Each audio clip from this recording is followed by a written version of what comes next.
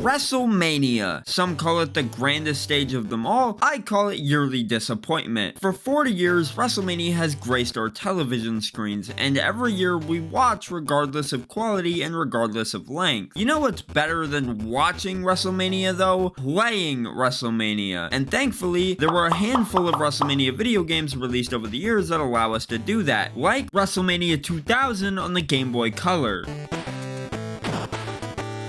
Now this is what a real wrestling game looks like. WrestleMania video games have been a thing since the days of the NES, with the release of none other than WWF WrestleMania on the NES. Look, I get it's the NES and all, but they could have at least tried a little harder to make Hulk Hogan actually look like himself. Actually playing the game? What the fuck am I looking at? After this, multiple different WrestleMania games would be released throughout the 90s, such as WrestleMania the arcade game and WrestleMania Challenge. I won't really be talking about these games in this video though, as they're so unbelievably simple that I don't even know what the hell I would say about them. WrestleMania the arcade game I will mention, however, as it was pretty cool. It was pretty much just Mortal Kombat with WWF superstars minus all the blood and whatnot. The rest of the games I'll be talking about in this video are primarily the ones based off of specific WrestleManias, with the exception being Legends of WrestleMania. So without further ado, let's start by taking a look at WrestleMania 2000 for the Nintendo 64.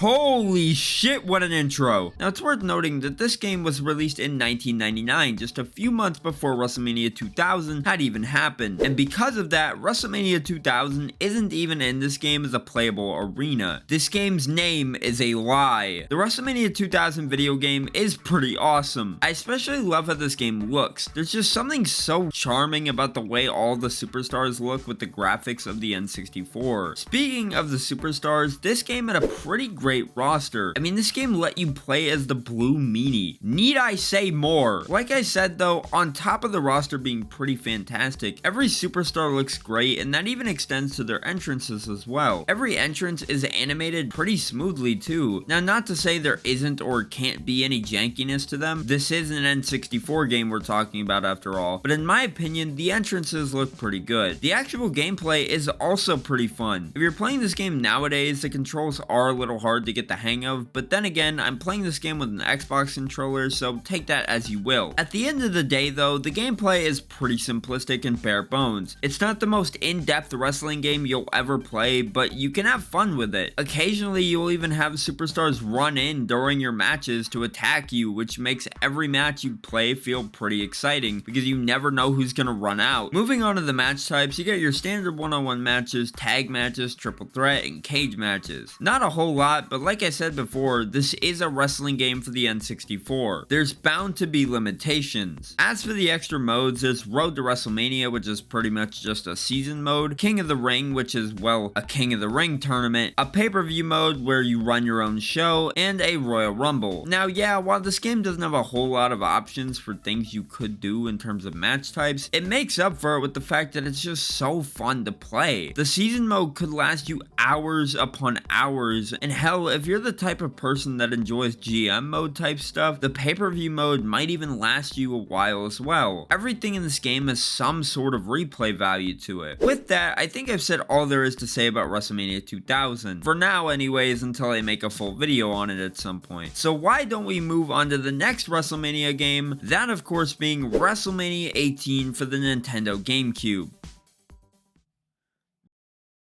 WrestleMania 18 was released in 2002 for the GameCube, and you know what? I'm gonna say it. I don't really like this game all that much. Visually, I think the game looks good. The real issue lies with the gameplay. As is the trend with these WrestleMania games on Nintendo platforms, the controls are super simplistic, but they are not by any means easy to figure out. To pick up a weapon, you have to press X and A at the same time. Only problem is that A is the grapple button and X is the button to pick up your opponent. So this ends ends up making picking up a weapon when near your opponent damn near impossible. Then to do your finisher, once your special move meter is full, you have to press B and A at the same time, but in my time of playing the game, I could never seem to pull it off. On top of that, the gameplay is so unbelievably slow that trying to do anything exciting or cool in this game feels like an impossibility. When playing the game though, I couldn't even do dives off the top rope or anything of that nature. This is easily the weakest gameplay out of any WWE game Yuke's has ever developed. Honestly, I think I'd rather play WWE 2K20 over this because as bad as 2K20 was, at least the gameplay was decent. Well, while the gameplay isn't all that great, the roster on the other hand is a much different story. Now sure, this isn't the greatest roster we've ever had in a WWE game, but it's still a great representation of who was around in WWE at the time of this game's release. This game had the American Badass Undertaker, Stone Cold Steve Austin, The Rock, as well as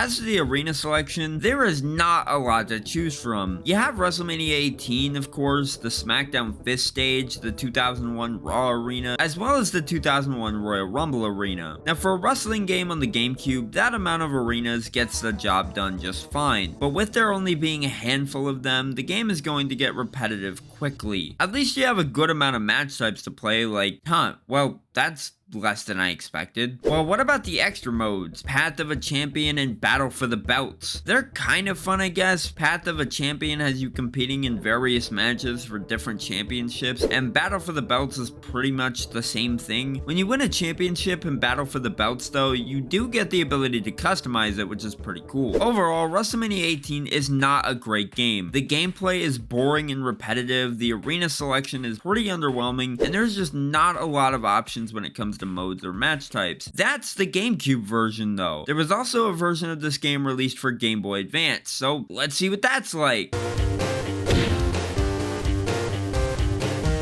It's ass. Alright, now let's talk about a good WWE game on the GameCube. That, of course, being WrestleMania 19. Just in the main menu alone, you can tell that this game is a huge improvement compared to WrestleMania 18. Once you jump into a match, it just becomes even more clear that the game is just way more fun compared to 18 as well. 18's gameplay was slow and felt super clunky. The gameplay in WrestleMania 19, however, is much faster and feels more responsive. The controls are much better too, with moves not requiring weird button combinations anymore, and they just feel more responsive overall. The controls are still a little weird though by modern standards, but you know what? They work, and that's all that matters. Something else I love about the gameplay of this game is just how wild and out of control things can get. This is one of the most chaotic wrestling games I've ever played. I mean, this is a wrestling game where you can literally throw people off of buildings. What other wrestling game can you think of where you can just casually commit murder? Visually, this game looks pretty damn good for being on the GameCube. Of course, not to say the GameCube didn't have great looking games, but you get what I'm trying to say. The arenas look pretty good as well. Speaking of which, the arena selection in this game is pretty small, only having 5 playable arenas. This is probably the smallest arena selection I've ever seen in a WWE game, but in my opinion, the gameplay being fun more than makes up for the lack of arenas. You know what isn't lacking though? The roster. This game's roster was pretty stacked, featuring 45 superstars, including guys like Scott Steiner, Christian, RVD, and Stone Cold. Also, John Cena's first appearance in a WWE video game was this game, which is pretty cool. Now moving on to the extra modes, there's one mode in this game that I feel is really worth mentioning, and that's just because of how awesome it is. WrestleMania 19 didn't feature a season mode. Instead, it had a mode called Revenge, which was a mission-based story mode. This mode was pretty much just the precursor to Day of Reckoning, which would end up releasing a year later in 2004. If you haven't played the Revenge mode, I highly recommend it, as it is a ton of fun to play through. At the end of the day, WrestleMania 19 is just dumb fun. If you've never played it, I highly suggest giving it a try, as even in 2024, it's still really fun to play. Now that I've talked a bit about WrestleMania 19 though, it's time to move on to the last WrestleMania game for this video.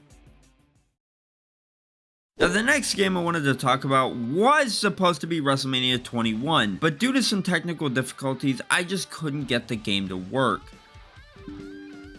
Oh, god damn it. So the last game I'm going to be talking about in this video is none other than Legends of WrestleMania. And this game is just okay. Released in 2009 as more of a spin-off to Smackdown vs. Raw 2009, Legends of WrestleMania was met with pretty negative reviews. I will say the reasons for the bad reviews were pretty fair. The gameplay for this game isn't the greatest and is based almost entirely off of QuickTime events, which is honestly kinda lame. If you do a finisher, it's a QuickTime event. If you do any move at all, it's going to be a QuickTime event. The gameplay felt like a stripped-down version of SVR's gameplay, which many people just did not like, and I get that, but Legends of WrestleMania was something different. The whole selling point of this game was that it focused on Legends of WrestleMania. The game featured over 40 superstars and managers from WrestleMania's past, like Coco Beware, Undertaker, King Kong Bundy, Hulk Hogan, Bret Hart. Alright, you get the idea. The roster for this game was pretty good in my opinion. Hell, you could even import the SVR09 roster into the game and create the ultimate WWE game. Outside of the roster, the arena selections was just okay, featuring WrestleManias 1 through 15, as well as a classic Royal Rumble arena. For the sake of what this game was trying to do though, I'd say these 15 WrestleManias and the Royal Rumble did the job. All the arenas in this game looked pretty spot on, honestly, and I think that's what I love the most about this game. The whole presentation of this game was just really damn good. The filters, the UI, everything about this game just had that retro vibe to it. Now, I mentioned this briefly in my previous video I made on WWE 13 about how this game did the whole showcase thing first, letting you relive and play classic matches from WWE's history. Something I didn't mention though was that this game also let you rewrite history by playing out matches from WrestleMania history differently from how they actually went down. Andre the Giant versus Big John Studd at WrestleMania 1? Here it is, this time in a Hell in a Cell. Or what about The Undertaker versus King Kong Bundy at WrestleMania 11? Now it's a no holds barred match. Why? I don't know, but it's fun, so who cares? This game is very obviously geared towards more casual wrestling fans. The ones who know what an Andre the Giant is, but aren't sure what the hell a Hornswoggle is. For what this game was trying to do, I think it works just fine. When you look at it as if it's an actual full-fledged wrestling game like SVR, then that's when this game can start to appear as complete ass. Overall, Legends of WrestleMania is fine. Would I suggest you go out and play it? No, but you're really not missing out on much. Even then, it's still a really interesting game regardless.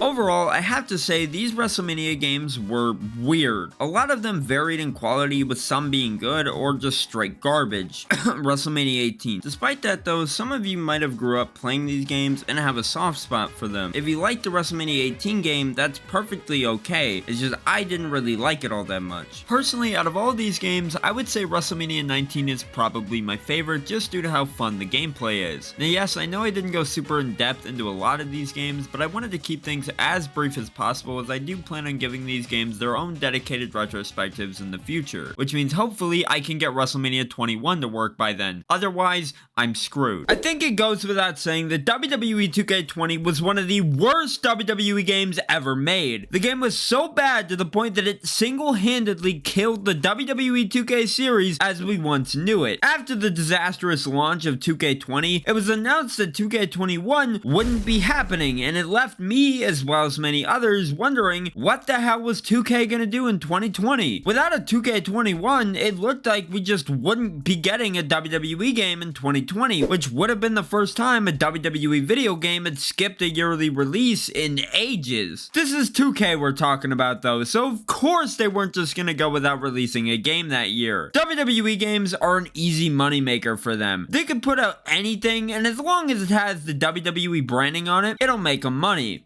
Anything. Released in September of 2020, WWE 2K Battlegrounds was a very different type of wrestling game compared to what we were used to. It was more of an arcade-style wrestling game, similar to a game like WWE Allstars. Allstars, though, was the true pinnacle of arcade wrestling games, and when playing 2K Battlegrounds, it's clear that the game takes quite a bit of inspiration from Allstars as far as the gameplay is concerned. Now, from the trailers and everything we'd seen before this game's release, it looked like like this game finally might have been what me and everyone else in the WWE games community have been dreaming about for years. Battlegrounds was the closest we were ever gonna get to an All-Stars 2, but the question remains, was the game good? You read the title, what do you think? Now don't get me wrong, Battlegrounds isn't the worst thing I've ever played. When I say the game is bad, I'm more so referring to the fact that the game just feels half-baked and unfinished. The basis for a fun arcade-style wrestling game is there in Battlegrounds, and if the developers were given more time to develop the game, it could have easily been a hell of a lot better than what we got. The main issues I have with the game just stem from the weird and unpolished art style, the tedious grind to unlock everything in the game, and the general gameplay just being pretty shallow and unresponsive. It's very obvious this game was only put out so 2K could have some sort of WWE game to release in 2020, so putting out a quality product was the last thing 2K had on their mind. Now during this time, Visual Concepts was hard at work on developing WWE 2K22, so Battlegrounds was developed by Saber Interactive, best known for their work on... You gotta be fucking kidding me. Well, with all that out of the way, I think it's time we take a look at 2K Battlegrounds and find out what exactly made it so bad.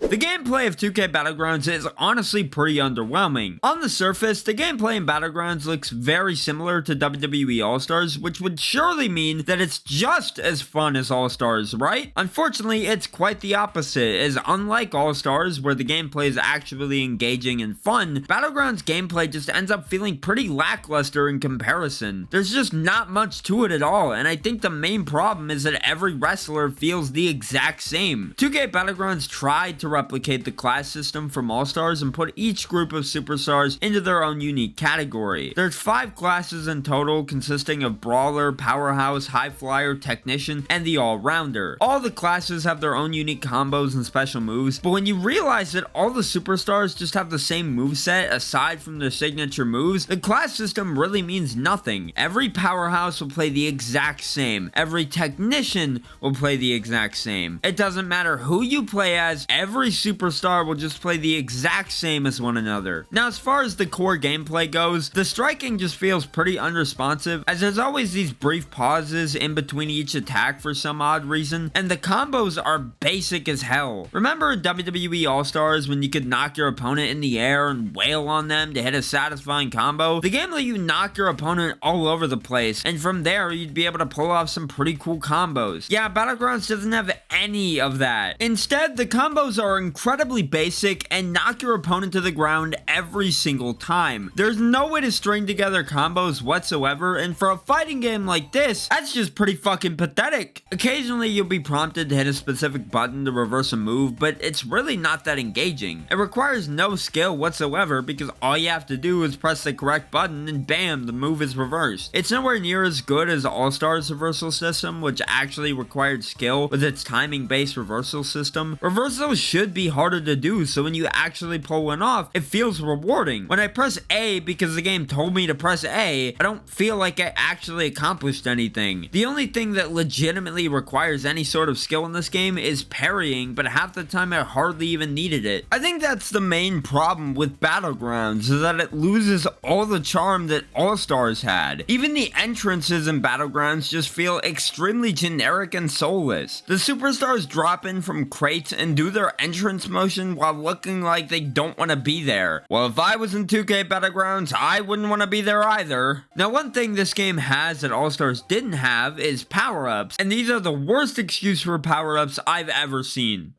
They hardly do anything and might as well just be cosmetic. The two biggest power-ups are Fists of Fury and Unblockable Force. Fists of Fury just lights your fists on fire and increases your damage, while Unblockable Force makes your attacks unblockable. The power-ups could have been cool, but they just didn't do enough with them to make them worth a damn. Speaking of things not being worth a damn, the arena selection. It sucks. I imagine the arena selection pitch went something like this. Alright, we need arenas for our shitty arcade wrestling game. Sir, I got it! Florida!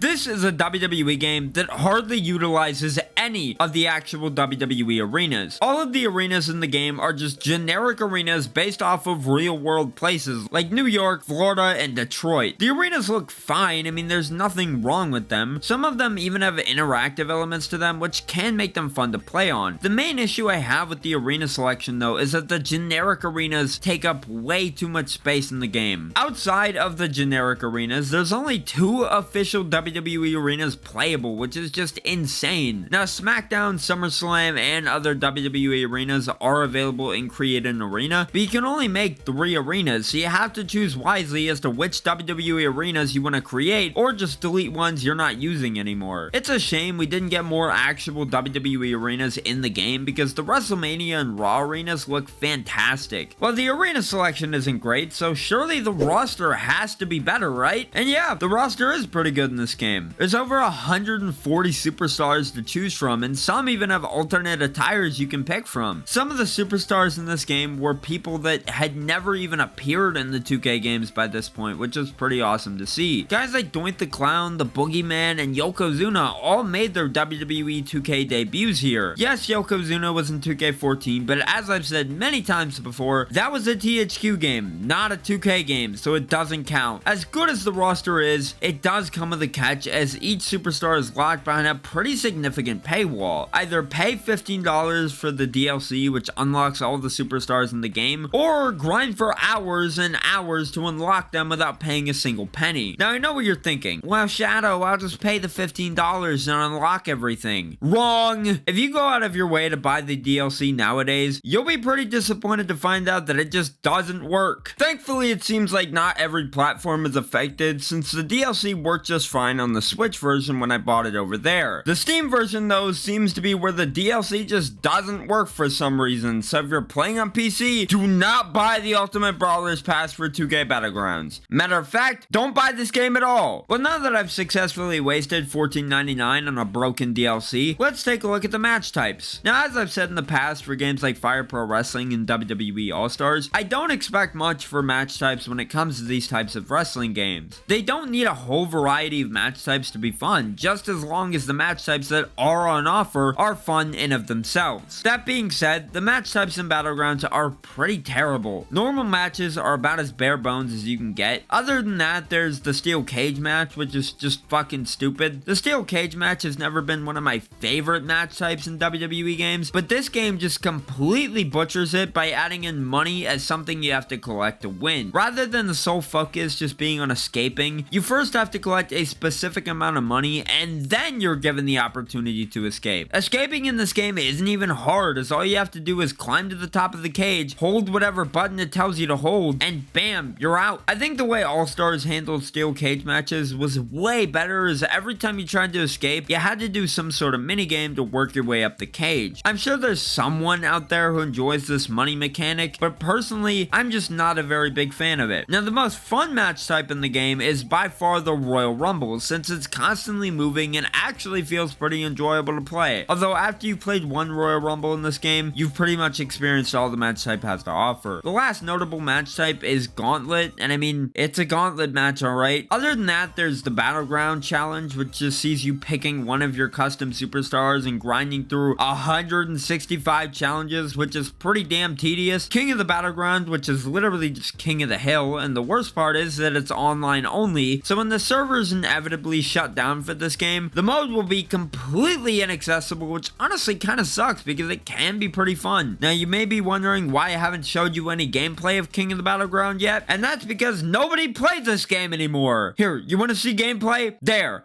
That's King of the Battlegrounds in 2024 for you. The only other notable match type is the Tournaments mode, which... you know, something tells me this game's unfinished. Well, since I've talked about all that, I think it's time we move on to the final mode this game has on offer, the Campaign. And believe it or not, it's not good.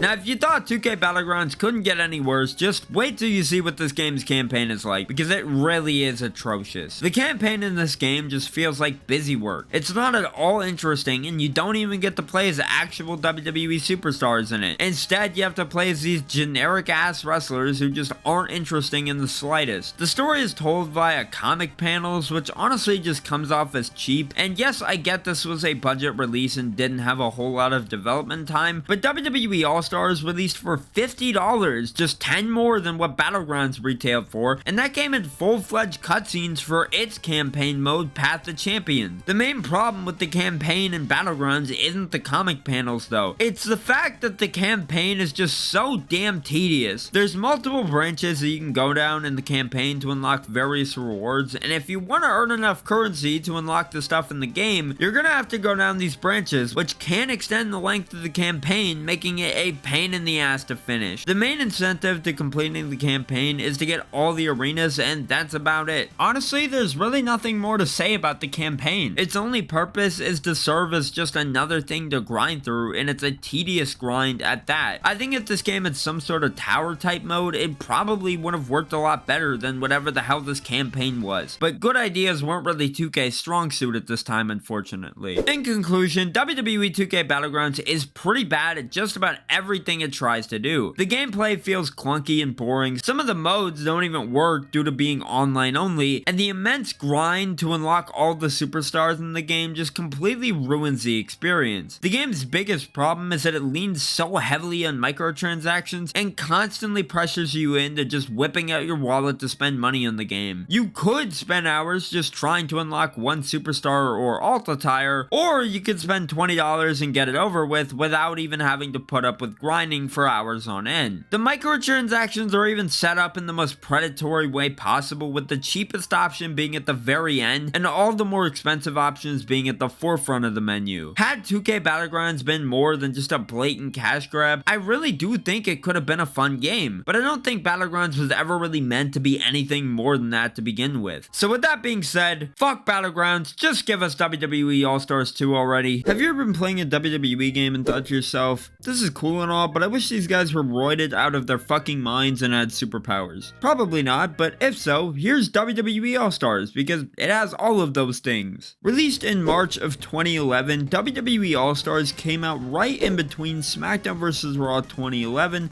and WWE 12. Allstars was a very different wrestling game though. Instead of being a simulation-based wrestling game like what SVR was starting to turn into, WWE Allstars was a more arcade-style wrestling game, harkening back to games like WrestleMania the arcade game on Sega Genesis. Now I'm gonna be honest and say, WWE Allstars is probably my favorite wrestling game of all time. Unfortunately though, I don't think WWE Allstars really gets the appreciation it deserves. 3 cheers for the return of our master fry cook, SpongeBob! Hip hip! Hooray! And 3 cheers for the fry cook who took my place while I was gone, Squidward! Hip hip! And it's because of that that I believe WWE Allstars is the most underrated wrestling game of all time. But what exactly makes WWE Allstars so good, you may ask? Well, hang on, I'm getting to it.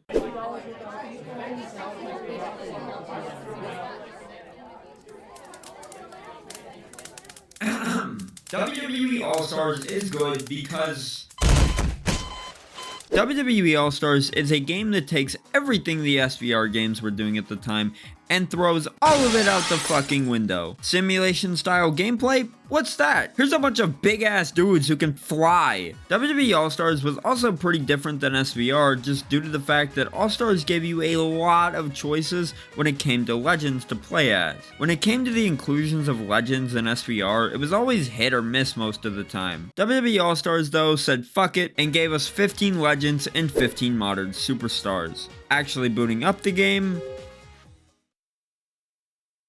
no way, this is a WWE game? Right off the bat, this menu tells you everything you need to know about the game. You got Hulk Hogan on one side of the menu looking like he inhaled a bunch of steroids for breakfast, and of course the game mode selection on the other side of the screen. Speaking of game modes, there's quite a lot in this game. Now sure, there's not as many match types and modes as there was in SVR. You're not going to find a season mode or fulfill your fantasy in this game, which is probably a good thing because I don't even want to know what WWE Allstars Fulfill Your Fantasy would look like. Instead, the main game modes consist of Exhibition, Path of Champions, and Fantasy Warfare. In terms of actual match types in Exhibition, there's your standard one-on-one, tag team, steel cage, extreme rules, triple threat, fatal four-way, nothing too out of the ordinary. It would have been cool to see maybe one or two more match types, but for what this game is trying to accomplish in just being an arcade-style fighting game, having a limited amount of match types kind of works. The same can be said for the arena selection.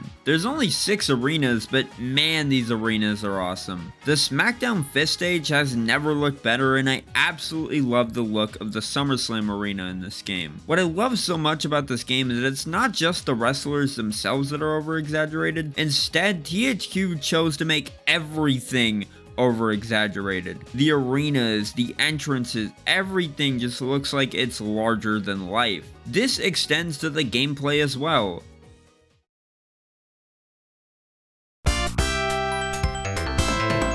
WWE Allstars is absolutely incredible when it comes to the gameplay. The best way I can describe the gameplay for WWE Allstars is that it's absolutely all over the place. I don't mean that in a bad way though. Matches in this game can get pretty chaotic due to the arcade style nature of the gameplay. Extreme Rules matches in this game are super exciting with weapons everywhere for you to just whack the shit out of your opponent with, and steel cage matches are, well, about what you would expect, but they can still be pretty fun. As for the wrestlers themselves, every wrestler just feels completely different and plays exactly how you would expect them to. All the wrestlers are separated by class, with guys like John Cena, Undertaker, and Hulk Hogan being brawlers, Eddie Guerrero, Rey Mysterio, and John Morrison being acrobats, Triple H and Bret Hart being grapplers, and Big Show and Andre the Giant being, as they're called in this game, quote-unquote, the big man. Anyways, I love this class system because, as I said, everyone feels different. A grappler doesn't play like a brawler, and a brawler doesn't play like a grappler. Speaking of the wrestlers, the roster for this game is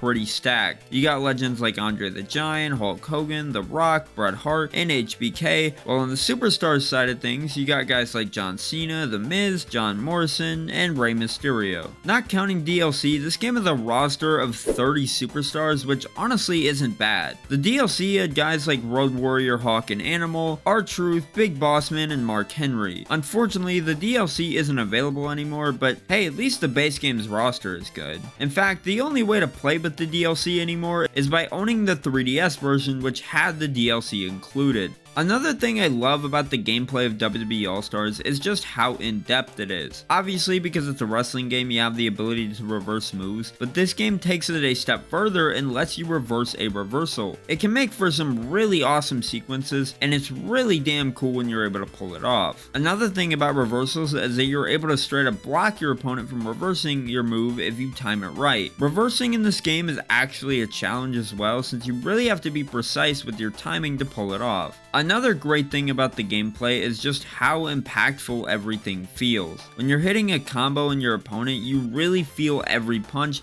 because everything just has a sense of impact to it. Everything from regular strikes to signature moves and finishers. The fighting mechanics in this game are absolutely incredible. Being able to just knock people in the air and punch them continuously is really cool, and I love being able to fly across the ring without worrying about being too far away from my opponent. Overall, the gameplay of WWE Allstars is really awesome. Honestly, I think this is the most fun I've had playing a wrestling game in a long time. WWE Allstars perfectly nails the arcade style gameplay, and that's why I love this game so much. It really feels like I'm just playing a remastered version of WrestleMania the arcade game. With all that being said though, I think I've said all there is to say about the gameplay, so how are the other modes like? Spoiler alert, they're really damn good.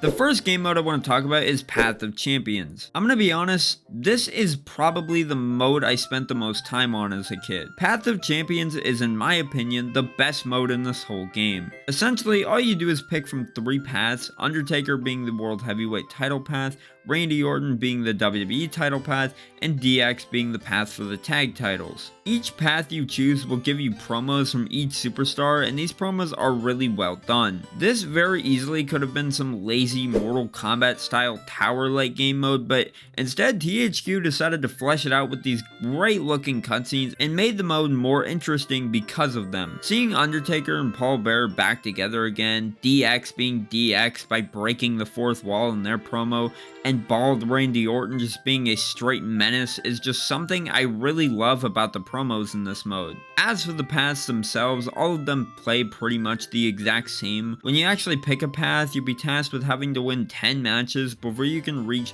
whichever championship you're trying to go for. I think the thing I love the most about this mode is that it feels like an actual challenge to get through. When getting near the end of The Undertaker's Path of Champions for this video, I got my ass kicked by Hulk Hogan and The Rock. Eventually though, once you do make it to the end of a path, you win whatever championship you chose and get a little celebratory cutscene at the end. Path of Champions is really fun, and as I said, I believe it's the best part of this whole game. However, there's one more mode that I believe is even better.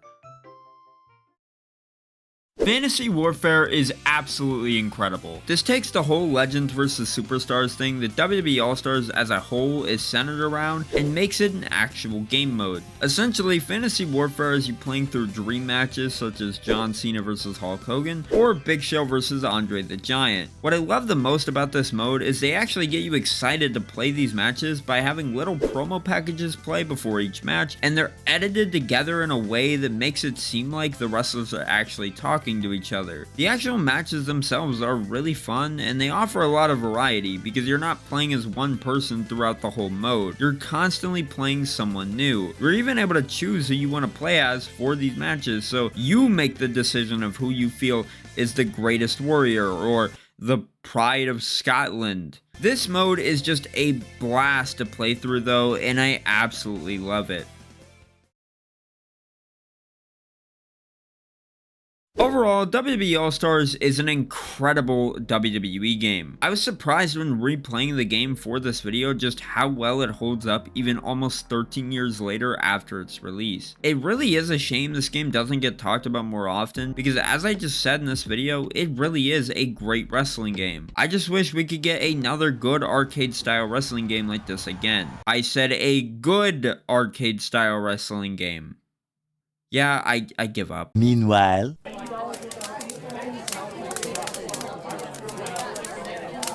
if you grew up with an original Xbox, you really had it bad when it came to wrestling games. While PlayStation was getting bangers like the Smackdown series and Smackdown vs. Raw, the original Xbox was getting games like WWF Raw, Raw 2, and WrestleMania 21, the video game. WrestleMania 21 being the game I want to talk about today. WrestleMania 21 was not a very good game, and after watching this video, you'll quickly learn why. The gameplay felt slow and clunky, the controls were super unresponsive, and this game overall was just a broken mess. So in this video, I wanted to talk about all those things and really answer the question as to what made WrestleMania 21 such a bad game.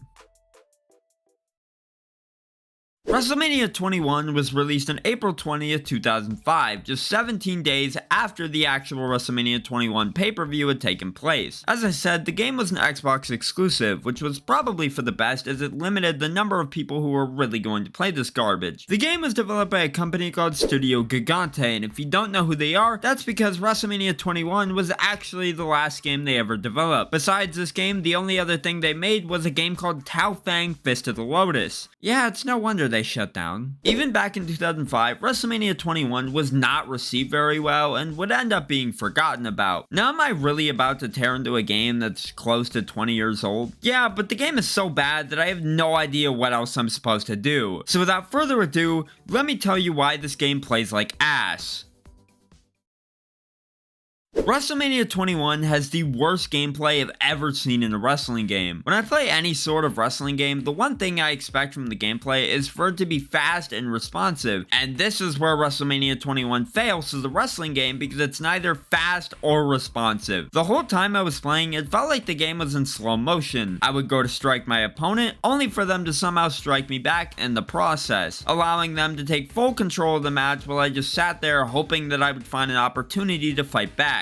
actually playing a match all the way through just did not feel very good, and by the end of each match I played, my hands just felt cramped. Everything in this game requires some weird button combination, like finishers requiring you to press A and B at the same time. Every finisher in this game has this weird camera angle and a weird color effect to it, which just does not look great in my opinion. It doesn't make the finishers feel any more impactful like the special camera angles from SVR. If you couldn't tell already, I just do not like the way the finishers work in this game. The weird A and B button combination makes pulling off a finisher feel tedious and clunky, and I'm just not a big fan of the weird color changing camera angle effect. Speaking of this game being tedious, doing anything in this game felt like a chore. Even doing basic things like running felt super tedious since you're not able to turn. This makes running attacks more difficult to pull off, which can lead to some pretty frustrating moments. Now, one thing I will say that I did like about the gameplay was the reversal mechanic. WrestleMania 21's biggest feature was the addition of the Pro Reversal system. Essentially, you use the left trigger to reverse strikes and the right trigger to reverse grapples. The whole Pro Reversal thing doesn't feel like a gimmick either, as the mechanic actually lives up to its name. It really does require a bit of skill to pull off a reversal since you have to be super precise with your timing. Yeah, it's weird at first when you're first playing the game, but once you get used to it, it does start to feel pretty normal. The biggest problem I have with the gameplay is that every superstar feels the exact same. Rey Mysterio played exactly like Christian, and Undertaker played exactly like Batista. Aside from the finishers, everybody feels like they have the same moveset. I don't know why this is the case, but it's just something I noticed while playing, and something that kind of bothered me a little bit. Overall, the gameplay is very bare bones. The only other mechanic that I can think of that this game has that I want to bring up is the ability to call an outside interference by clicking down on the left stick. Now, that's a cool mechanic that I'd like to see come back in the newer games. It's just a shame I didn't really get to use it much when playing the game for this video. Other than that though, this game doesn't really have any big gameplay elements to it, and it was just not fun at all. This might be the first wrestling game I've ever played that has nearly put me to sleep with how boring it was. WrestleMania 21 isn't even fun bad either, it's just not good at all. Despite the issues with the gameplay, it's obvious they wanted this game's gameplay to be good, but it feels like a lot of the effort went into the Pro Reversal mechanic, and as a result, it makes the rest of the gameplay feel half-assed. Then yes, I get the game is almost 20 years old, but when there's games like WrestleMania 19 and Smackdown vs. Raw, they're slightly older than this game and play significantly better, this game just ends up looking worse. Now visually, I think the game looks pretty alright. The superstar models look insane, especially for 2005, and every arena looks pretty fantastic. The only thing I dislike about this game's visuals is the renders and the roster screen. They use in-game models, but Jesus Christ do they look weird. Big Show looks like he wants to kill you, and Triple H looks like he doesn't even want to be in the game. Then there's Tajiri. He's just happy to be there. Well, the gameplay might not be all that great, but at least the roster and arena selection is pretty good. This game features a variety of superstars who were around at the time of this game's release, as well as a decent amount of legends. The tagline of this game was "Become a legend" after all, so I'd expect there to be quite a bit of legends in this game. How will you become a legend?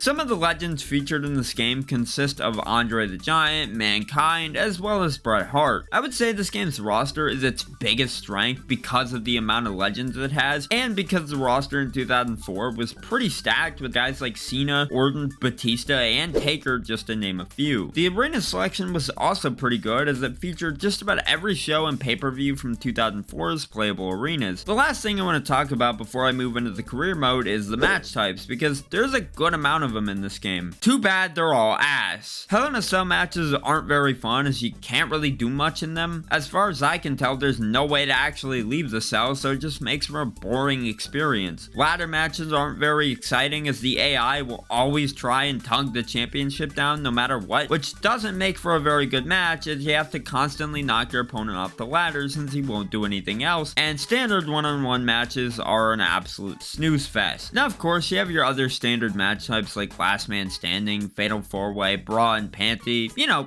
the usual. Overall, to round out this part of the video, I have to say the roster is all around solid, the arena selection is pretty good for what it's worth, and the selection of match types isn't horrible, albeit with the match types being pretty boring. Now by this point, I already have a headache from playing this game, and after playing the career mode, or should I say the first 10 minutes of it, yeah, my headache has gotten worse. I will say, the career mode does have full voice acting and lasts 52 weeks, which is quite a while. Essentially, you make your custom superstar and go from there. Your first match is on Velocity with Rene Dupree, and you're tasked with having to beat him in 3 minutes. And this is where I gave up, because with how bad this game controls, coupled with the terrible gameplay, I was not beating him in 3 minutes. I'm sure the career mode is good and all, and trust me, I tried to play it, but I just can't do it. I'm sorry, it's not happening. So how about I talk about the bugs and glitches instead? Like I said at the beginning of this video, this game is broken. The biggest bug I encountered while playing this game was anytime a match ended, the game would just freeze and turn into a choppy mess during the transition into the replays. Another bug I encountered was attacks just not registering for some reason. I feel it's largely down to the animations, as whenever you try and attack someone while they're in the middle of an animation, nothing will happen. Look, this is fine, only problem is it only seems to happen when you attack the AI. If the AI attacks you while you're in an animation, their attack will register for some reason. Speaking of the AI, this game has some of the worst AI I have ever seen. They're super aggressive to the point where it makes the game less fun. You never have a second to recover, so when you get knocked down, you're pretty much screwed for the rest of the match. Now, it could be a skill issue on my part, but man, this game is hard. Well, with that out of the way, what else is left for me to talk about? This game at Xbox Live supports, so let's check that out. Never mind. Overall, WrestleMania 21 is not very good. It makes me kinda glad this game didn't work when I wanted to put it in my WrestleMania games video back in April. It's a sorry excuse for a wrestling game, and I don't see myself ever playing this again. The gameplay is boring, the bugs absolutely ruin the game, and the career mode is bogged down by this game's own god-awful mechanics. You also may have noticed that there wasn't very many jokes in this video. That's a really cool side effect of playing WrestleMania 21 for the Xbox. You lose any sense of joy you once had. This year marks the 10-year anniversary of what is considered to be one of the worst wrestling games of all time. That game being none other than WWE 2K15. This game had a lot of hype surrounding it, as it was the first WWE game to make the shift to next gen, that being Xbox One and PS4 at the time. A lot of people had high expectations for this game to be the absolute best it could be, but when it came out, besides the graphics, which were pretty good for the time, this game really had nothing else going for it. There were no game modes, and barely any match types to actually play. This was a wrestling game with no match types. The career mode, which was the big new addition for 2K15, was an absolute snooze fest, and not to mention, the game was and still is pretty damn buggy. Just look at this, I mean, like, what the fuck is Brock even sitting on in this clip? That was what the next gen version of this game was like. But what if I told you that the Xbox 360 and PS3 versions of WWE 2K15 were actually better than the PS4 and Xbox One versions? WWE 2K15 on the Xbox 360 and PS3 are what I consider to be the forgotten versions of this game due to everybody hyping up the next gen versions so much. When WWE 2K15 released on PS4 and Xbox One, those versions heavily overshadowed the last gen versions, despite the next gen versions being, well, pretty terrible. So in this video, I wanted to go ahead and talk about the Xbox 360 version of WWE 2K15 and see just how good it really was compared to the Xbox One version. Also, shout out to my friend Vanikin for buying me the Xbox One version of WWE 2K15 last year. The link to his channel will be in the description if you guys want to help support him. Anyways, without further ado, onto the actual video. Upon starting the game, you'll realize that just based off the main menu alone, this is just WWE 2K14 all over again. I mean, they aren't even trying to hide it. If I'm gonna be honest, this was probably the best thing they could have done though, as 2K14 was an awesome game. Even back in 2015, I didn't see the issue with this game just being 2K14 all over again with an updated roster. Something else you'll notice in this menu is there's actual game modes to play. You got your 2K Showcase, and you also have another mode which is exclusive to these last gen versions called Who Got NXT. I'll talk a bit more about Who Got NXT later in this video, but for now I want to talk about how this game actually plays.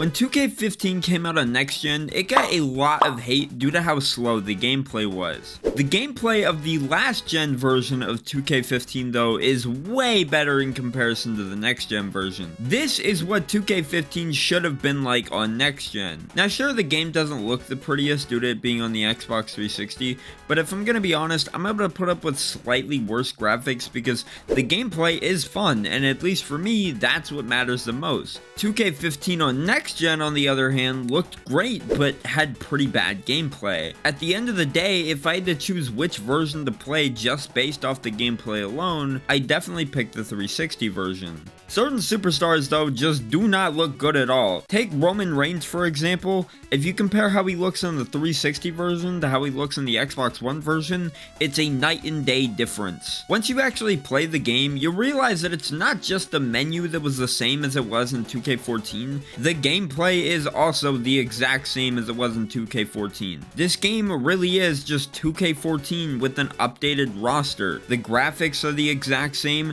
the gameplay is the exact same, but honestly, the gameplay being the same isn't really an issue. The gameplay is fast, responsive, and because of this, matches don't feel like a chore to play through. Plus, because it's the same as 2K14, which was the same as WWE 13, which was pretty much the same as WWE 12, you still have that freedom you had from all those games when it comes to weapons and stuff. I'm coming for it, boy. I'm coming hard.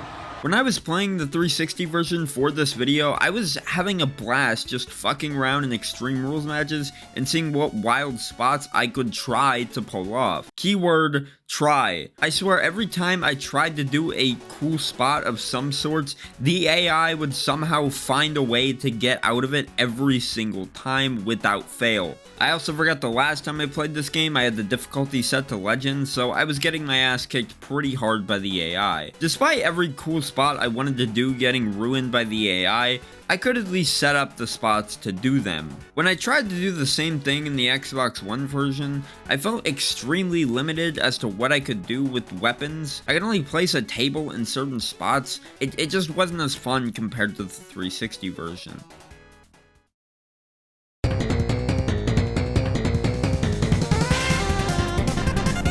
With the last gen versions of this game, not only is the gameplay good unlike the next gen version, also unlike the next gen version, there's actual match types to play. You want to play a special referee match? Go for it. Inferno match? You can do that too. I Quit match? It's there. You also have the Slobber Knocker match, Gauntlet matches, everything that was removed in the next gen version is still here in this last gen version. Now it's time to talk about 2K Showcase. The 2K Showcase was the big new addition to 2K15, and it made it here on last gen. The first 2K Showcase takes you through John Cena and CM Punk's rivalry from the early 2010s, and the second Showcase takes you through Triple H and Shawn Michaels' rivalry from the 2000s. As I said earlier though, this version of the game doesn't really look the prettiest, so a lot of the cutscenes in 2K Showcase can look a little weird at times. Despite the poor visuals though, 2K Showcase is a lot easier to get through in this version because of the faster gameplay. Other than 2K Showcase, there's one more mode called Who Got NXT. As I said earlier in this video, this mode was exclusive to the 360 and PS3 versions of 2K15. This was to make up for the fact that last gen players didn't get the My Career mode the next gen versions got, but who the hell really wants to play 2K15's My Career mode? Anyways, Who Got NXT sees you playing through a bunch of NXT matches and completing different objectives as different NXT superstars from that time. This is honestly a pretty cool addition to these versions of the game as it gave you something more to do after you finish the showcase. After you finish all the matches in Who Got NXT,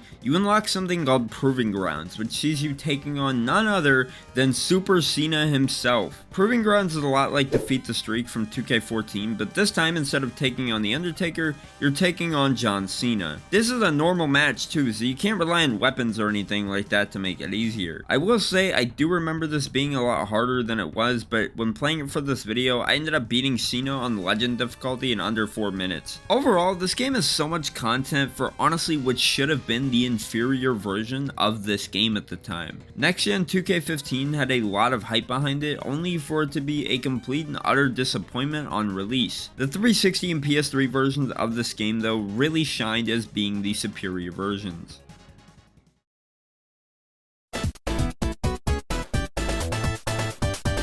So that was WWE 2K15 on last gen. Honestly, I have to say this truly is the definitive way to play WWE 2K15 if you really wanted to go back and play it. As I said, the gameplay is still pretty awesome and really enjoyable, and yeah, while the graphics aren't as good, the amount of fun you can have in this version makes up for the less than stellar visuals. If you can find this version of the game at a decent price, I suggest giving it a try. Or don't, I can't really tell you what to do. It's been 10 long years since the WWE 2K series began officially, and it all started with the first game in the series, WWE 2K15. If you were there in 2014, you know that WWE 2K15 was a massive deal even before it officially released, as it was set to be one of the biggest wrestling games of all time. I mean, we were fresh off the banger that was WWE 2K14, so expectations for 2K15 were pretty damn high. As 2014 went on, we would see loads of screenshots come out giving us our first glimpses of what 2K15 was gonna look like, and I'm gonna be honest, the graphics for the game looked stunning. The thing is though, that's all we really saw from the game. Other than the fact that the game was set to be released on Xbox One and PS4, and that the game looked pretty, we hardly knew anything about the game. We didn't know what the gameplay would be like, or what the game would actually entail. WWE 2K15 could have been the exact same as 2K14,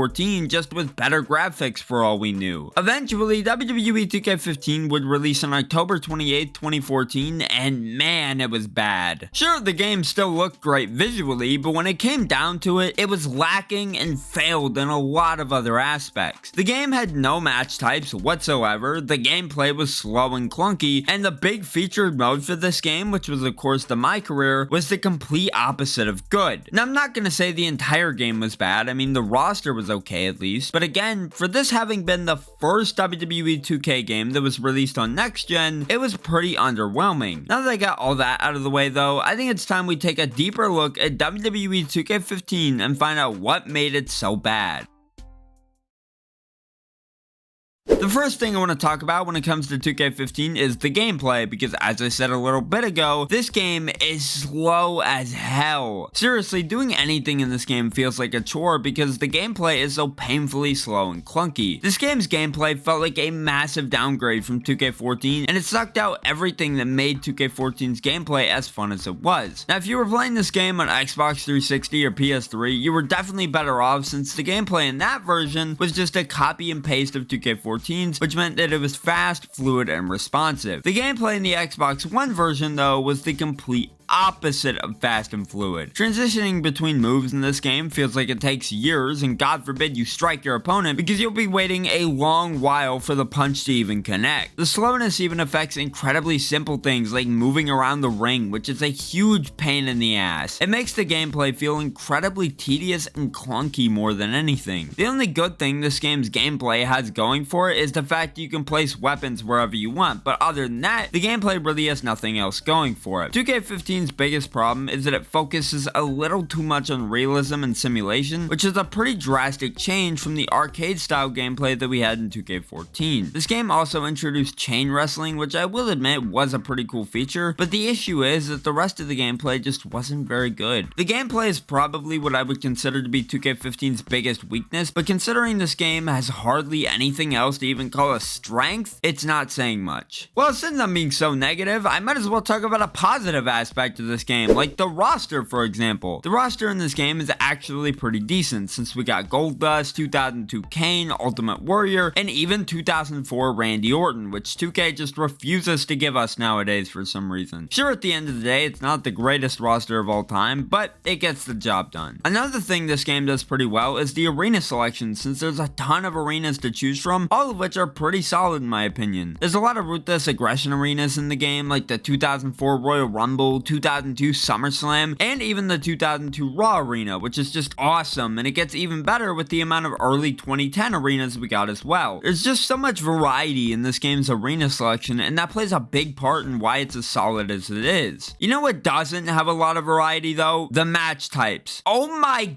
God, this game has no match types at all. 2K14 had special guest referees, Slobber Knocker, I Quit, and all these different unique match types that were incredibly fun to play. Then with 2K15, they just decided to get rid of all those, which left us with hardly any match types to play as a result. Seriously, these are the only options for 4-man match types in the game. I think what makes it worse is that matches like Casket and Special Guest Referee are literally featured and showcased, but aren't in the actual game as exhibition match types. How they managed to make a wrestling game with no match types is beyond me. All in all, when it comes down to it, 2K15's biggest problems are its gameplay and severe lack of match types. As I said, the roster and arena selection aren't the worst, but everything else is just horrible and not fun. Playing this game for this video actually gave me a headache because the gameplay was so infuriating to deal with. It constantly felt like the game was fighting against me half the time, with how often the slowness would cause my inputs to not match up with what I was doing on screen. Not to mention, there just wasn't a whole lot for me to play since, again, there's no match types in this entire game. Now that I've talked about all that, I think it's time we get into all the other modes this game has to offer.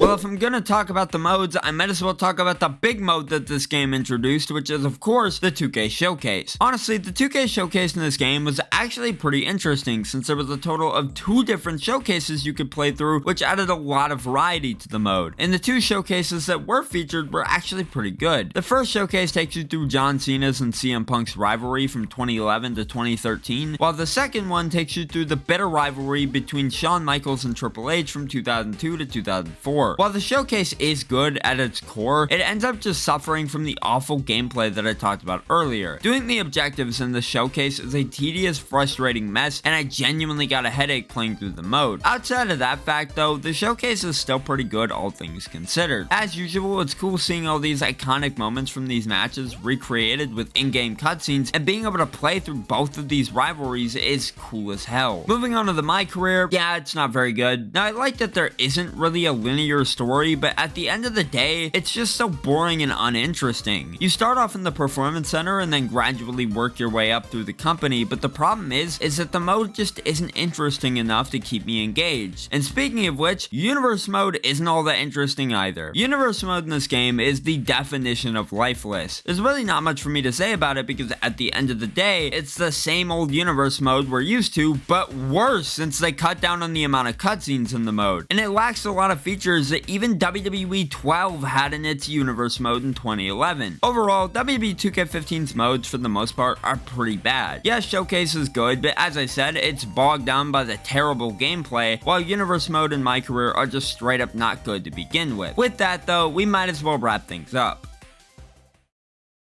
Well, after replaying the next-gen version of WWE 2K15, I gotta say, I don't think I want to ever do that again. I think I can say without a shadow of a doubt that WWE 2K15 on Xbox One is one of the worst wrestling games I have ever played. With how piss poor the gameplay is, how lackluster the actual content is, and just how boring a lot of the modes are, it's safe to say that if you missed out on playing this specific version of 2K15 back in the day, you really didn't miss out on much. Now do yourself a favor and go play the 360 version of 2K15 because it's so much better. It's 2024, you know what that means. WWE 2K14 is almost 11 years old. Feel old yet? Despite its age, WWE 2K14 still remains one of the greatest WWE games of all time, depending on who you ask. There's 2 types of people: the people that consider WWE 2K14 to be the greatest wrestling game of all time, and then the people that'll say, actually, WWE 2K14 sucks. AEW Fight Forever is the greatest wrestling game of all time. Regardless of your opinion on 2K14 though, whether you think it's good or bad or belongs in the trash with 2K20, you have to admit that 2K14 did a lot of things right. 30 Years of Wrestlemania, create a story, as well as a damn good roster. So in this video, I wanted to talk about all of those things and really find out what made WWE 2K14 so great. Released in 2013, WWE 2K14 was the final WWE game released under THQ, as during this time they were struggling with their biggest obstacle yet, bankruptcy. While when the games you're known for consist of Finding Nemo the video game and Fairly Odd Parents Breaking the Rules, you're bound to file for bankruptcy eventually. So before THQ is vanquished to the Shadow Realm, 2K came in like they were Jesus or something and saved 2K14 from being lost forever. Before 2K came along, WWE 2K14 would have just been called call WWE 14, continuing the number series of games, as I like to call them, of course being WWE 12 and WWE 13. So because of this, 2K slapped their name on the game, officially making it WWE 2K14. Anyways, now that the backstory's out of the way, what truly made 2K14 so special? Well, the first thing I want to talk about that I believe made 2K14 so special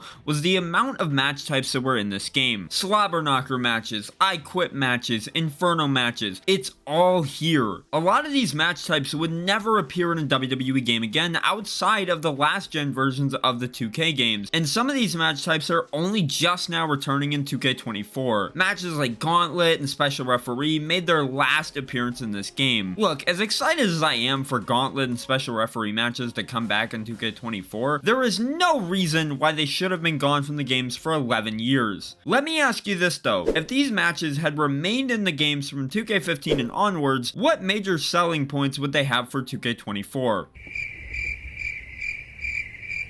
Exactly. None. Every match type in 2K14 is an absolute blast to play. Extreme Rules matches are chaotic as always, and hell, if you want, you can even do a fatal 4-way backstage brawl, which none of the later 2K games let you do, besides 2K24 of course, which will have this as an added feature. As for some of the other match types in this game, there's the First Blood match, Iron Man match, all of these matches being pretty fun in their own right. But I think that's enough about the match types. Now it's time to talk about the roster. 2K14's roster is absolutely stacked, with all the legends unlockable from 30 Years of Wrestlemania, which I'll talk about later, plus all the superstars in the base roster, not even including DLC. What you end up getting is an overall really solid roster. The roster got even better with the DLC because you could play as American Badass Undertaker, Ultimate Warrior, as well as WCW Big Show, which is just awesome. 2K14 didn't stop with just having a stacked roster though, because THQ and Ukes went all in with this arena selection. Because of 30 Years of Wrestlemania, we got all 29 WrestleMania arenas, and what's even cooler in my opinion is despite this game coming out before WrestleMania 30 happened, they still managed to put a WrestleMania 30 arena in the game. It's more of a concept arena, as like I said, WrestleMania 30 hadn't happened yet at the time of this game's release, but with this WrestleMania 30 arena in the game though, it technically means that 2K14 had 30 WrestleManias represented in the game, which is just absolutely insane. As for the actual gameplay of 2K14, it's probably the best we've ever had in a wrestling game. Sure, the gameplay of previous games like SBR 2011 was great, but 2K14 just does so many things right. It's the perfect mix of that arcade style gameplay as well as the simulation style gameplay. The gameplay is fast and responsive and just overall really solid. The already solid gameplay becomes even better when you turn off stamina, so you can just wild out with no limits. Another cool thing this game had was OMG moments. Now sure, these would appear in the later games as well, but man, the OMG moments never fail to be super exciting and fun to watch. These add to the already incredible gameplay and make it even better. While the match types and gameplay are solid though, the real star of the show here is 30 Years of Wrestlemania. This mode takes you through 29 WrestleManias and sees you playing at least 1 to 3 matches from each WrestleMania, all the way from the first WrestleMania to what was the most recent WrestleMania at that time, of course being WrestleMania 29. Look, all I gotta say is, holy shit, how did they do this in 2013? The fact that even while THQ was in their final days of existing as a company, they managed to fit this many matches into this mode is insane. We're only getting 21 matches in 2K24 for its 40 Years of Wrestlemania mode, but a dying THQ was able to fit 46 of the greatest WrestleMania matches of all time and Goldberg versus Brock Lesnar at WrestleMania 20 into this game. This mode to this day is really fun to play through. Seeing all these iconic WrestleMania matches recreated with in-game cutscenes is just awesome, and just being able to play through all these matches yourself is always going to be really cool. Once you finish 30 Years of Wrestlemania though, there's one more game mode. That mode being none other than the Streak. This mode is maybe the greatest mode that's ever been in a wrestling game, and I wish they would bring it back in some shape or form. The Streak mode is all about one thing: The Undertaker's streak. Wow, you don't say. You can either play as The Undertaker and try your best to defend your streak for as long as you can in a slobber knocker match until you lose, which GG's if you can make it to 53-0 like I did while recording for this video, because this mode can get pretty challenging. The real main event of this mode though is Defeat the Streak. Defeat the Streak sees you picking anyone from the roster, except for The Undertaker obviously, and attempting to beat The Undertaker's streak at WrestleMania. What I love about Defeat the Streak though is that this isn't some easy match where you can just win in a few minutes after hitting 1 or 2 finishers. No, the matches in Defeat the Streak are legitimately challenging and can be a huge pain in the ass to win, especially considering the fact that The Undertaker literally has superpowers in this mode. When you are able to beat him though, it's always super satisfying. Yeah, fuck you, Undertaker! Overall, 30 Years of Wrestlemania and the Streak are really solid modes that make 2K14 an even better game than it already is. I feel like these modes help 2K14 in becoming a more memorable wrestling game, because when you think of 2K14, the first things you probably think of are 30 Years of Wrestlemania and the Streak. That just goes to show you how good these modes truly were, and unfortunately no other WWE game after this has been able to have a mode that's recaptured the same magic as the Streak in 30 Years of Wrestlemania. Will 2K24 be able to make its 40 Years of Wrestlemania mode as good as 2K14's 30 Years of Wrestlemania mode? I doubt it. Even if 2K24 does manage to be better than 2K14 in that aspect though, there's still one mode 2K14 has that no other WWE game has had since, and it just so happens to be the most requested feature to come back in the new 2K games. That mode, of course, being the WWE Shop. Oh, well then, that means all that's left to talk about is Create a Story. Create a Story is a mode that's loved by just about everyone who's played 2K14 or any of the games before 2K14 that also had the mode. This mode allowed you to make any kind of story you wanted, so while 2K14 didn't have a season mode, you can instead make your own season mode with whatever wacky storylines you can come up with. This is a mode I wish would come back because I never really got to experience Create a Story to its fullest as a kid, as I just didn't really understand it back then. With all that being said, here's to hoping 2K25 has Create a Story. WWE 2K14 was and still is a great wrestling game. The gameplay is absolutely fantastic. Even today in 2024, the match types are really fun to play. 30 Years of WrestleMania plus the Streak are great side modes. And what the hell am I saying? Just bring Create a Story back, please. Have you ever been playing a wrestling game and thought, this is fun and all, but I just really want to wrestle using my Xbox 360 avatar? Well, oh boy, do I have a game for you. 2012's Fire Pro Wrestling. And I mean, it's a game, alright. Fire Pro Wrestling was an Xbox Live Arcade title that released on September 21st, 2012 to barely any reception at all. The game was based off the long-running Japanese wrestling game series Fire Pro Wrestling that began all the way back in 1989. Don't let this game's name fool you though, because it has absolutely no connection to those games whatsoever. The only similarities this game has in common with the other games in the series is some of the gameplay mechanics. Other than that, this game is just Fire Pro Wrestling in name alone and nothing more. Fire Pro Wrestling on Xbox 360 was published by Microsoft and developed by the actual developers of the series, Spike Chunsoft, who still develop the Fire Pro Wrestling games today. Now, this game has always confused me because out of all the IPs for Microsoft to want to use for a game that utilizes 360 avatars, why Fire Pro Wrestling? The Fire Pro Wrestling series of games were primarily exclusive to Japan a lot of the time. Sure, the games were released in the US before this, but up until 2012, we only really got a handful of games over here. The Fire Pro Wrestling games never even saw releases on Xbox up until this game. So unless you had a PS2 or a Game Boy Advance before you had an Xbox 360, chances are you had never even played or heard of Fire Pro Wrestling. What makes it worse is that even after playing this game, you'd still have no idea what Fire Pro Wrestling is all about. Probably a good thing nobody played it then, because this game is not very good. Making this game exclusive to the 360 is one of the weirdest decisions they could have made with this game, but Microsoft probably just wanted to get at least one Fire Pro Wrestling game on Xbox just to see if the games would work on the platform. What killed this game though was the use of avatars. Now look, I love the Xbox Live Arcade avatar games. Doritos Crash Course is still a blast to play nowadays, but this game just didn't need to be one of those. What makes the Fire Pro Wrestling games so unique is that they utilize 2D sprites and 3D environments. This game, however, just goes full 3D and ditches everything that the series is known for. Sure, playing as your 360 avatar is cool, but that doesn't change the fact that this just isn't Fire Pro Wrestling.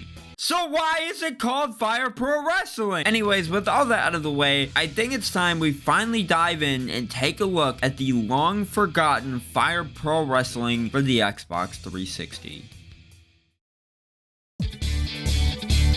The gameplay of Fire Pro Wrestling tries to be like the gameplay of the actual Fire Pro Wrestling games, but instead it ends up just feeling extremely limited and gets boring after a while. The gameplay for the most part just boils down to spam X and hit a combo, press A for a strong attack, and hold Y for a charge attack. Now yes, that's also how the gameplay works in the actual Fire Pro Wrestling games, but at least in those games, it's fun and engaging. With this game, it's just boring. There is nothing to keep you engaged when it comes to the gameplay. The gameplay does absolutely nothing to make wrestling in this game feel fun in any shape or form. There are finishers and different moves you can unlock, which is cool I guess, but the gameplay is so unbelievably boring that even unlocking new moves isn't enough to keep me playing the game. It really sucks because you can see Spike legitimately wanted to make this game as fun as possible. There are moments like when you're hitting a finisher and get to watch your character jump off the top rope and fly through the air where the game actually feels fun for a little bit. Then the finisher ends and you wonder why you even spent $10 on this game to begin with. Now I really wish I could say more about the gameplay, but that's about all there is to talk about. It's a very basic wrestling game in nature, and the only thing it really has to represent the Fire Pro Wrestling series is the time grapple system that the series is famous for. Now as I said at the beginning of the video, the primary focus of the game is being able to use your Xbox 360 avatar as a wrestler, and while I did just rag in the game for doing that earlier, I will say that the avatars do add a bit of charm to the game and prevent it from being total garbage at times. When you make your entrance in this game, you actually have your avatar prop with you, which is the coolest thing ever. Speaking of the entrances, I really do like them in this game. As I said, the use of the avatars add a lot of charm to the game, and that goes for the entrances as well. If the entirety of the game was just the entrances and the entrances alone, I'm pretty sure I'd like it more. Moving past the entrances, it's honestly just awesome being able to wrestle as your Xbox avatar. And if this game wasn't trying to present itself as if it was just another Fire Pro Wrestling game, I honestly wouldn't mind the avatar stuff. I really do think this game could have been as big as Doritos Crash Course had it not been attached to the Fire Pro Wrestling name. I mean, the opening movie that plays before the game starts does a great job at making the game look fun and exciting, only for the rest of the game to fall short in almost every aspect. Now, because this is a wrestling game, there is of course an exhibition mode where you can pick from a selection of match types and play as many matches as you want. It's just a shame there's hardly any match types to pick from. Look, I get this game is supposed to be more of an arcade style wrestling game, but even the actual Fire Pro Wrestling gives you more options for match types. We do at least get a battle royal, which is nice, but other than that, there's a noticeable lack in variety, which makes for a pretty repetitive experience. I mean, tag and 2-on-2 are literally just the same thing, with 2-on-2 just being a tornado tag rather than a traditional tag match. So if you eliminate those, the only unique match types you're left with are single, fatal 4-way, and as I mentioned a little bit ago, a battle royal. No triple threat for some reason, but whatever, the game sucks, so who the hell cares? While there's hardly any variety in the match types, there is at least some variety in the arena selection. In total, there's 9 arenas to choose from, and you know what? They're all pretty solid. All of them have these really cool backdrops and set pieces that genuinely improve the look of them. The only problem is that the arenas are cool to look at for maybe 5 minutes before they become dull and stale. Even the amusement park arena, which while it is my favorite out of all the arenas playable here, just isn't all that interesting after a while of playing on it. Some of the other arenas include a building, a gym, a pretty cool looking Chinatown arena, and of course, an actual arena. There's nothing inherently wrong with the arenas themselves. They work fine enough, but there's just something about them that makes them feel half-baked. Kind of like the whole game. With how much this game lacks in content, I'm honestly surprised as a character selection, let alone characters to choose from. Speaking of the characters, let's talk about them because these are the most bland and uninteresting wrestlers I've ever seen. Firestar looks pretty cool, but Aching Anthony looks like he's ready to keel over and die, and what the fuck kind of name is Toy Boy? Along with the original characters that were made for this game, you of course have the option to use your own Xbox 360 avatar, which is what I always end up doing, as I don't give a single fuck about these other characters. Matter of fact, I straight up just don't like this game. As much as I enjoy playing in the arenas for the first 5 minutes, and as much as I love the use of avatars in this game, everything else in this game is just not very good. The characters are boring, there's hardly any match types, and after the first hour, it ends up just being repetitive and not fun. Maybe if you had a few friends to play this with, it could be fun, but would you really put your friends through this? There is a locker room where you can customize your character's costume and entrance theme, but honestly, it's really nothing special. It's fine, but it's nothing that I would consider game changing. There's quite a bit of moves you can give your character as well, but it really doesn't matter since the moves themselves lack any sort of impact when hitting them on your opponent. That's honestly my biggest problem with this game, is that a lot of the time my attacks don't feel like they register at all. This is a wrestling game where the core mechanic of wrestling is so broken that it actually doesn't function at all. How do you make a wrestling game where the wrestling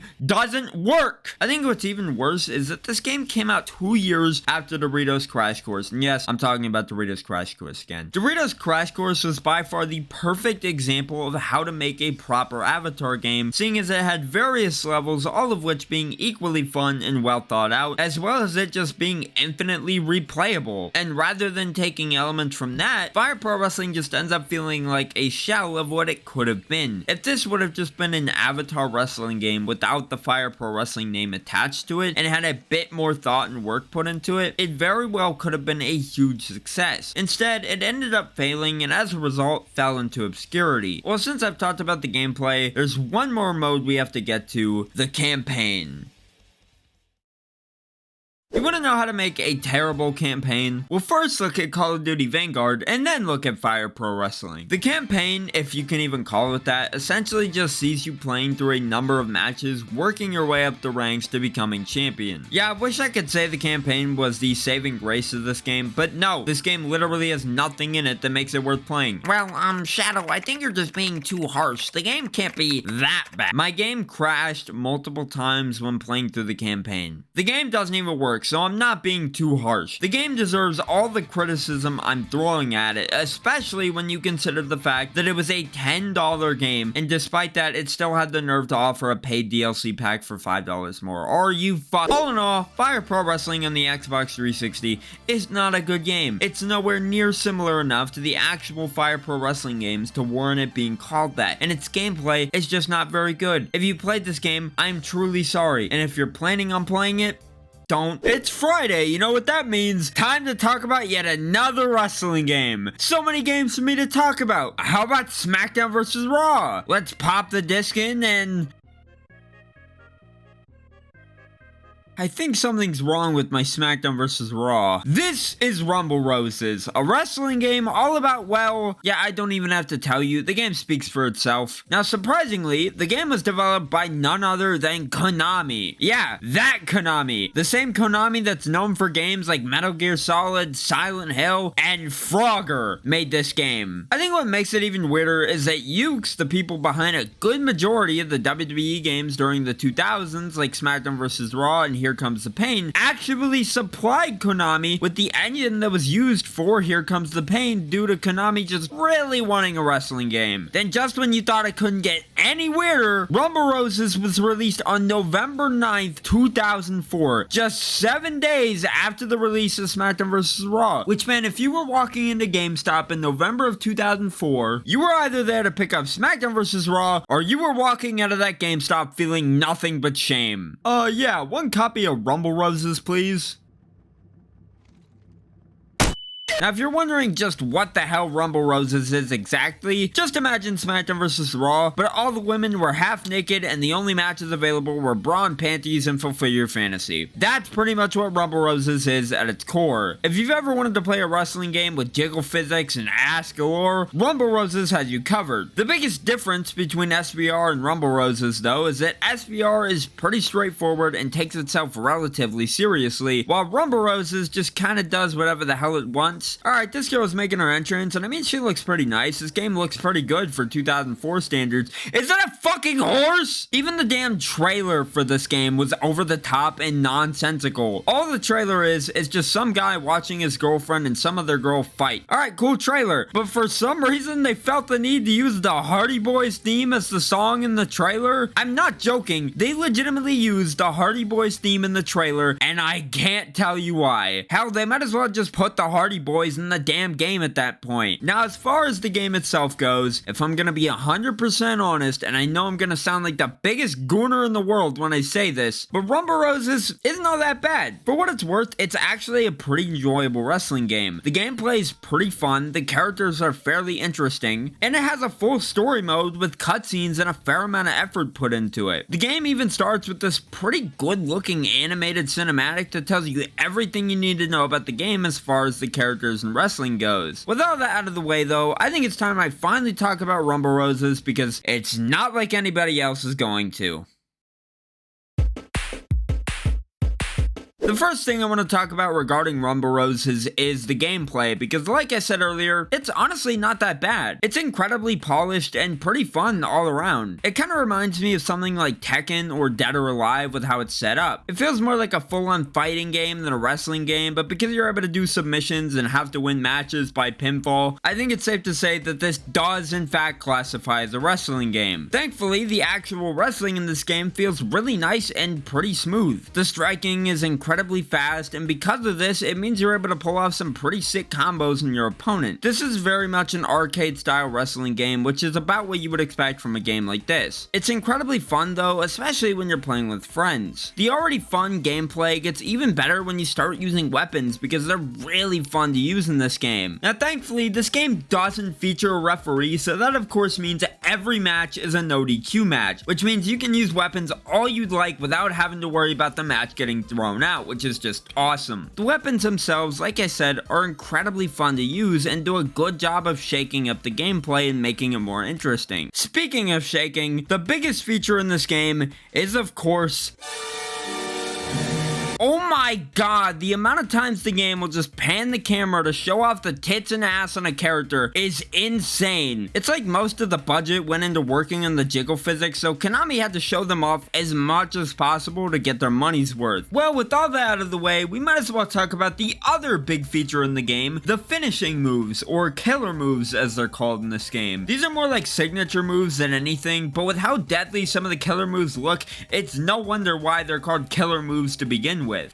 Killer moves are obtained from beating the shit out of your opponent, and when you activate one, you first see a close-up shot of your character, almost as if it's an anime or something, and then you hit the move on your opponent. There's also lethal moves, which are what I would consider to be the finishers in this game, as the lethal moves feel much bigger and more impactful than the killer moves. Alongside lethal and killer moves, there's also humiliation moves, which honestly aren't really all that special. Once you fill up your opponent's heart meter by beating them up enough, you're able to humiliate them, and all that means is you get to put them in a special type of submission move that makes them tap out, in turn humiliating them. Like I said, they're not really all that special. Now moving on to the match types, there really isn't that many options, which kind of sucks because I think this game really could have gone all out with the wackiness and added in some pretty crazy match types. The only matches we have available though are normal matches, mud matches, and title matches. Unfortunately, title matches are single player only, which means as far as local multiplayer goes,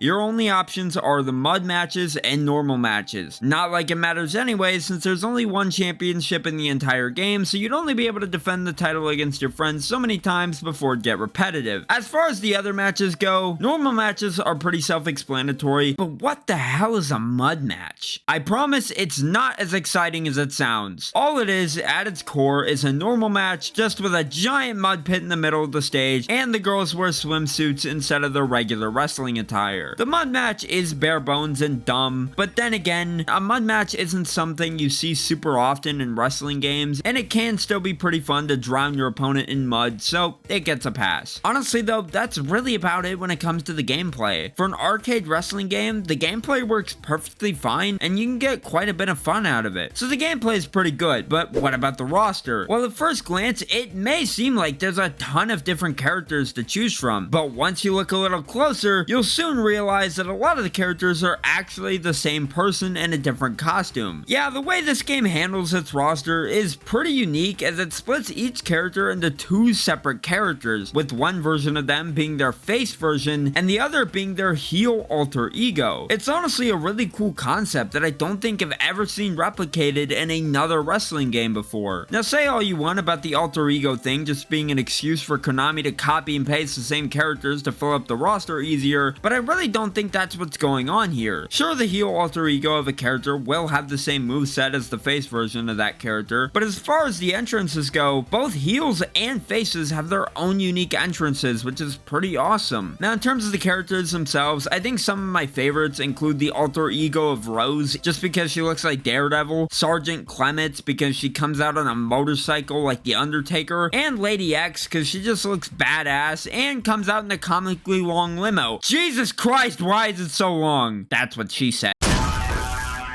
Overall, everything about this game's gameplay is pretty solid. I think what makes this game so good is that it doesn't take itself seriously whatsoever. It knows what it is and doesn't try to be anything more than that. Now, is it the greatest wrestling game of all time? No, of course not, but for what it's worth, I think it's fine and pretty enjoyable. If all you want is a dumb arcade wrestling game to play with a friend, this game gets the job done. It's over the top and it's just dumb fun, so if you haven't played this game yet, I highly suggest seeking out a means to play it because it's damn entertaining. Speaking of entertaining, this game has a story mode, and it's a whole lot better than you'd expect it to be. This game's story mode not only has voice acting, but fully animated cutscenes as well, which is not what you would expect from a dumb arcade wrestling game like this one. As for the story itself, it's not the greatest story ever told in a wrestling game, but for what it's worth, it ain't half bad. Hey, I said it was better than you'd expect. I didn't say it'd blow your socks off. The story centers around a tournament known as Rumble Roses. The tournament sees women from all around the world competing in order to become the Rose of Roses champion.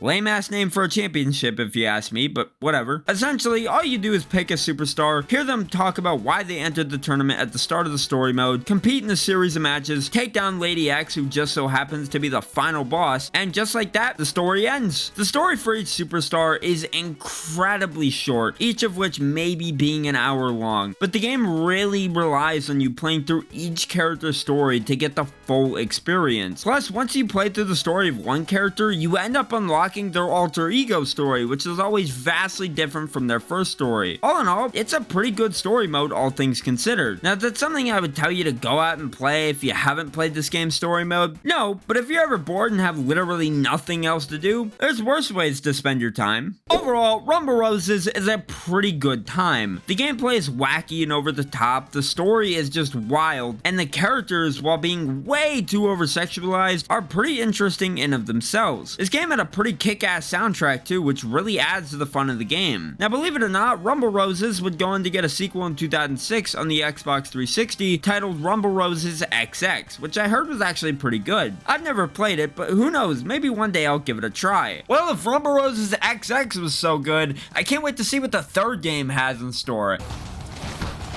What the fuck? What's the greatest wrestling game from the Xbox 360 generation? Maybe it's Smackdown vs. Raw 2007? Or maybe even WWE 2K14? If you said any of those, you're wrong.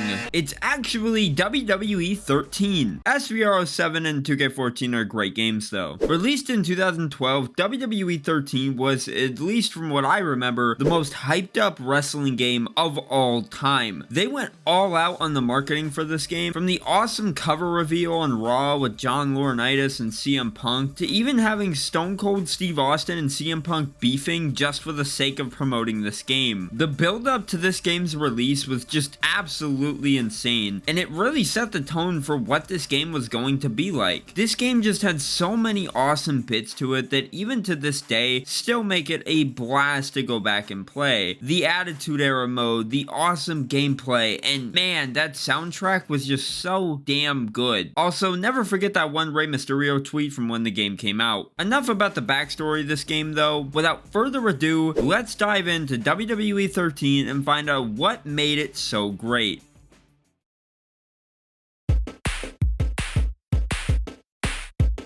First of all, we can't talk about what made this game great without at least mentioning this cover art. This is the type of game cover art that I could see myself getting as a poster because it's just absolutely gorgeous. With CM Punk on the cover and the red X in the background, it just looks so clean. It's definitely the most unique wrestling game cover we've ever gotten. That even extends to the main menu too. I really love the look of this menu with CM Punk on the left side as well as just the gray and red color of everything. It just lets you know right off the bat that this is not your average wrestling game. In fact, the tagline for this game was "Live the Revolution," of course referring to the Attitude Era. This wasn't a video game, it was a revolution. No, I'm not talking about you, get the fuck out of here. The gameplay of WWE 13 is absolutely perfect, and while I do think it's ever so slightly slower than 2K14's gameplay, it's still not as slow as 2K15 on next gen, which is good. You're of course still able to do crazy stuff like do springboard moves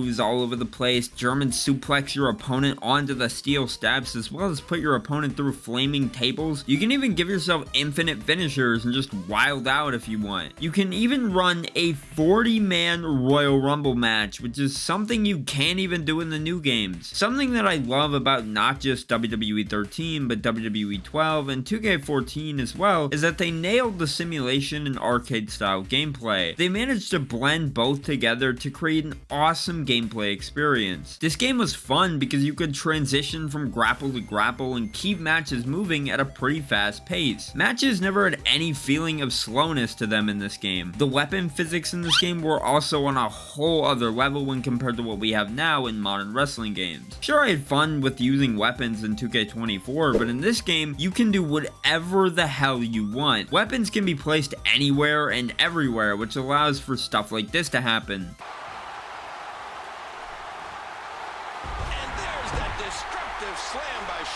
They even added Sin Cara's shitty match lighting into the game for when you play as him. THQ and Yuke's went hard when creating the gameplay for this game and made it fun as hell. I've said this before in my last gen 2K15 video as well as my 2K14 video, so I don't want to make it seem like I'm repeating myself, but there's no other way to describe it. If you're a fan of the simulation style gameplay, you're able to have your realistic feeling matches if you want, or if you're into the arcade style gameplay, this game offers that as well. Since I've talked about the gameplay a bit, I want to go ahead and talk about the visuals, because while its graphics don't look all that great by today's standards, I still think the game looks pretty good. All the arenas, entrances, everything in this game still looks pretty alright. I mean, somehow Edge looked better in this game than he did in 2K20. Really, when it comes to the visuals and presentation of this game though, it's all about the little things. The way the blood drips onto the mat, the different camera cuts during big moves, all these things really make a big difference and really add to the fun of the game. Now moving on to the arena selection. The arena selection in this game was nuts. This game honestly had a pretty great selection when it came to Attitude Era arenas such as WrestleMania 15, Rock Bottom, 2 Raw is War arenas, and many, many more. I still to this day don't think there's been a WWE game with more playable Attitude Era arenas than WWE 13. Well, besides WWE 2K16 of course. Now talking about the roster, I have to say this roster is nothing short of amazing. Combined with the modern superstars and the Attitude Era superstars in this game, there were nearly 100 playable superstars featured on the roster of this game. This game spoiled us with just how many legends were featured in this game. Stone Cold, Eddie Guerrero, all 3 faces of Mick Foley, as well as many other legends. WWE 13 has the perfect roster in my opinion. You just have so many superstars to choose from, and I love it because it adds a lot of variety variety. Having all these Attitude Era superstars playable in a modern WWE game on Xbox 360 was insane at the time, and while it's not really anything special now, you still gotta admit it was pretty big back then. Moving on to the match types, WWE 13 had them in spades. Inferno, Championship Scramble, Special Guest Referee, King of the Ring, everything you could possibly ask for from a wrestling game. When combined with this game's excellent gameplay, all these match types are incredibly fun to play. I've never been a big fan of last man standing matches in WWE games, but I can play them in WWE 13 and have fun because they actually feel like a real challenge. Overall, everything about WWE 13's gameplay is awesome. Matches are super chaotic and unpredictable, which is great if you just want to play a wrestling game without having to worry about realism or anything like that slowing you down.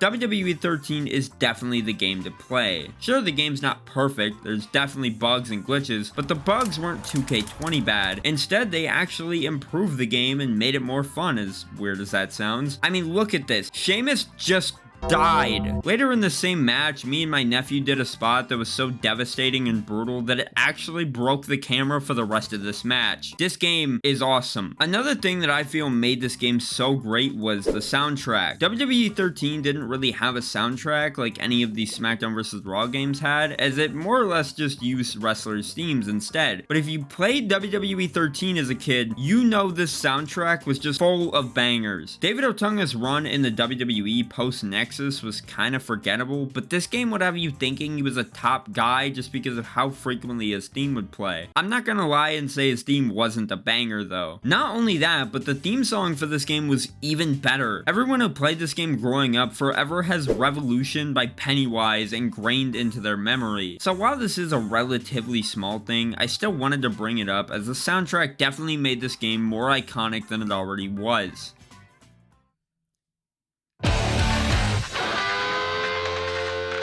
As good as the rest of this game is though, the best part of this whole thing is by far the Attitude Era mode, which let you relive all the iconic moments from that era, starting in 1997 and ending in 2001 when WWE bought WCW. This was and still is such a great mode. As someone who was born after the Attitude Era, playing this mode as a kid was just so cool because I got to play through matches I wasn't alive to watch. This mode was also the first time they'd ever done anything like this, letting you relive real-life matches from WWE's history. I mean, yeah, Legends of WrestleMania did it first, but that game sucked, so who the hell cares? WWE 13 perfected this formula, though, by recreating everything that happened in these matches with animated cutscenes. They even animated the debut of Cactus Jack in WWE, which even today is so cool to watch in game. The Attitude Era mode felt like one long campaign spanning multiple chapters, focusing on different superstars and stories like the rise of DX, the Brothers of Destruction, Mankind, The Rock. Everything that happened in the Attitude Era was fully recreated in this game, and it was done wonderfully. As you progress through the mode, you'd even see a full timeline comparing the ratings of Monday Nitro and Monday Night Raw spanning from 1995 to 2001. If you haven't played the Attitude Era mode in WWE 13, I highly suggest you do so because it's a lot of fun. Even if you've never been a big fan of 2K showcases, I can guarantee you that this mode is more fun than any 2K showcase you've ever played. It's certainly more fun than 2K24's showcase. I think this mode is what made the game as memorable as it was though. The fact that this entire game was centered around the Attitude Era was awesome because it elevated it to higher heights. When you look at the cover, you immediately think of the Attitude Era. When you load up the game and look at the menu, again, you think of the Attitude Era. This game as a whole just felt like one big love letter to that era of wrestling, and that's why I love this game so much. With all that being said, WWE 13 is a great wrestling game. It was great when it came out in 2012, and it's still great even in 2024. It's hard to think that this game is 12 years old now. The Attitude Era mode is still really fun to play through. The gameplay is just straight up awesome, and yeah, well, there's bugs and glitches here and there. As I said earlier in the video, they don't ruin the game. They just make it more fun. The only problem with this game is the fact that it's not backwards compatible with the Series X, which really sucks because I'd love to be able to play this game on current gen. Or they could pull a Final Fantasy 13 and just give us WWE 13-2 instead.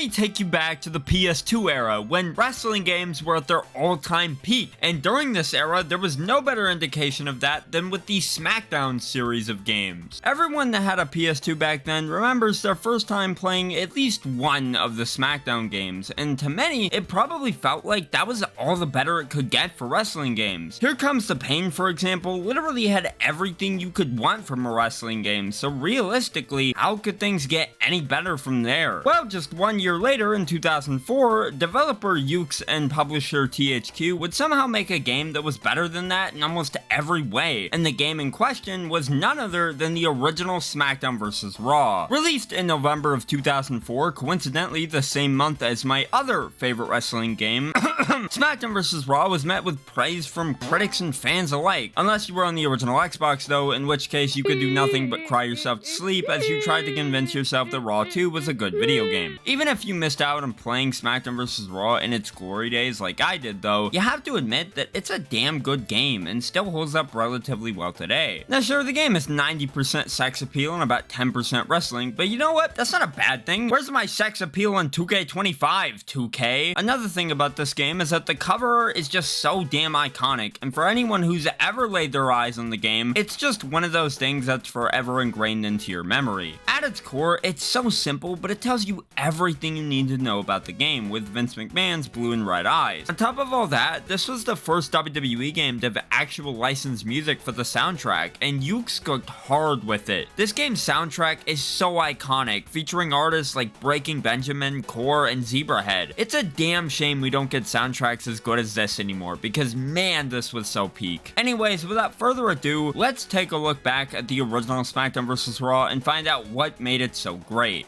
By far, the best part about the original Smackdown vs. Raw is the gameplay, because my god, I don't think I've ever played a wrestling game from this era that's as fast and fluid as this game. Now sure, it's not perfect, and many would argue that Here Comes the Pain's gameplay was superior in every way possible, but disregarding all that, I'd say that Smackdown vs. Raw's gameplay is pretty damn solid in its own right. Everything is constantly moving in this game, and there is never a slow moment in any of the matches you play. Speaking of which, another reason why the gameplay is so good is the fact that it doesn't try to confine itself to realism. Now look, I don't mind the realistic gameplay of modern WWE games, but I feel like wrestling games are at their best when they don't try to replicate one for one what you'd see on TV. Thankfully, the original Smackdown vs. Raw understood that and let you do whatever you felt like. You can do crazy dive attacks off the barricade, beat the living hell out of your opponent without worrying about stamina slowing you down, and so much more. Something else I love about the gameplay is just how impactful every move feels. When you hit somebody in this game, you can really feel it through your controller with the vibrations, and that alone just makes this game more fun than it already is. When I'm playing a wrestling game, I want to be able to feel when I hit somebody over the head with a steel chair, giving them severe CTE as a result. When it comes to moves feeling impactful in this game though, it's all about the finishers. Finishers in this game truly feel like the end-all be-all of moves, which is exactly how they should feel. Upon hitting a finisher, you get these awesome camera cuts and light flashing effects, which do a great job at making the moment feel exciting. You know what's not exciting though? Trying to run in this game. I swear to god, all these superstars in this game must have something wrong with them, because they, for the life of them, do not know how to run in more than one direction at a time. Now I know this was a common mechanic in wrestling games at the time, but that doesn't make it any less annoying to deal with. When you run in this game, you have to know where you're going beforehand, because once you start running, there's no changing your direction unless you cancel your run and do it again. Now is this a huge deal at the end of the day? No, not really, but sometimes it can be a huge pain in the ass, especially when you miss your opponent and end up getting screwed over because of it. Outside of that though, and the occasional jank here and there, this game's gameplay still holds up surprisingly well. Like I said, it's not perfect, but the fact that even 20 years later I can pick up and play the game without facing any glaring issues is pretty impressive. Even the visuals still hold up pretty well in my opinion. They're not anything groundbreaking by any means, but there is charm to them, and I think that's what allows them to still look somewhat decent today. That's enough about the gameplay though. Now I think it's time we talk about the Raw roster, and holy shit, this game's roster is so good. In my opinion, this is where the roster peaked in the SVR series, and the fact that it was the very first game is just mind-blowing. Now, for the most part, the roster is about what you would expect, just consisting of superstars who were around at the time, like John Cena, Batista, and Randy Orton. But on top of that, this game also gives you a pretty decent selection of legends, which only adds to how good this roster is. You can play as early 90s Greg Love Undertaker, Andre the Giant, both members of the Road Warriors, and even 1997 Kane. With a stacked roster and the gameplay being as good as it is, you're probably wondering how this game could get any better. Well, let me show you.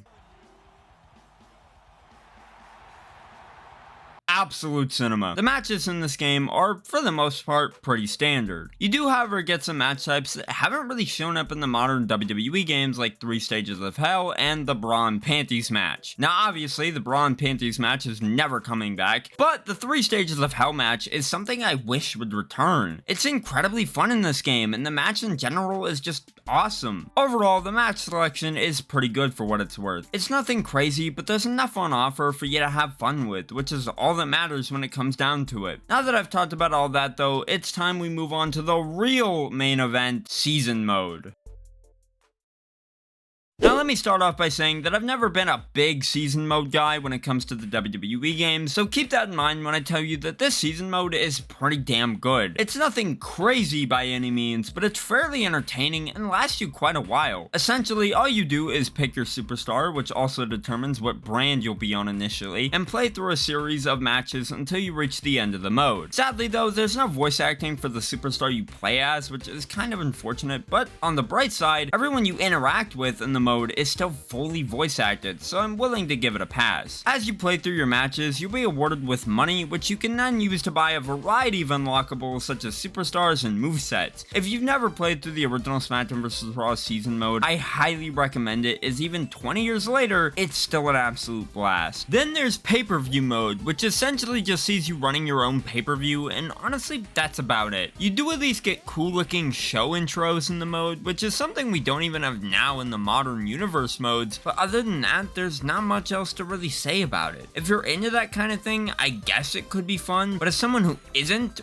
I just don't think I can really say too much about the mode without pissing someone off in the comments. So with that, I'm just gonna move on. Overall, the original Smackdown vs. Raw is still an amazing wrestling game, and honestly, hasn't even aged that much. Sure, the controls can be a little jarring and hard to get used to, but once you play the game for a while, it's really easy to get the hang of. The gameplay in general is incredibly fun, the season mode is still worth playing today, and with all the content that this game had going for it, it's got an immense amount of replay value. If you've gotten bored of the modern WWE 2K formula, I highly suggest going back and giving this game a go, because it's still one of the best wrestling games I've played in a while. Or you could play Raw too, but why on earth would you do that? In 2004, we saw the release of the very first entry in the Smackdown vs. Raw series, and to say the series would go on to be a success would be an understatement. The Smackdown vs. Raw series is about as iconic as it gets, to the point where even if you aren't a wrestling fan, you'd still know what Smackdown vs. Raw is all about. Now sure, you may not know what the hell a Carlito is, but you're still familiar with the games at the end of the day, and that's what matters the most. As with all good things though, eventually they have to come to an end, and in 2010, that's exactly what happened to Smackdown vs. Raw, when we finally got the final entry in the series in the form of Smackdown vs. Raw 2011. Released in October of 2010, Smackdown vs. Raw 2011 very quickly cemented itself as one of the greatest wrestling games ever made, as even back then, when it was still incredibly new, it was very easy to tell just how special the game was, as it managed to do everything that the previous games in the series had done, but on an even grander scale. Now sure, SVR 2011 might not have had a GM mode like SVR 07, or even a traditional season mode for that matter, but at the end of the day, SVR 2011 still felt rich in content and was just as fun and entertaining as the previous SVR games. Smackdown vs. Raw 2011 had an absolutely incredible roster, some of the best gameplay in the entire series, 5 equally as entertaining Road to WrestleMania stories, and a whole lot more. Anyways, with all that out of the way, I think it's time we take a look back at SVR 2011 and find out what exactly made it so awesome. The first thing I want to talk about when it comes to SBR 2011 is the gameplay, because honestly, no wrestling game has ever been able to match just how fun this game's gameplay was since. Smackdown vs. Raw 2011, as I hinted at earlier in the video, felt like a culmination of every Smackdown vs. Raw that had come before it, and as a result, its gameplay is just as phenomenal as you would expect it to be. Seriously, it still blows me away that this game's gameplay holds up as well as it does damn near 15 years after it was initially released. First of all, the actual wrestling in this game feels incredibly smooth. Hell, I'd even go as far to say that it feels better than it does in 2K24. Everything from the strikes to the grappling still feels excellent, and I absolutely love how smooth it is to transition from one move to another. When it comes down to which game in the Smackdown vs. Raw series has the best gameplay, I definitely say SBR 2011 holds that title. This game manages to make even doing the most mundane of moves feel fun and exciting, and oh my god, hitting a finisher has never looked this cool in a wrestling game. At its core, Smackdown vs. Raw 2011 does lean more into the arcade style wrestling for its gameplay, but it also manages to mix in a few simulation elements as well, like the fact that rather than utilizing an actual HUD and health bars like previous SBR games did, the damage done to a wrestler will show up visually on their body progressively throughout the match. For instance, throughout a match you'll notice that the more damage you take from your opponent, your superstar's chest will progressively get more and more red. Now of course this is a feature that was carried over from SBR 2010, but it is legitimately a really cool feature and it really adds to the immersion of each match. The other big thing that made this game's gameplay as great as it is the insane weapon physics. This is by far the biggest reason people love this game and look back on it as fondly as they do, because to this day, we still haven't gotten a wrestling game that has done weapon physics as well as this game did all the way back in 2010. The weapon physics in this game are still absolutely mind-blowing because all the weapons react so well to the environment. Tables actually break in a more realistic manner and will shatter into pieces upon impact. Trash cans will show sign of damage the more you use them, and any weapons laying in the ring react as the ring bounces with each move that's executed. Extreme Rules matches in this game just feel like one big sandbox where you can do whatever you want with weapons because the game gives you so much freedom. I mean, come on, what wrestling game lets you spin with a goddamn ladder around your neck? Not 2K24, that's for sure. Now that I've established just how great the gameplay is though, I think it's time we talk about this game's roster because holy shit. I don't know what THQ and UX were on at the time, but my god, this game's roster is absolutely incredible. Now sure, when you compare it to the rosters we get nowadays, this really isn't anything all that special, but back in 2010, this was pretty damn solid, all things considered. First of all, the majority of the actual roster that was present on WWE TV at the time in 2010 was pretty stacked for what it was worth, which of course meant that every big star you could think of who was still around in 2010 made it into this game. Guys like Matt Hardy, Edge, Undertaker, Kane, even goddamn Vladimir Kozlov, for those of you who just really loved Vladimir Kozlov back in the day. Honestly, what I really loved about this game's roster though was the fact that it went all out when it came to legends. Stone Cold Steve Austin, The Rock, Terry Funk, and even goddamn Ricky like a Dragon Steamboat. Honestly, with how good this game's roster was, I'd maybe go as far to say that it maybe had the best roster out of all the SVR games. Hell, even Rob Van Dam was included in the game, which is pretty wild when you remember he was still in TNA at the time of this game's release. Now that I talked about all that though, I think it's time I talk about everything else this game has to offer, like the best mode in the entire game, for example, Road to WrestleMania.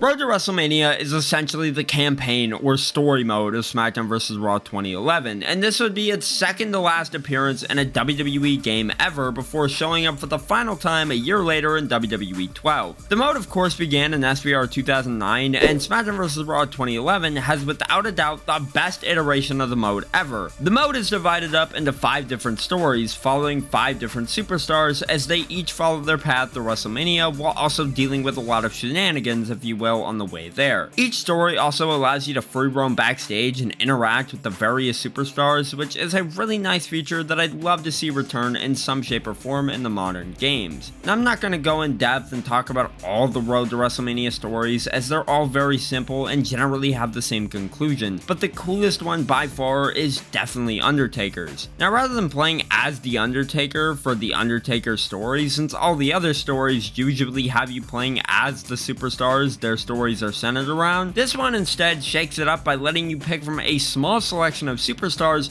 including your custom superstar, and from there, your main goal is to defeat The Undertaker at WrestleMania and end his streak. It's honestly one of the best Road to WrestleMania stories you could possibly play, as it leans so heavily into the supernatural and paranormal elements of The Undertaker's character. He's constantly playing mind games with you throughout the story, and it's so bizarre that at times it even leaves you questioning whether you're still playing a wrestling game or not. Overall, it, as well as the other Road to WrestleMania stories, are still pretty fun to run through, and who cares if they're not the most well-written stories of all time? At the end of the day, they're still dumb fun, and that's why I love them so much. You know what else is dumb fun? This game's universe mode. Why can't we get a universe mode like this nowadays? I have no idea, but playing this game's universe for this video made me remember just how fun it was, and the fact that it's still just as entertaining is really awesome to see. Now, I've already talked about universe mode numerous times on the channel, but if you're unfamiliar, essentially you get to control and run your shows the way you want, and usually the mode can be pretty boring. When it comes to this game's universe mode though, it does a great job at mixing in cutscenes and doing everything it can to shake up the experience to make it more fun. Then on top of Universe and Road to WrestleMania, there's Create a Story, which to this day is still one of the most requested features to come back in the modern WWE games, and for good reason. Create a Story allows you to let your imagination run wild and create these ridiculous stories without any real limitations. Now that I've talked about all that though, I think it's time we finally wrap things up.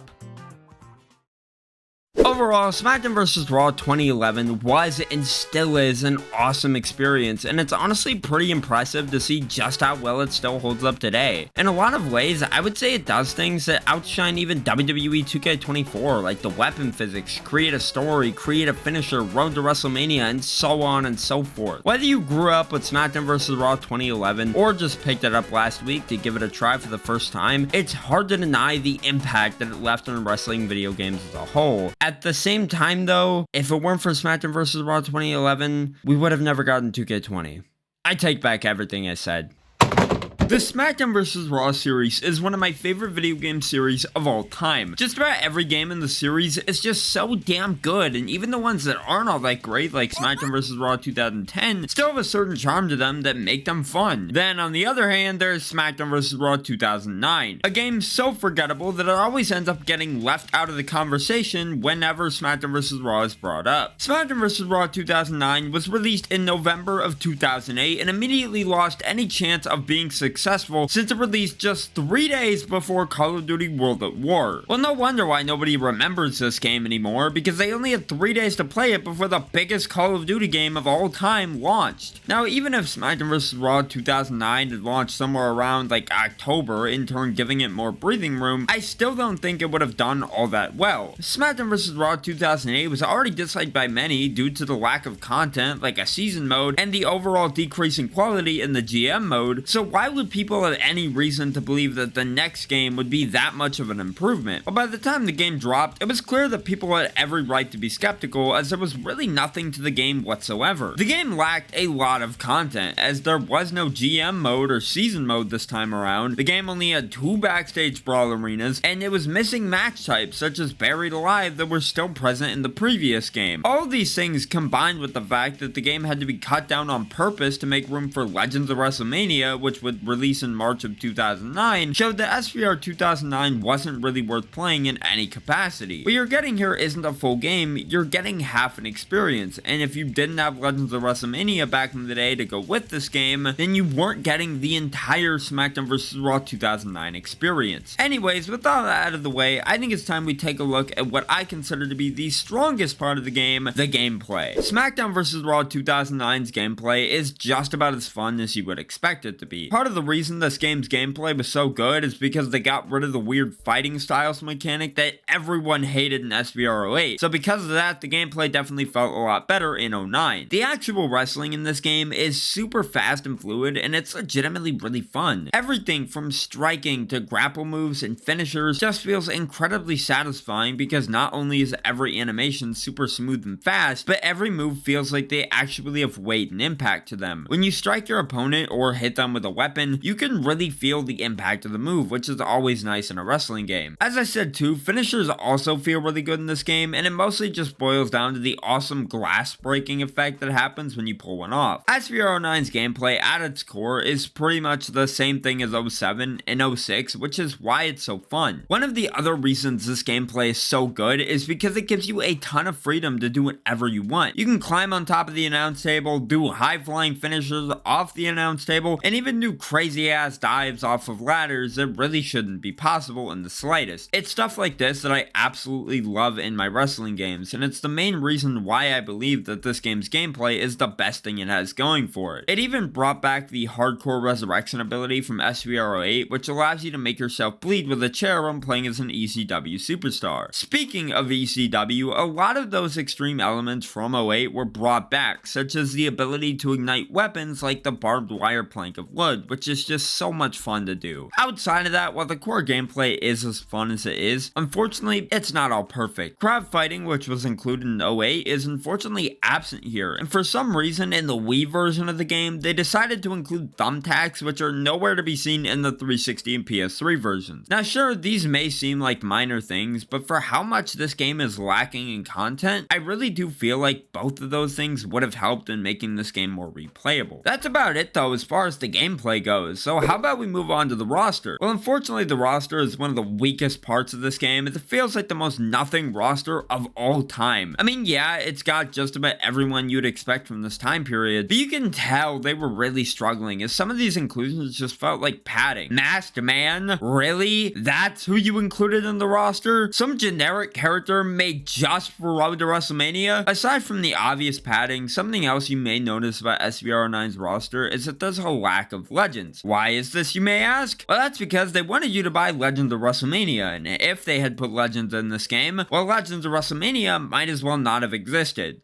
They should have just put Legends in SVR09. Who the hell wanted to buy a whole new game just for the sake of being able to play as WWE Legends? To me, that just doesn't seem worth it. I mean, there's a whole game right there that you could have put Legends into, but for whatever reason, Ukes and THQ thought, yeah, you know what people need? A Legends-focused wrestling game that severely affects the quality of our mainline entry in our long-running series. Well, at least you're able to play as a zombie version of Santino Marella, so thank God for that. I will admit that is pretty cool, though. Moving on to the arena selection and match types, there's really not much to talk about. All the arenas are about what you would expect, all of which just being 2008 era shows, and the match type selection is so incredibly basic that I don't think there's anything I can really say about it. I mean, the ECW Extreme Rules match is cool, but it's nothing that really blows me away or anything, and the Hell in a Cell match is fun, but I mean, there's really nothing else that makes this match type selection unique or interesting. Sure, you have the Inferno match included in the game, but the Buried Alive match for whatever reason is just gone, which makes zero sense. It was in 08, so why not include it in 09? Overall, to end off this portion of the video, while the gameplay is incredibly fun, the arena selection and match types just are not all that impressive and don't do much to improve over what SVR08 had on offer. If anything, those two things alone make the game feel like a step back from 08, which at that point begs the question, why not just stick to 08 instead of playing this game? Well, if you stuck to playing Smackdown vs. Raw 2008, you wouldn't get to experience the new mode that 09 had to offer, Road to WrestleMania. Road to WrestleMania is a mode that debuted here in SVR 09 and was pretty much the replacement for the season mode and 24/7 mode going forward into the later SVR games. Essentially, the mode allows you to play through 6 unique stories, each following a different superstar on their road to WrestleMania. The stories the game gives you, for what they're worth, are pretty solid. Sure, they're a little dumb at times, but for this being their first attempt at the Road to WrestleMania concept, I'd say they hit it out of the park. As usual, I'm not going to go in depth into all of the stories as that would take far too long, but I mean, come on, Undertaker's story is zombies, the Boogeyman straight up killing people, and it gave us the Boogeyman versus Undertaker match we never got on TV. Honestly, what more could you ask for from a story mode in a wrestling game? Well, what else is there to talk about outside of Road to WrestleMania? Well, I'm glad you asked, because this game's other featured replacement for the season mode is the career mode, and it's not very good. Essentially, for the career mode, you pick a superstar, then start start your path to win whatever championship is on your current brand. That's basically the entire mode, and there's hardly any depth to it. There's a reason this mode is hidden under the game mode section and not front and center on the main menu with everything else. I bet some of you might not have even been aware that this game had a career mode, and I wouldn't blame you for that. It's easily one of the most forgettable modes in the entire game, and the fact that it was left behind in SVR 2011 should tell you everything you need to know about the mode. Overall, there's not much else to really say when it comes to this game. Smackdown vs. Raw 2009 just isn't very good, but it's still not the worst wrestling game I've ever played. Sure, it's lacking a ton of content that made the games released before it so good, but the gameplay is still really fun. Plus, Road to WrestleMania is a damn good time, and because of that, I still think there's some value to the game. Now sure, good gameplay in one game mode can only get you so far, but at the end of the day,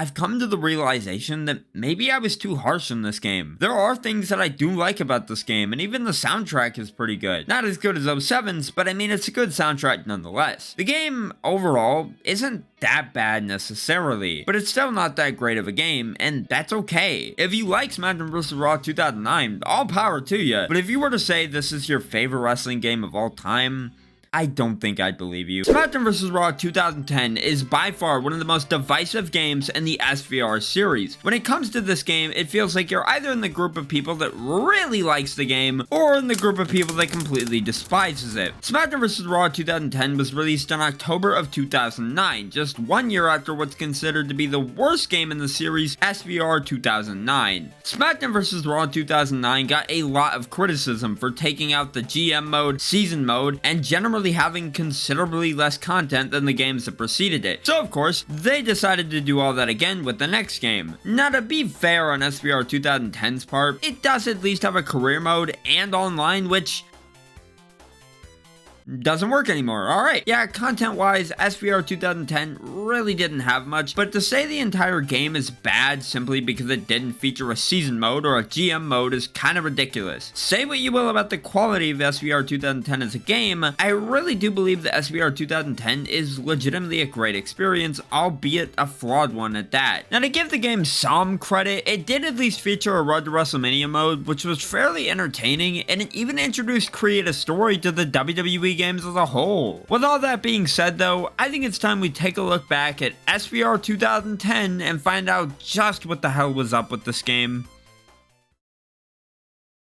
Alright, before I get into everything else this game has to offer, we might as well address the elephant in the room, the gameplay. Yeah, the gameplay in this game isn't the greatest, especially compared to the games that came before it. It's significantly slower than any of the other SVRs, and often matches can feel like an absolute chore to get through. Every animation in this game is just so goddamn slow, and strikes take forever to connect with your opponent. This game's gameplay is by far the worst part about it. It's almost like when they decided to lean into the simulation style gameplay for this game, they completely forgot what made the other Smackdown vs. Raw games fun in the first place. Smackdown vs. Raw was built on arcade style gameplay, going all the way back to the very first game in 2004, so why even bother changing that? Sure, the simulation gameplay in 2010 has its pros here and there, such as the fact that wrestlers will look visibly damaged throughout a match, with their chest getting more and more red as a match progresses, but I don't think that's enough to really excuse how lackluster the rest of the gameplay is. Sure, the game gives you the freedom to use weapons however you want, and there certainly are fun parts to the gameplay, such as being able to do stuff like this, but at the end of the day, none of this really matters when the rest of the gameplay is as slow as it is. And God forbid you do a multi-man match, because no matter what you do to your opponents, 9 times out of 10, they will always get up seconds after. You could run them over with a car and set them on fire, and they'd still get up like nothing happened. Actually, I think he's dead. To be fair though, this isn't much of an SVR 2010 issue, more so just a general problem with Smackdown vs. Raw as a whole, but I feel it's definitely at its worst in this game. As for the roster, honestly, it's just okay. It features just about everyone you would have seen on TV in 2009, like Jeff Hardy, Matt Hardy, John Cena, and Finlay, as well as a few legends, and by that I mean 5. Yeah, only 5 legends. Now sure, you can make the argument that legends and throwback content really weren't all that important in WWE games yet, as the main focus of the games around this time was always on that that of the current time period and what was around then, but that doesn't really change the fact that the selection of legends in this game is stupid. First of all, Dusty Rhodes is playable in this game, but it's not classic Dusty Rhodes with the polka dots. No, it's old man Dusty Rhodes wearing casual attire.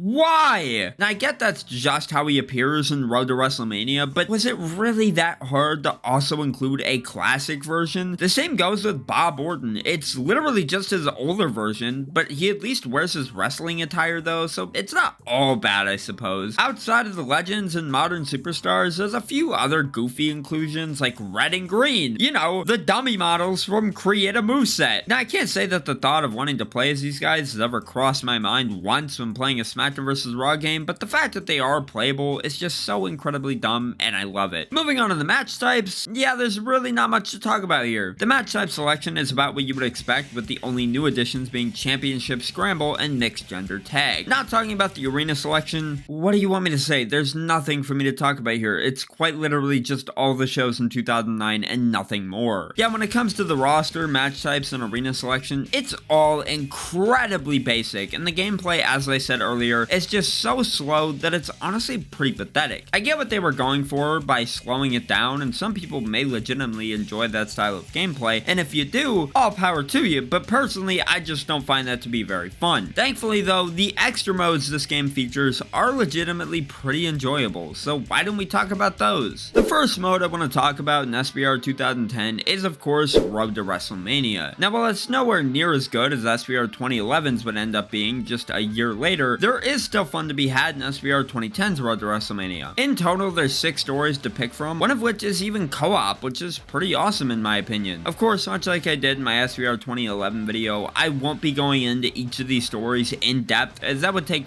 far too long. But what I can tell you is that each story is actually pretty entertaining and enjoyable. The Mickie James story, for example, is really cool since it featured a women's Royal Rumble 9 years before one would actually happen in real life. And as dumb as the brand warfare story can be at times, I still absolutely love it. Next up is Story Designer, which, fun fact, made its first appearance in this game. And much like every other game it's appeared in since then, it's a great experience. Now, of course, Story Designer is one of those modes that only appeals to certain people, as you need to have a certain amount of creativity to put together your own cohesive story, and anytime I try to use Create a Story, I end up just staring at the dialogue text input screen and can never figure out what to write. Despite me not really being into the mode though, it's hard to deny just how important it is to so many people. Well, outside of Story Designer and Road to WrestleMania, there's the career mode, and I'm gonna be honest, Smackdown vs. Raw 2011 made the right call by getting rid of this mode. Now, don't get me wrong, the inclusion of a career mode is nice, and it does serve as an extra piece of content to keep you engaged with the game, but playing it doesn't really give you anything to accomplish. It is freeform for the most part and allows you to play through your career the way you want to, which is nice, but up until I had to make this video, I had never even played the mode before. Hell, I had forgotten all about the mode entirely, which goes to show how nothing this mode was. With all that being said, I'm sorry, but I just don't think I care about SBR 2010's career mode all that much. Overall, Smackdown vs. Raw 2010 is fine. It's nowhere near as good as SBR 07 or even 06 for that matter, but to say the game is awful and is truly the worst wrestling game ever wouldn't really be fair. It does have good things going for it, and regardless of what you think of the overall gameplay, I still do think there is some fun to be had with it. I can't lie and say that when I was playing the game for this video, I did have fun with the game at times, and to be honest, I think I'd still rather play this than... Oh dear God, I have to talk about this next, don't I? What would happen if you took Smackdown vs. Raw 2009, stripped it of any ounce of fun the game had, as well as all of its features? Well, what you're left with is none other than Legends of WrestleMania, and please, for the love of God, give me SBR 2009 back. Yes, Legends of WrestleMania, the often forgotten spin-off of the Smackdown vs. Raw series, and trust me, there is a good reason for why this game isn't remembered by many. In the late 2000s to the early 2010s, the mainline Smackdown vs. Raw series wasn't doing too hot, as SBR 08 was met with pretty mixed reception, and when SBR 09 came out a year later, it really didn't do too much to show people that the SBR they knew and loved would ever be the same again. So what do you do when people are losing faith in your product? Well, you put out a worse one, of course, and that's exactly what THQ did with Legends of WrestleMania, as they decided to take everything that made SBR great and get rid of all of it in order to make a slimmed down and more simplified wrestling game, with the center focus being on legends from the 80s to early 90s. 90s. Now I will admit, it is a game that sounds cool in concept, especially when you consider that playable legends weren't super prevalent in SVR at this time, so to get a game that was entirely focused on legends could have been legitimately interesting. The issue is that THQ and Yuke's only had maybe a day to work on the game, and what we ended up getting was a wrestling game where half the wrestling is done by QuickTime events. Why? Who asked for this? Sure, you could say, oh, well, this game wasn't meant for you. It was meant for the people who grew up with the old NES and arcade wrestling games. Yeah, sure, but the game is heavily advertised as being an expansion to Smackdown vs. Raw 2009, and there's ads for it plastered everywhere in SVR 2010. If this was truly meant for one specific group of people, then I don't think they would have bothered trying to market it to the Smackdown vs. Raw audience, aka the same audience that this game wasn't meant for, supposedly. And that leads us into the biggest problem with Legends of WrestleMania, the gameplay. Somehow, someway, they made a wrestling game where you hardly do anything, and half the damn gameplay is simplified to just press a button when the game tells you to. And they expected people to absolutely love it. As I said earlier, I get they wanted to make this game more in line with the type of wrestling game someone in their 40s would have grown up playing, but I guarantee you that even they would find this game to be boring as hell. Pretty much everything you do in this game is boiled down to just being a quick time event, from finishers to basic ass grapple moves, and I just don't understand how anyone could find that fun in the slightest. My biggest pet peeve in a wrestling game, or any game in general, is when control is constantly being taken away from me. When I do a grapple move and I'm forced to watch the same canned animation every single time, it just gets to a point where I'm no longer having fun.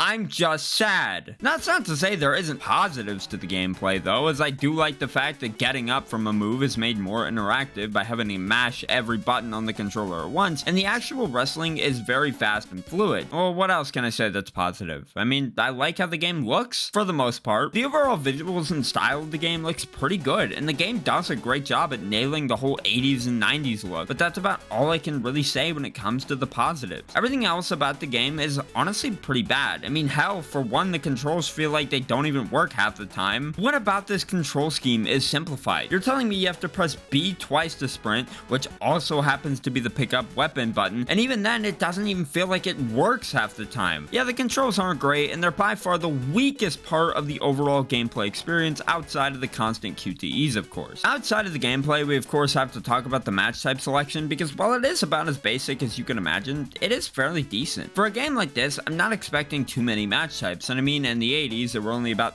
3 match types in all of the WWE, so it makes sense that the selection here isn't going to be massive. By far, the best match type in the game, though, is definitely Hell in a Cell, as every cell match starts with you and your opponent on top of the cell, which I'm 99% sure is supposed to be a reference to Mankind and Undertaker at King of the Ring 1998, which is honestly really cool that they did that. On top of that, the match type is also just incredibly fun. Being able to throw your opponent off the cell, through the announce table, and then immediately after being able to just break through the wall of the cell is fucking awesome. Other than that, the rest of the match types play pretty much just how you would expect them to. So how about we move on to the arena selection? Now this has to be the most basic arena selection I've ever seen, but you know what? I'll let it slide. I was not expecting much from the arena selection, as they did pretty much all they had to do in just making the first 15 WrestleManias playable, and that was it. They did also include a classic Royal Rumble arena, which was nice, and I gotta say, for what they're worth, I actually like the arenas in this game. They all look absolutely fantastic and fairly accurate, which for a half-assed game like this is pretty impressive. WrestleMania 9, for example, looks great, and I especially love the way WrestleMania 11 looks. Yuke's and THQ nailed the overall presentation and look of each arena, and I can commend them for that. You can definitely tell that if this game had maybe spent more time in development and wasn't just put out as a blatant cash grab, that it could have been something far more special, but no, for some reason they just needed to rush this game out the door because someone out there was eager to play this damn game. Not talking about the roster, honestly, for what it's worth, it ain't half bad. You have just about all the classic superstars you can imagine, from Ultimate Warrior to Andre the Giant, even Purple Gloved Undertaker. Most of the superstars in this game look pretty damn good too, and then others look like King Kong Bundy. Seriously, they couldn't have at least tried a little harder on making his model look even slightly better. Now, if you're not happy with this game's roster as is, they did include the option to import your Smackdown vs. Raw 2009 roster if you had an existing SVR 2009 save file on your hard drive. Finally, I can live out my dream match of Jimmy Wang Yang versus Bam Bam Bigelow. Having Smackdown vs. Raw 2009 2009 alongside Legends of WrestleMania definitely improves the overall experience of the game and takes him from being a bad wrestling game to a mediocre one. Overall though, the core parts of Legends of WrestleMania are just okay. Sure, the gameplay makes me want to throw my controller at the wall sometimes, but everything else like the arena selection and the roster is fine enough. A good arena selection and roster doesn't save this game from being not good though. But if you just couldn't get enough of the awful gameplay, then you're in luck because this game has extra modes for you to play.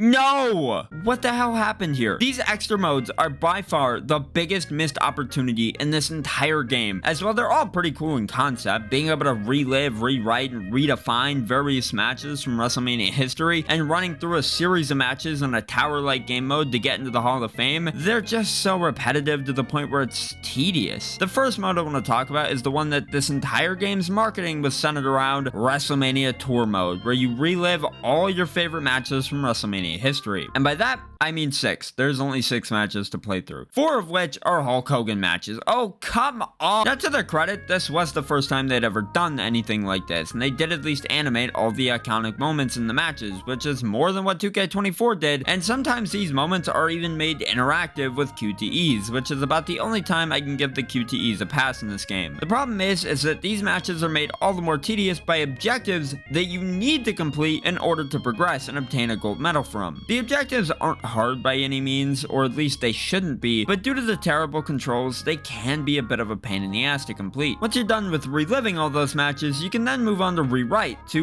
history. Just as long as you follow the objectives though, because God forbid you have too much freedom. And then there's Redefine, which does stuff like put Andre the Giant and Big John Studd in Hell in a Cell at WrestleMania 1, because, you know, why not? And if playing through real life matches you've already seen on TV a million times isn't your thing, then there's the Legend Killer mode, which is just a glorified towers mode. You have a series of Legends towers to play through, and for each tower you complete, you get a gold medal. What do the gold medals do? Well, you can view them in the Hall of Fame, which does absolutely nothing. So what the hell is the point? Now, I do like the overall presentation of how these modes are displayed, as if they're in some sort of WWE vault or something, but I mean, outside of that, the modes just aren't all that great. With all that being said, Legends of WrestleMania is not a good game. When it comes to just being a super casual Legends-focused version of Smackdown vs. Raw, it does its job, sure, but I don't think that excuses the fact that the game is just bad. Just because it's made for a more casual audience shouldn't mean that it can't be a good game. I definitely think the concept could have worked, but due to it being rushed, it doesn't feel nearly as good as it could have had they spent more time on it. And I mean, come on, casual games can be good too. Just look at... Yeah, I think I treated you too harshly. You know what I hate the most about modern wrestling games? They just have too much content. I want a wrestling game with as little content as possible.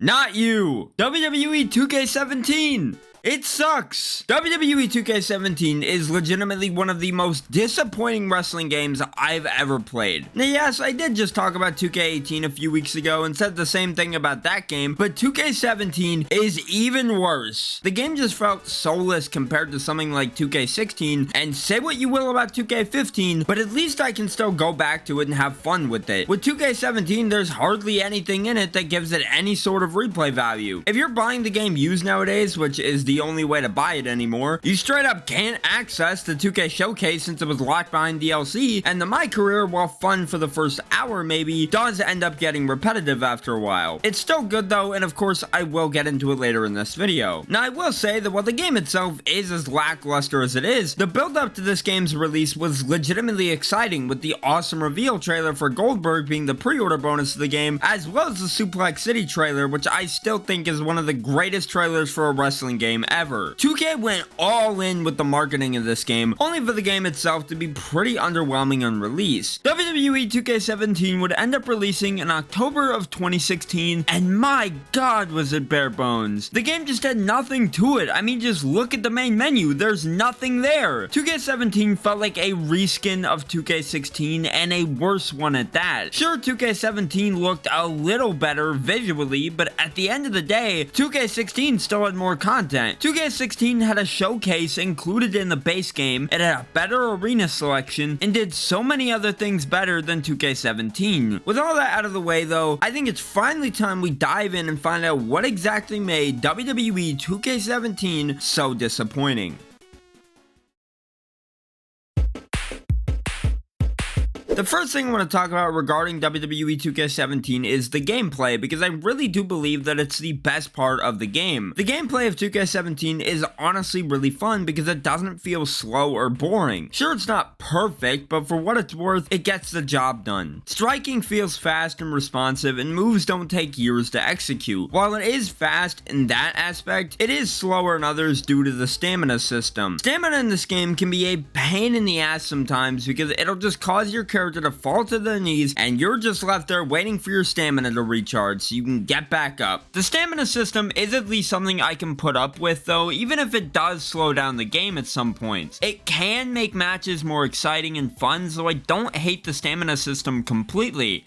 I do hate the weapons though. This was the game that completely ruined the way weapons worked in matches. Remember in SVR 2011 when you could place weapons wherever you wanted and you weren't confined by the limitations of the game? Well, 6 years after that game released, I guess Yuke's and 2K just thought it would be a good idea to get rid of that mechanic and decided to add a shit ton of restrictions on where you could place ladders and tables. If you want to place a table in a specific area in the ring, good luck, because the game will always redirect you to either the corners or the center of the ring, and that's where the table will go. This is by far the worst part of 2K17's gameplay in my opinion, because I hate not being able to set up spots the way I want to in Extreme Rules matches or ladder matches. Even 2K15 on next gen let you place weapons wherever you wanted, and that game sucked. Well, you may not be able to place a table wherever you want, but hey, at least the arena selection's good.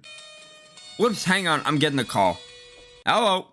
Sir, capital punishments in the game. This arena selection blows. There's hardly any arenas here, and yeah, while there's some variety here, it doesn't excuse the fact that there's still hardly any arenas to pick from. Plus, out of all the arenas for them to include capital punishment, the pay-per-view they only held once with Barack Obama? Most of the arenas in the game are literally just shows from 2016, and that's it. Sure, there's a few throwback arenas like Fully Loaded and Raw 1998, but even WWE 2K14 and WWE 13 had more arenas to choose from, so it really doesn't matter. Well, the arena selection isn't great and the gameplay is just okay. What about the roster? Well, thankfully, the roster is pretty damn good, and with the DLC, it just gets even better. 2K17's roster honestly might be the greatest we've ever had for a WWE game, and when you realize just how stacked it was, it's not hard to see why. The game not only saw the return of Goldberg in a WWE video game for the first time in years, but it also marked the first time AJ Styles would appear in a WWE video game as well. The only thing that ruins this roster is the fact that Goldberg is only playable if you actually own the DLC at some point, because if you're picking up the game used nowadays, Goldberg is completely inaccessible, which is a damn shame. Well, you may not be able to play as Goldberg in 2K17 anymore, but hey, at least you can still play as Stardust. To round out this portion of the video, I will say that the gameplay, while not perfect due to the stamina system and restrictions on the weapon placement, it did introduce some pretty cool mechanics. This was the game that introduced crowd fighting as well as the ability to walk backstage mid-match to brawl with your opponent. Both of these do add a bit more fun to the game and are mechanics we still have in the new games, which is great. Honestly, my only problem with the crowd fighting and backstage brawls is that there's not enough to do in them. Now, obviously, they'd expand on both of these mechanics with 2K18, but in this game, backstage brawls just lacked any sort of interesting elements and depth, and the crowd fighting just felt bland and boring. Other than the gameplay, everything else aside from the roster is just lackluster. As I said, the arena selection just isn't very good, and Jesus, what the fuck is that? Yeah, the visuals as well as some of the models in this game just look off. The game doesn't look bad by any means, but you could tell Yuke's and 2K still hadn't perfected the next gen graphics yet at this time. Well, now that I've talked about all that, it's time we take a look at everything else this game had to offer.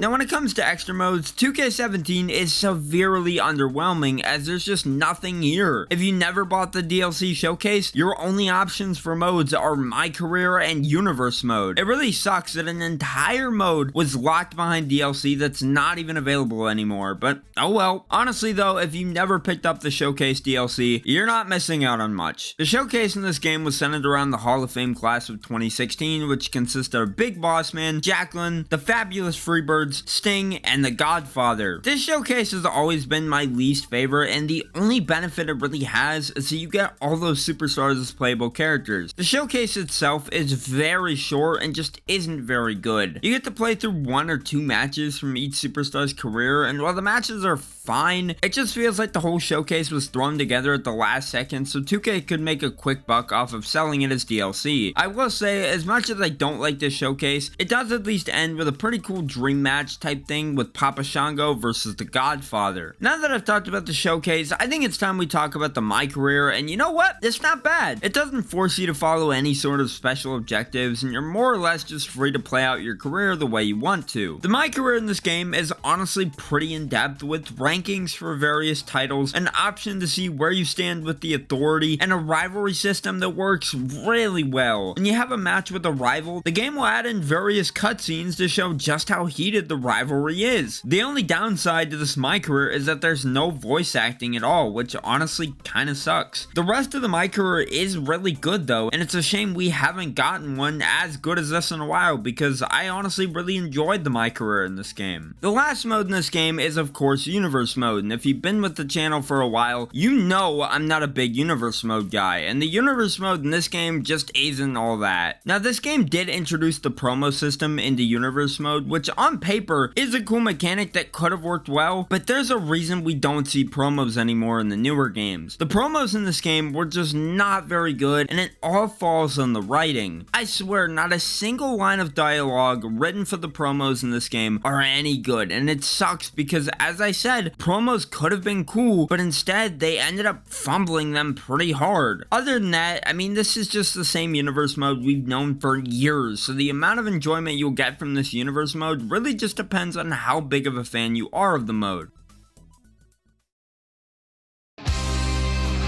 So that was WWE 2K17, and yeah, it's not great. Sure, it had some good elements to it. The gameplay was okay, the roster was solid, and the My Career was great, but that doesn't make the rest of the game good. There's just no reason to go back and play this game in 2024 unless you had the DLC, and ultimately, I think that's why the game was so disappointing. So much of this game's content was locked behind DLC. Without the accelerator, you were forced to grind and earn VC to unlock superstars, and without the DLC to access the showcase, you were left without an entire mode to play. It sucks because this game could have been better than it was, but in the end, it was just a worse version of 2K16. So why don't you just play 2K16 instead? In 2014, 2K released WWE 2K15, which is still by far the most bare bones wrestling game I've ever seen. The game had absolutely nothing in terms of modes, match types, or creation options. As the years went on though, and as we got more games like 2K16 and 2K17, things were starting to look up. Then we got 2K18. WWE 2K18 is legitimately the most disappointing wrestling game I've ever played. It's like they learned absolutely nothing from the disaster that was 2K15 and repeated their exact same mistakes. Half the content that was featured in 2K16 and 2K17 is gone here. Showcase? What the hell's a showcase? Here, have a QR code for WWE Supercard. Ironically, Supercard actually has more content than this game, which is honestly just kinda sad. 2K18's main modes consisted of Play, which is just your regular exhibition matches, My Player, which is just the career mode, and Universe mode. That's it! Other than the create mode, that is quite literally all this game has to offer. This is also the part where I mentioned this is the year where they finally abandoned the Xbox 360 and PS3. So this was the first full next-gen WWE 2K game, and what did they do? Stripped it of all of its modes and made this game worthless. Speaking of worthless, this game received a Switch port which released a whole 2 months after the other versions, and it was by far the worst way to play this game. 2K18 on Switch was slow, buggy, and choppy as hell. They could have put this game on the NES and it would have run better. During the build up to this game's release, they hardly showed anything related to the Switch version because even they knew it was bad. Hell, the trailer that came out when the game was released on Switch was 29 seconds long, barely showed any gameplay, and had tons of bugs present. The damn announcement trailer was just Seth Rollins saying, "Hey, 2K18's coming to Switch, you should like buy it or something," while pretending to play as Nintendo Nintendo Switch that wasn't even running 2K18. It wasn't even running a game at all! They could have had any other game running on the Switch and it would have been more convincing. Oh my god, look! I'm playing 2K18 on the Nintendo Switch! That's the Switch version though. The real versions of the game would launch in October of 2017 on Xbox One, PS4, and PC to very mixed reviews. Honestly, I didn't mind the game when I first played it back in 2018, but after playing every WWE 2K game that preceded this one, it just makes me wonder why I like this game so much. As I said, there was nothing to this game in terms of content. With all that out of the way though, let's really dive in and find out what exactly made WWE 2K18 so disappointing.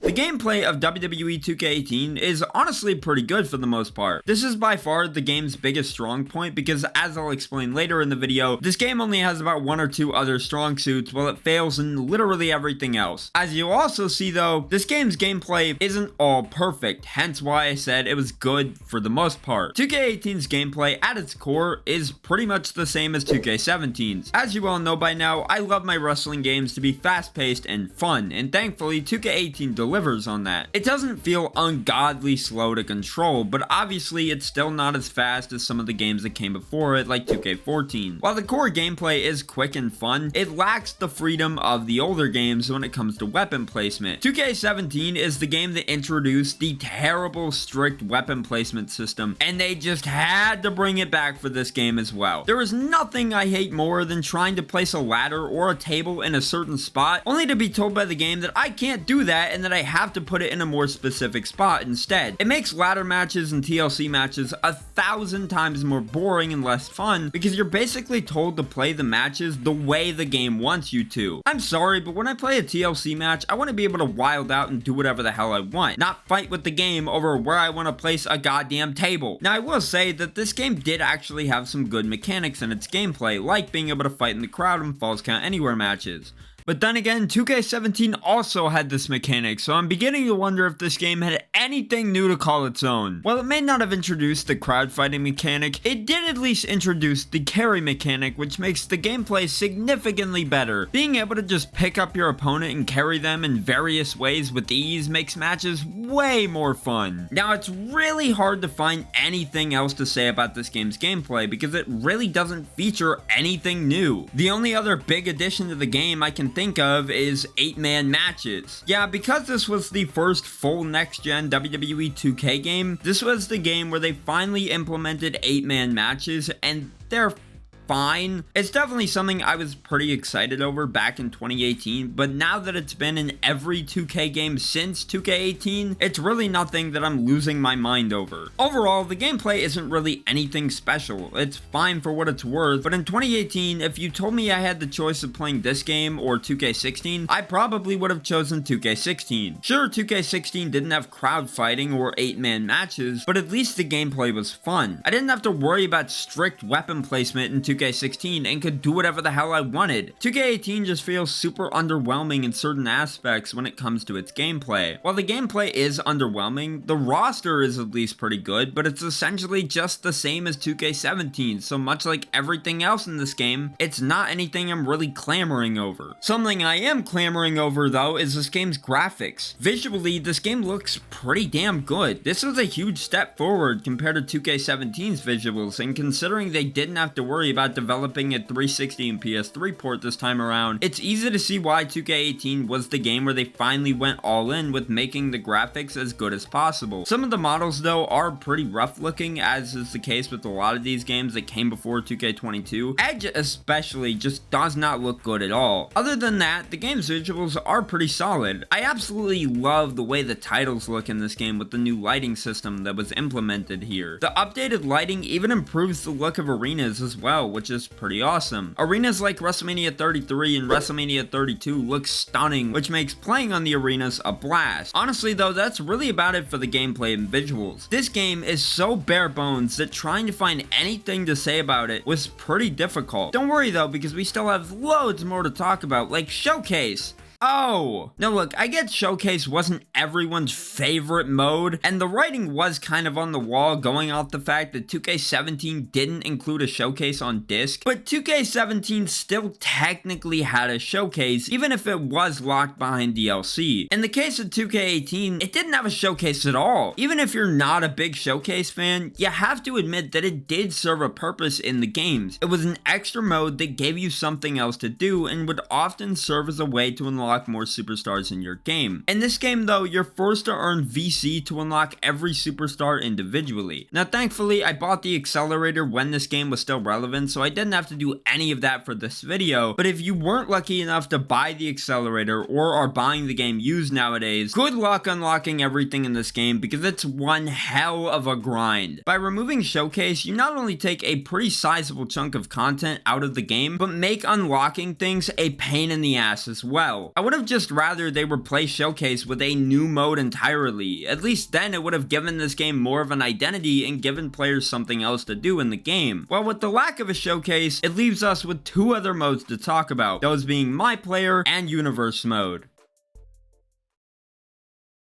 The first mode I want to talk about is My Player, and I'm not lying when I say this is the weakest My Career I've ever played in any of the WWE 2K games. First of all, this mode lacks any sort of direction or story. Sure, Baron Blade's there, which does connect this to 2K15's career mode, but unlike 2K19, which would end up making Baron a full-fledged character with voice acting and whatnot, 2K18 does nothing to make Baron a good or likable character. I just don't give a damn about Baron Blade in 2K18. He does absolutely nothing to improve the My Career. It's just like, oh, look at this character from 2K15. He's back in this game now. Well, it's just a damn shame that I don't care about this game to begin with.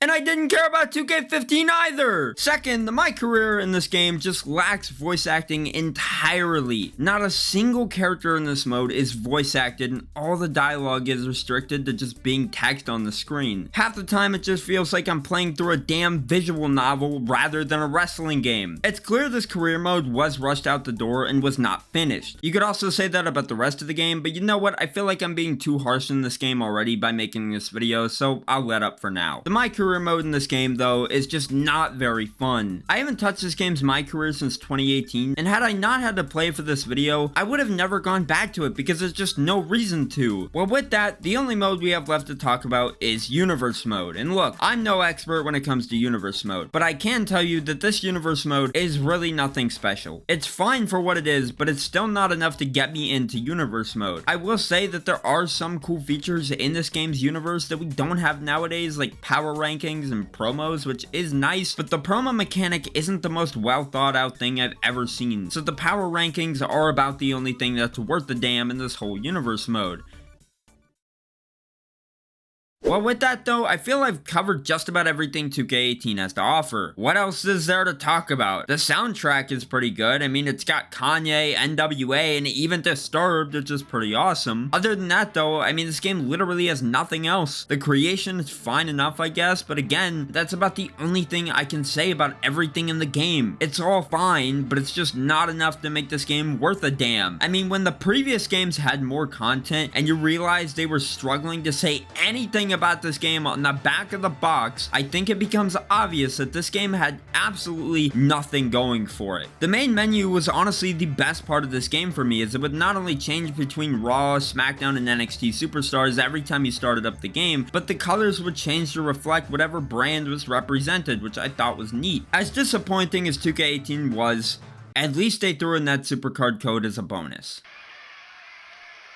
What? I love Supercard. WWE 2K19 is what many consider to be the best WWE game in the WWE 2K series. And you know what? I agree. 2K19 has always been one of my favorite WWE games, and when you look at what all this game had to offer, it's not hard to see why. 2K19 felt like a culmination of all the previous WWE 2K games at the time, while also adding in new things to make the game feel even bigger. When I say this game was something special, I really mean it. it. First of all, we had AJ Styles on the cover, which, might I add, is one of the best looking WWE 2K game covers next to 2K16. Secondly, the My Career in this game was a lot of fun to play, and third, this game just had so many modes and fun little gameplay elements that we haven't seen appear in any of the games that followed this. So in this video, I wanted to talk about all of those things and find out what exactly made 2K19 so phenomenal. Released in October of 2018, WWE 2K19 was the follow-up to one of the more mediocre WWE games of the past decade, WWE 2K18. 2K18 is a video for another day, but the point I'm trying to make is that 2K18 didn't have a lot to offer. It lacked a lot of game modes. The gameplay, while improved in some ways compared to the games that came before it, still wasn't all that great. However, with that game, you could see that 2K was starting to go in the right direction, and with 2K19, it felt like they reached that final destination. 2K19 was the absolute peak for the 2K series. Those initial trailers hyped this game up like it was the end-all be-all of wrestling games, not to mention the $1 million tournament that was held to promote the game. The tournament was kinda lame since the guy who won it worked for WWE to begin with, and the whole thing turned out to be rigged. Enough about the backstory of 2K19 though, let's talk about the gameplay. The gameplay of WWE 2K19 is what I would call perfection.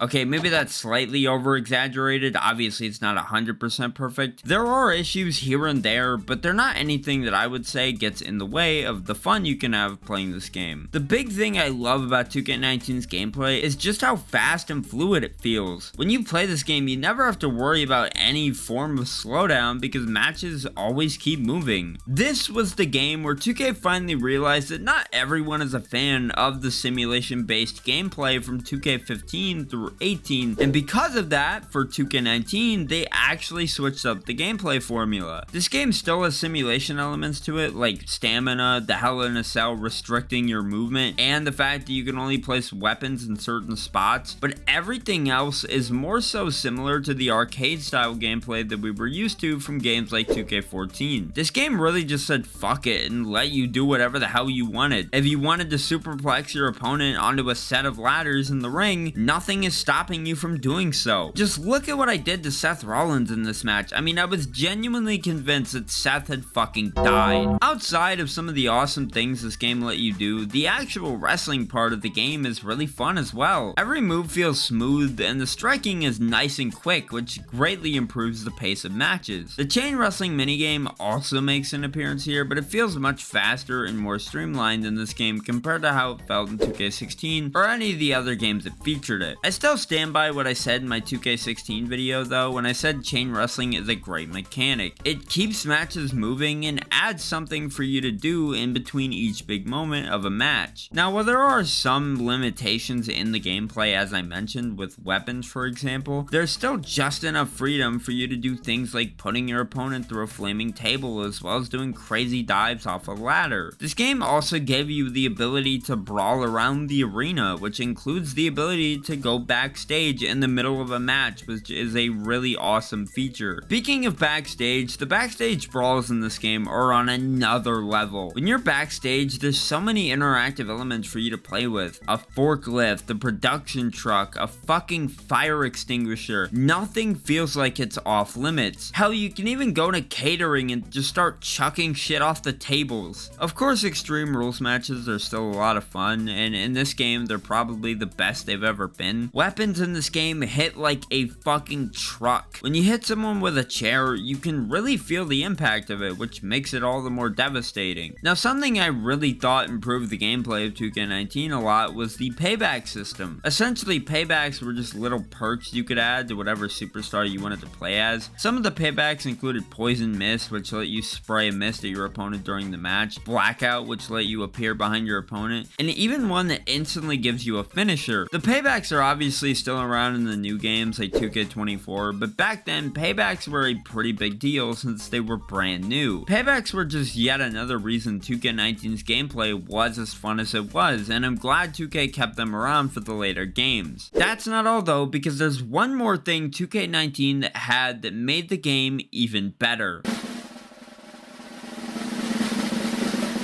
Big Head Mode. This is still one of the greatest features I've ever seen in a wrestling game. Now yeah, it doesn't really change the gameplay or anything, but it's dumb stuff like this that can make a game feel more fun. This is what I meant by this game leaned more into the arcade style gameplay because it took risks. It added dumb stuff like big head mode and even blocky Minecraft like models, which 2K really didn't have to add, but they added more value and fun of the game, so they did. With that being said, that's really all there is to say about the gameplay of 2K19.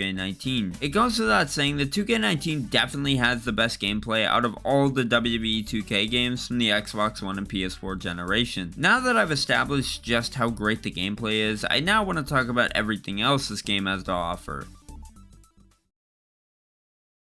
Now talking about the roster, I'm just gonna say it, 2K19 is one of the best rosters of all time. In the base roster, we got 2010 Batista, 1998, as well as 1991 Undertaker, Diamond Dallas Page, and 2003 John Cena, just to name a few. The roster was already stacked to begin with, but then you factor in the DLC and the roster just becomes even better. If you bought some of the DLC for this game, you get Ronda Rousey, Rey Mysterio, Roddy Piper, and even 1985 Dusty Rhodes. Unfortunately, the DLC can't be purchased anymore unless you somehow track down a brand new still sealed copy of the deluxe edition, which had the DLC included, but good luck trying to do that. All in all, the roster in this game was all around excellent. Unfortunately though, the arena selection isn't quite as impressive. Somehow this game offers less than even 2K14 did in terms of arenas, but hey, at least we got WrestleMania 33 as a playable arena. Look, the arenas featured here, while they're not horrible, just aren't enough. There's hardly any throwback arenas featured in this game. We barely got any Ruthless Aggression era arenas, and barely got any Attitude era arenas, if any at all. And even worse, the one Ruthless Aggression arena we did get was fucking Velocity. Ah yes, Velocity, everyone's favorite show from the Ruthless Aggression era. Really, when it comes to the arena selection, the lack of arenas is my only real complaint. Honestly, I feel it's very easy to make do with what's featured in this game, and if a certain arena isn't in the game, you still have that option of making one yourself, which is nice. Overall though, the roster is pretty fantastic, and the arena selection, while lacking, is fine and doesn't really bring the game down all that much.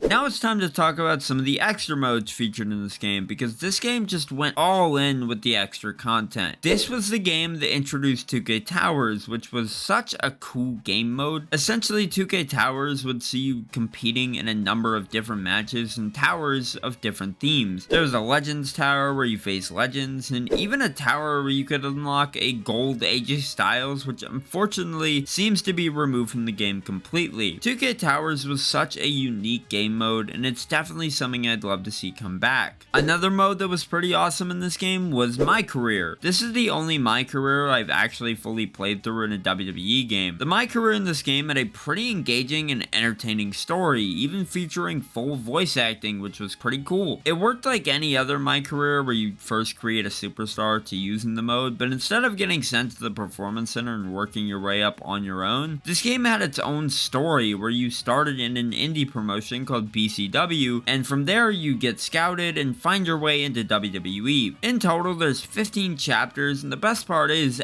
after you finish the mode, it's infinitely replayable. If you haven't yet checked out 2K19's My Career, I really recommend giving it a playthrough because it's a lot of fun. The last mode I want to talk about is 2K Showcase, which this time around is focused on the career of Daniel Bryan. The Showcase takes you through most of Bryan's career from his WWE debut at Velocity in 2003 to his crowning achievement of winning the world title at WrestleMania 30. While I wouldn't say it's my favorite showcase we've ever had, I still think it's better than the showcases we've been getting as of recent in the newer games. All in all, WWE 2K19 is truly a phenomenal wrestling game. While I covered 99% of the great things that this game had going for it, I still left some things out which speaks volumes about how much content this game had. Some of those things include the fact that you can play as a zombie Triple H, and that this game introduced the ability for you to create your own custom Money in the Bank briefcase. Now unfortunately, 2K19 has been delisted from all digital stores, which sucks, but if you can find a physical copy of the game, I highly suggest picking it up because even in 2024, this game is still a must play. Also, 2K19 is 6 years old now. Fuck, I'm getting old. Ah yes, Smackdown vs. Raw, the series that's beloved by everyone and has 0 bad games. I mean, all of these games are regarded as classics, so surely that means they're all equally as good, right? Oh dear god. Smackdown vs. Raw 2008 might just be one of the worst games I've ever played. Seriously, the fact that this, of all things, was the follow-up to one of the most well-liked games in the series, Smackdown vs. Raw 2007, is mind-blowing. SVR 2008 had the chance to be great and even bigger than its predecessor, but for whatever reason, Ukes and THQ just forgot how to make good wrestling games, I guess, and ended up creating this thing of a game. Now sure, at first glance, it just looks like yet another Smackdown vs. Raw, because it is, but it's only upon playing it when you realize that this game isn't very good. Everything about this game just felt slapped together in an attempt to outdo Smackdown vs. Raw 2007, but amidst all that, I'd argue Smackdown vs. Raw 2008 ended up being worse than 2007 simply just due to the fact that it failed to capture the same fun and excitement that had made that game so great. The gameplay was a huge downgrade, the season mode was replaced with a new 24/7 mode that was nowhere near as good, and some of the other modes like GM mode took a pretty big hit in the quality department. With all that out of the way though, I think it's time we take a deeper look at Smackdown vs. Raw 2008 and find out what exactly made it so bad. The gameplay of Smackdown vs. Raw 2008 is legitimately the worst thing about this entire game, as it's so bad that oftentimes I don't even want to continue playing after one match. Everything is so painfully slow and boring, not to mention all the weird new features that add absolutely nothing to the game, such as fighting styles, for example. I played a good number of matches in this game, and I'm gonna be honest, I still don't know what these are supposed to do. I guess they're supposed to be like ultimate abilities once you have them fully charged, but I genuinely can't tell when I'm playing a match. Once you build up your finisher meter, you have the option to store your fighting style, which makes absolutely no sense when compared to the older games, which would let you store a finisher instead. Each superstar has 2 fighting styles each, but I mean, at the end of the day, I failed to see the true purpose behind this feature and have no idea what it's trying to accomplish. Hell, they straight up abandoned the fighting styles mechanic entirely by SVR 2009, so just that alone should tell you that nobody gave a damn about the feature to begin with. It was definitely only added to give the illusion of something new compared to the previous game, because I really don't think it adds much to the overall gameplay experience. Outside of the fighting styles, the core gameplay, as I said, is extremely slow, with moves taking an eternity to pull off, which makes for a pretty boring wrestling game. As you all know, I like my wrestling games to be fast and responsive, and this game just isn't that. Hell, if you get knocked down into the later stages of a match, it can take what feels like minutes to even get back to your feet, which is just ridiculous. As bad as the gameplay is though, I will say that it did at least give you the ability to run wherever you wanted, which, believe it or not, was a feature that was introduced in this game. It is a nice quality of life improvement, but I mean, one good thing doesn't really make the rest of the overall package any more enjoyable. When it comes to the gameplay of each of the Smackdown vs. Raw games, this game is 100% at the bottom of the barrel. Now, that's not to say it's all bad, as like I said earlier, you can run wherever you want, and you can fight in the crowd, which is honestly pretty cool. They got rid of crowd fighting the next year and didn't bring it back to 2K17. Why? The one good thing this game had going for it, and for some reason they just got rid of it a year later? Jesus, no wonder why they went bankrupt. Enough about the gameplay though, now it's time to talk about the roster, because it truly is what I would call a mixed bag. Now normally these games only give you the option between SmackDown and Raw superstars, hence the name Smackdown vs. Raw. Oh! This game though just had to be different. The fact that it was the first Smackdown vs. Raw on the DS and PS3 wasn't good enough for it. It had to be different in other ways. So along with doing all that, it was also the very first game in the series to feature ECW stars as playable characters, which you gotta admit is pretty cool. The likes of Sandman and Tommy Dreamer are all playable here, and that's pretty damn cool. Now while I'm not a huge ECW fan, never have, never will be, I can at least appreciate the fact that ECW was featured here, as it does add some depth to the roster. Outside of that, the roster is about what you would expect, just featuring stars who were around at that time, while also mixing it up with the inclusion of a few legends who I don't have unlocked, as I refuse to sit through the 24/7 mode to get them. Sorry, I just can't do that to myself. Moving on to the arena selection, good lord, why are half these locked? Yeah, outside of a good majority of them being locked behind the 24/7 mode, which again, I don't have the patience to sit through to unlock everything, the arena selection selection overall is fine. It's pretty much about what you would expect from a WWE game around this time in terms of it just being arenas from that time period. Other than that, there's honestly not much else to say about it. It's a basic arena selection that gets the job done. And you know what else is basic? The match types. Other than the addition of the ECW Extreme Rules match, which is quite literally just a normal Extreme Rules match with a few new features like setting weapons on fire, the match type selection is the exact same as it was in SVR07, which, yeah, while it is a bit disappointing they didn't go the extra mile in adding more new matches, SVR07's match types were fantastic, so to be honest, I don't really see the issue in them reusing all of them for 08. The Buried Alive match in 08 is just as fun as it was in the previous games, and the ECW Extreme Rules match, which I brought up briefly earlier, is nothing short of chaotic, which makes it incredibly fun to play. So yeah, so the match type selection isn't anything I'm necessarily clamoring for. It does have some good to it, which is always nice in a wrestling game. The main issue with the match types though isn't even the fault of the matches themselves. Instead, the problem lies with the piss poor gameplay that I already talked a bit about earlier. And that's what I think is the biggest issue with this game in general, that no matter how good something may be in it, the gameplay always ends up being the limiting factor of everything. Like I said, ECW Extreme Rules matches are fun, sure, but to be honest, I'd still much rather play an Extreme Rules match in SVR07 instead, because at least there, the gameplay is fast, fluid, and just overall more engaging. Some of you may like the more simulation-focused gameplay of SVR08, and I mean, if you do, all power to you, but at the end of the day, Smackdown vs. Raw, especially by this point, was never a series that entirely focused on simulation to begin with. So why did they decide to go in that direction for this game? SVR always had simulation elements, sure, but the series always put arcade elements and dumb fun first before the simulation stuff, which is the big thing SVR08 fails to accomplish. Anyways, enough about the gameplay, let's talk about the extra modes this game has to offer. Now, as far as extra modes go, this game actually is quite a bit, such as a GM mode and a season mode. Wait,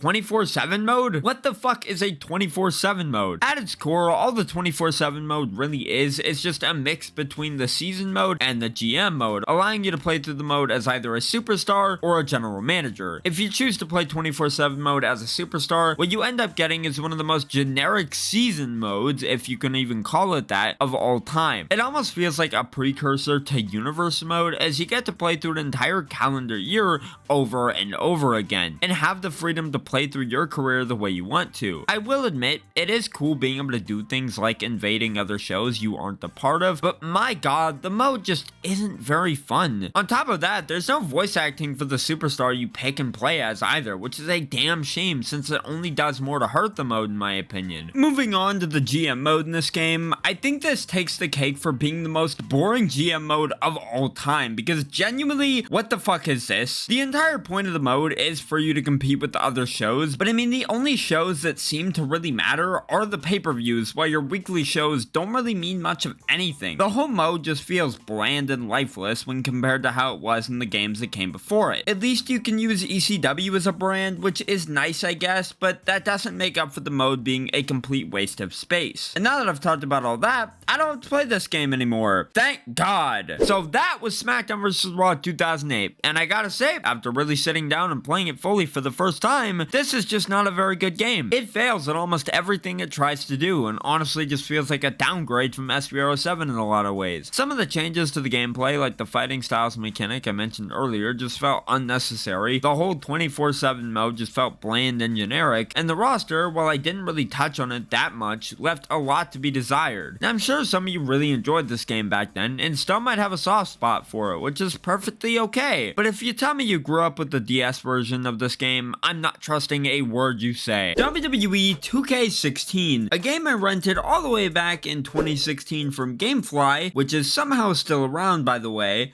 Played for about 5 minutes, realized it was just 2K15 with an updated roster, and sent the game back. That was my only experience with WWE 2K16 up until 2021 when I picked up the game again, and honestly, it made me wish I'd given this game more of a shot when I played it originally. Now, it is worth noting that the version I played originally was the Xbox 360 version, which, dare I say, is the best version of this game. Now, as much as I'd like to talk talk about the Xbox 360 version of 2K16. I already talked about 2K15 on last gen and 2K14, and 2K16 on 360 is pretty much just those games with an updated roster. Don't believe me? Try and guess which one of these is WWE 2K16. They're all 2K15. So the version I'll be talking about today is actually the Xbox One version. Is it as good as the 360 version? No. Despite that though, the next gen version of this game isn't terrible. It has some good things to it, like the 2K Showcase, which focused on the career of Stone Cold Steve Austin, the roster, which was pretty decent overall, as well as the gameplay, which was a huge improvement over 2K15. Not to mention the great looking box art, which I still believe is the best looking box art from the 2K series. So with all that out of the way, let's dive into what made WWE 2K16 so awesome. WWE 2K16 was released in October of 2015 and was received much better than 2K15 on launch. 2K16 was a step in the right direction for the WWE 2K series, and it seemed like the series had a bright future ahead of it. Even before 2K16 officially launched, the build up to this game's release was so fucking cool. I remember seeing that commercial with Arnold, I'm not even gonna try to pronounce his last name, and just being blown away. That one commercial alone legit had me convinced this was going to be the greatest wrestling game of all time. And because this game was following what many considered to be the worst wrestling game of all time, WWE 2K15, it wasn't going to be that hard for 2K16 to surpass 2K15. Enough about the backstory of this game though, why don't we get into what the actual gameplay of the game is like? Well, I will say, just from the gameplay alone, 2K16 is much better than 2K15. Before 2K17 completely changed up the gameplay formula by adding in a lot of limitations, 2K16 still had a lot of DNA left over from games like WWE 13 and 2K14. The gameplay of 2K16 still felt fast and fluid, much like those games did. And while you could tell 2K was still trying to lean towards that slow-paced simulation style gameplay that they were aiming for with 2K15, I don't think it was as egregious in this game. When I play 2K16, I don't have to worry about moving at a snail's pace when I'm just trying to do a basic ass move, or just doing something like walking around the ring. 2K16 felt like a much needed breath of fresh air in the gameplay department. If you feel the gameplay just isn't fast enough, you still have the option to just turn off stamina if you really want to. And again, because this is pre-2K17, you're able to place tables wherever you want and have 5-star classic Extreme Rules matches with no issues. It's obvious 2K heard the complaints about 2K15 when making 2K16, because almost every issue that plagued 15's gameplay is fixed here, which is great to see. Honestly, if 2K19's gameplay wasn't so good, I would say 2K16's gameplay is the definitive gameplay of the 2K series pre-2K22. It's quick, responsive, and just overall really fun. A lot of the stuff that was good about 2K15's gameplay, such as chain wrestling, even carried over into this game, which was pretty cool. Chain wrestling was just a simple minigame at the end of the day, but it did a great job at adding more depth into matches. I still wish the mechanic would make a return to the games nowadays, but unfortunately, I don't think that'll ever happen. Even the new gameplay features that 2K16 added were pretty good, such as the breakout mechanic, which allowed you to run in on your opponent during their entrance. A lot of these mechanics would end up becoming mainstays throughout the rest of the 2K series. This was also the first WWE game to introduce the reversal limit mechanic, which I've never really been a huge fan of. As much as I dislike the reversal limit mechanic though, I do like the fact that it added a bit of strategy, as you actually had to think about when you wanted to reverse a move. Now when it comes to match types, this game really doesn't have a lot to offer. Don't get me wrong though, the match types that are offered in this game are still really fun to play. As I said earlier, Extreme Rules matches are awesome as always. Hell in a Cell matches are actually good in this game because the cell doesn't restrict your movement like it does in the games that would follow this one, and ladder matches are still just as chaotic as always. Now that I've talked about the gameplay and match types, I want to go ahead and talk about the roster, because for what it was worth, it was pretty good in my opinion. We got a lot of Attitude Era stars because of the Stone Cold Showcase, a pretty good mixture of legends and modern superstars, as well as a lot of NXT stars from that time period like Kevin Owens, Finn Balor, Baron Corbin, as well as many others. As I said, the NXT representation was pretty solid, and I loved the Attitude Era stars that were included in the game, such as Ken Shamrock,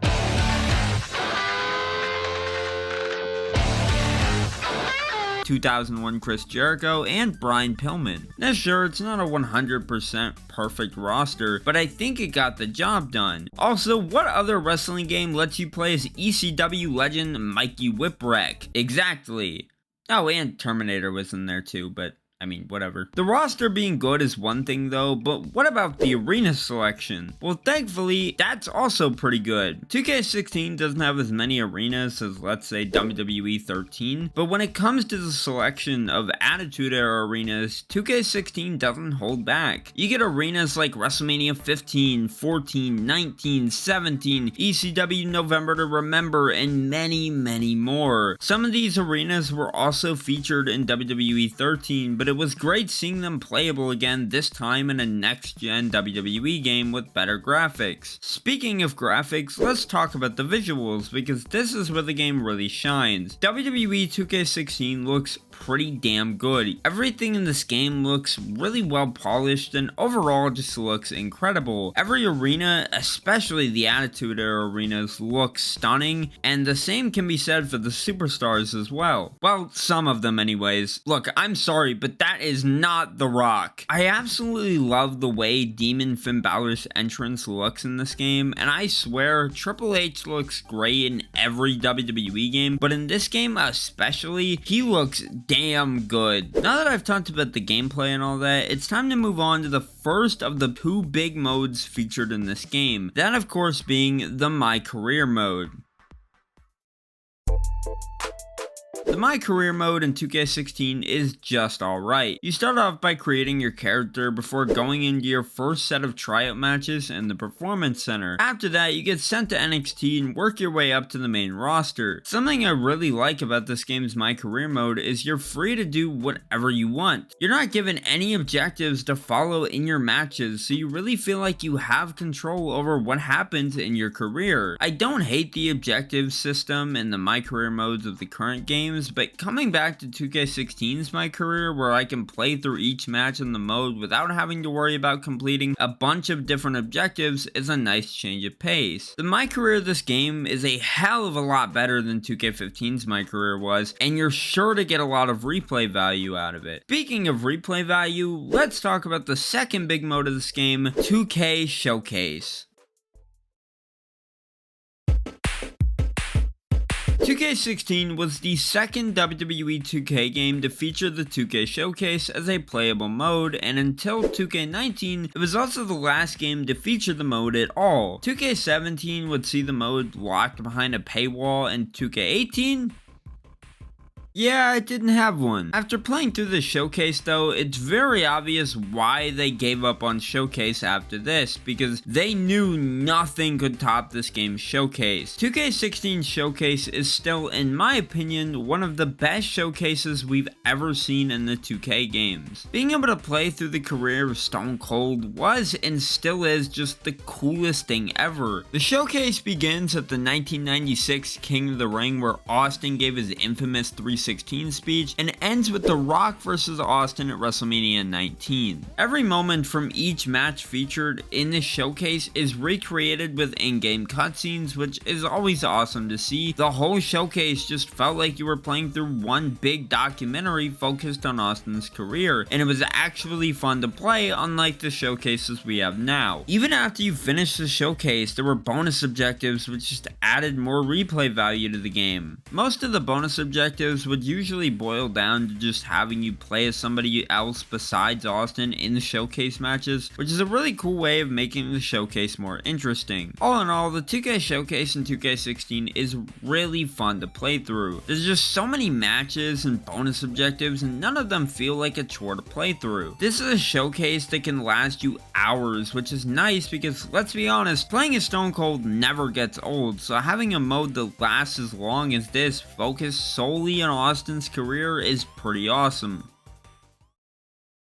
In conclusion, WWE 2K16 was and still is a great WWE game. Is it the greatest WWE game of all time? Far from it, but for what it was certainly a lot of fun. The gameplay was excellent, the showcase was a lot of fun as I mentioned a little bit ago, and the roster was pretty damn good. Sure, the game isn't perfect, there are bugs and glitches here and there, but the main reason I didn't mention that in this video is because I simply just didn't encounter that many while replaying the game for this video. If you can find WWE 2K16 for Xbox One or PS4 at a decent price, I highly suggest picking it up because it's worth giving a try. The 360 version is still better though. In 2019, 2K released one of the worst wrestling games of all time in the form of WWE 2K20. 2K20 was an absolute disaster of a game, and with that, it became pretty obvious that something needed to change if the WWE 2K series wanted to keep going. The series had always been full of ups and downs from 2014 to 2019, but 2K20 was a disaster beyond anything that the series had ever seen before. As a result of 2K20's disastrous release, it was announced in 2020 that a 2K21 wouldn't be happening. Rather, Visual Concepts would get an extra year of development time to work on the next installment of the WWE 2K series. Well, 2K21 may have gotten cancelled, but it could have been worse. We could have gotten a shitty WWE Allstars knockoff instead. You gotta be fucking kidding me. Fast forward to 2021, and after having spent most of that year playing 2K19 and not 2K Battlegrounds, it all came to a head at that year's WrestleMania when the next WWE 2K game was officially announced. That was also the day I realized my WWE 2K collection would forever look terrible on my shelf. Hey man, that's a nice collection you got here. It's pretty impressive, but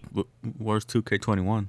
Get the fuck out. Now, the initial trailer for WWE 2K22 didn't show us a whole lot. I mean, hell, all we saw was Rey Mysterio hitting a 619 on Cesaro, but I think the trailer did a pretty good job of conveying that the game was shaping up to be much better than 2K20. Even the tagline for the game was "It hits different," implying that the game was going to be a pretty huge deal. Now, as the year went on and we'd start to see more and more gameplay and screenshots, it became pretty obvious that 2K22 was going to be nothing like we were used to. Fast forward to 2022 when the game launched, and man, it was so good. Released in March of 2022, WWE 2K22 more or less served as a reboot of the WWE 2K series, as everything we once knew about the games was thrown out the window in this one. Everything from the gameplay to the graphics and presentation was completely reworked for 2K22, and you can really tell that 2K and Visual Concepts learned a lot from the disaster that was 2K20. WWE 2K22 just had so many good things going for it. For instance, the new and improved gameplay felt buttery smooth and incredibly fun, the overall graphics were full of detail, and the game was centered around Rey Mysterio, which was awesome. Speaking of Rey, this cover art is absolutely incredible. I absolutely love what they did for 2K22's cover art, as it goes for this artistic approach that I feel has always been missing from the 2K game's cover art. I've always preferred the more stylized approach from games like WWE 12 and 13 compared to the 2K game's approach, which would always just feature the superstar placed in front of a logo and nothing more. With all that out of the way though, I think it's time we finally take a look at WWE 2K22 and find out what exactly made it so great.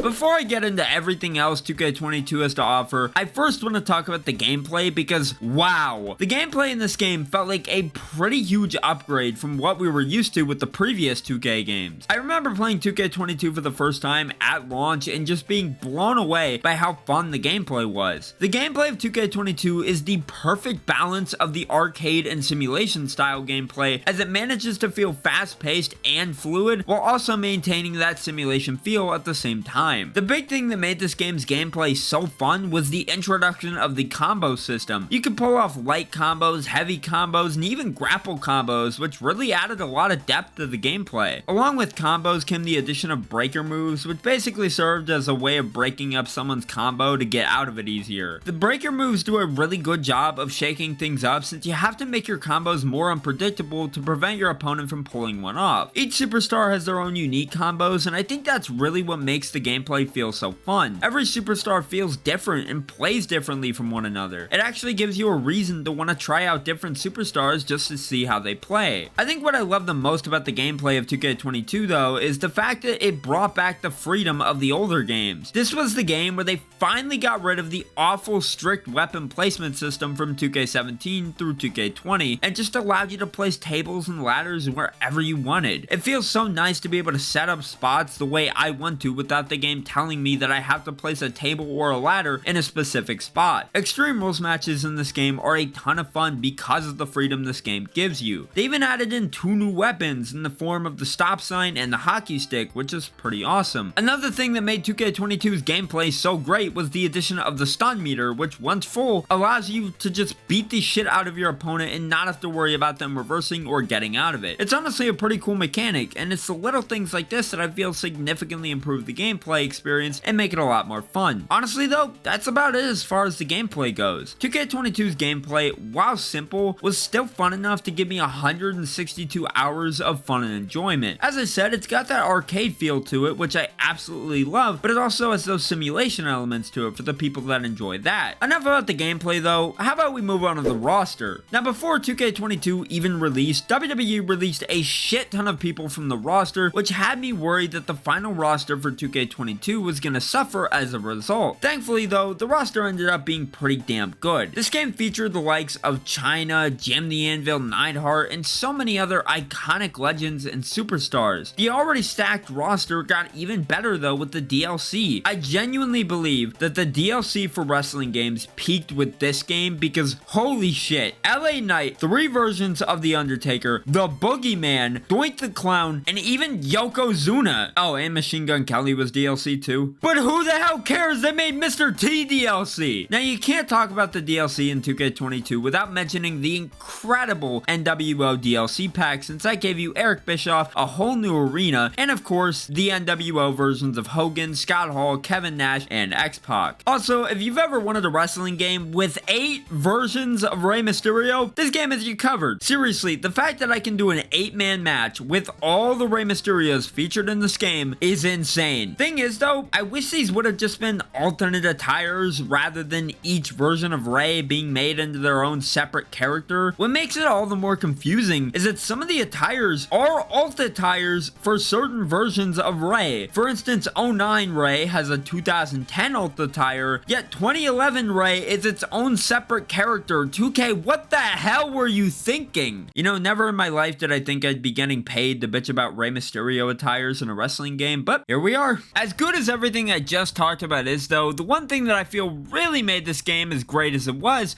the addition of custom renders. This is by far one of the greatest features we've ever gotten in a wrestling game, and it's thanks to this game that we even have it in the first place. Being able to upload custom renders for your CAWs is just awesome, and it allows for your custom superstars to fit in more easily with the rest of the roster. Plus, you could upload whatever image you wanted, so sometimes you'd have a pretty normal looking render like this, and then sometimes you'd end up getting a render like this. What the fuck? Moving on to the match types, these were the same match types that we had gotten since 2K18. There were no new match types added with this game, which honestly kind of sucked. I would have hoped for at least one new match type, with this being a reboot of the series and all, but while they didn't add any new match types, I will say they did at least update a few to make them more fun. I already talked a bit about how Extreme Rules matches were made more fun in this game due to the lack of restrictions on weapon placement, but something I didn't talk about was the updated backstage brawls. Now I'm going to be honest, as much as I enjoy the backstage brawls in this game with the all new balcony that you can throw your opponent off of, I will admit I do miss the backstage brawl that was in 2K19 and 2K20, since those allowed you to free roam and go wherever you wanted backstage. Now yes, they've made this backstage area better in 2K23 and 24, but in 22, this area just didn't have a whole lot going for it. It was very bare bones and lacked the interactivity of the backstage brawl areas in the previous games. Moving on to the arena selection, I will say while it's not horrible, it is lacking in a lot of ways. First of all, there's hardly any Attitude Era arenas. Most of the arena selection Attitude Era wise consists of WCW arenas, which is fine. If you're gonna do WCW arenas, at least throw in a 1997 Raw arena to balance it out or something. I do like the fact that we got a few Ruthless Aggression arenas in the game, like the WrestleMania 21 and 2005 Raw arenas, but other than that, there's not a whole lot on offer here. As I said, it's not horrible, it's just fine. It gets the job done, and the arena selection could have been much worse. As lacking as the arena selection is though, you can at least use the Thunderdome for some arenas, so at least it has that going for it. Well, now that I've talked about the gameplay and whatnot, I think it's time we talk about the extra modes 2K22 had on offer, starting with My Faction.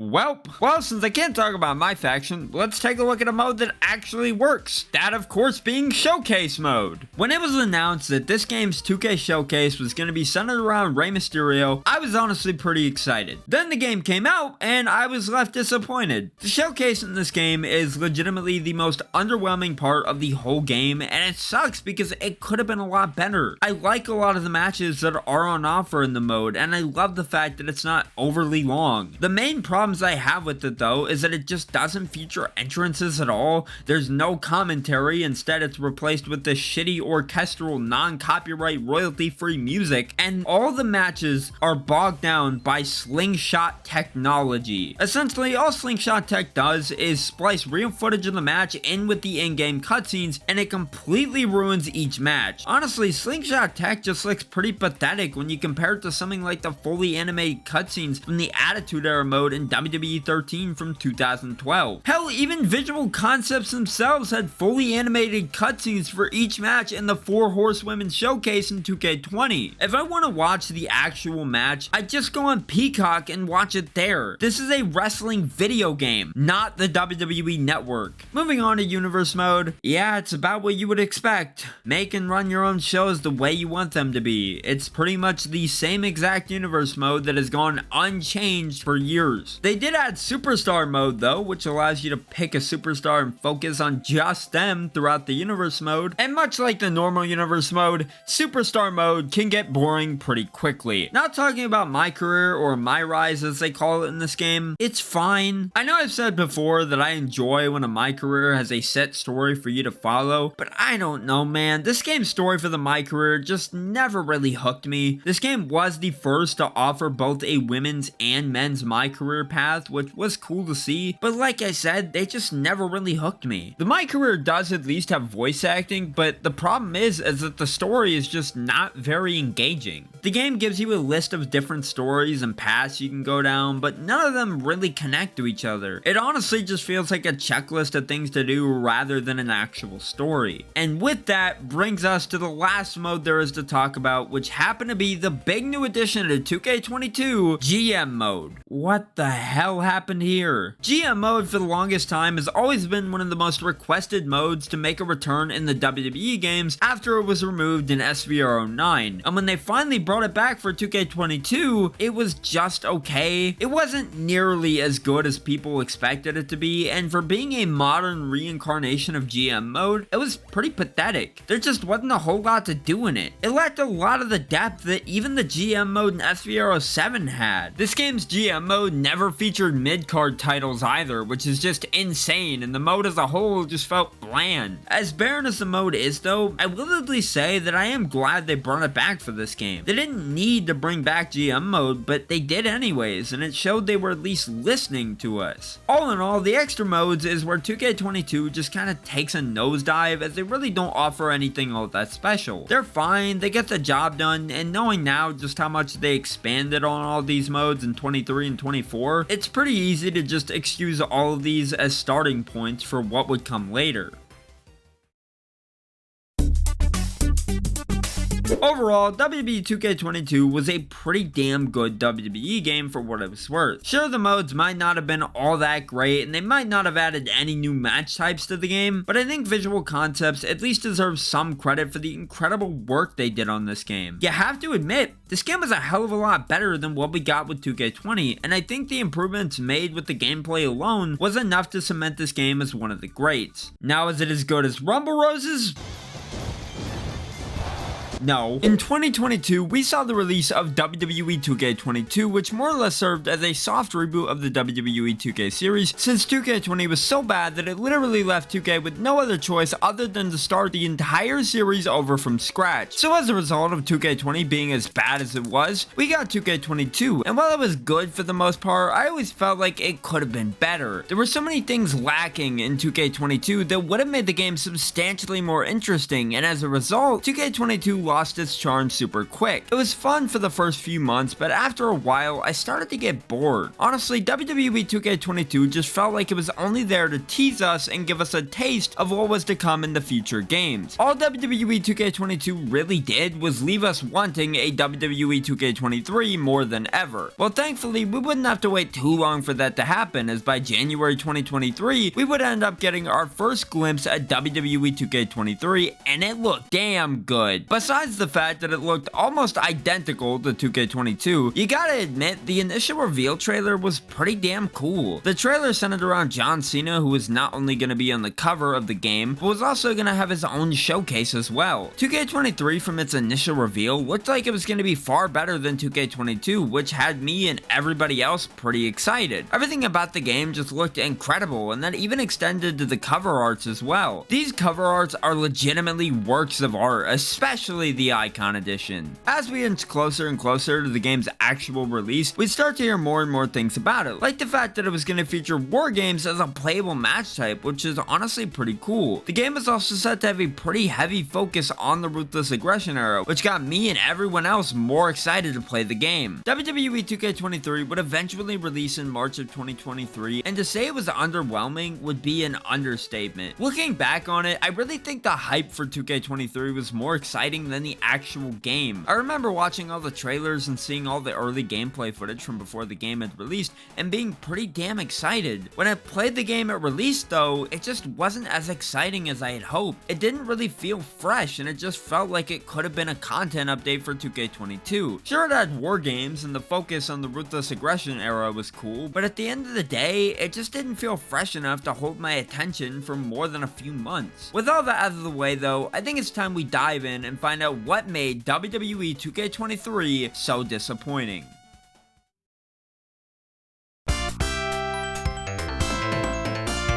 The first thing I want to talk about when it comes to 2K23 is the gameplay, because it's definitely the best part of the entire game. The gameplay of WWE 2K23 at its core works the exact same way that it does in 22. Every core gameplay mechanic from 2K22 is still here in 23, like dodging, rolling, blocking, the combos, everything that made 2K22 as fun as it was carried over straight into 2K23. The problem is that 2K23 just didn't really change the gameplay up enough to make it feel different or unique compared to 2K22, and for me, I think that's why 2K23 was as disappointing as it was. I will say that while everything in 2K23 feels just about the same as it did in 2K22, the combo system in 23 does feel a bit more smooth and refined. Now maybe that's just me trying to cope with the fact that I essentially spent $120 on what was the exact same game from the previous year, but I swear the combos just feel faster and more responsive in this game than they did in 22. Other than that, I mean, the gameplay is literally the exact same.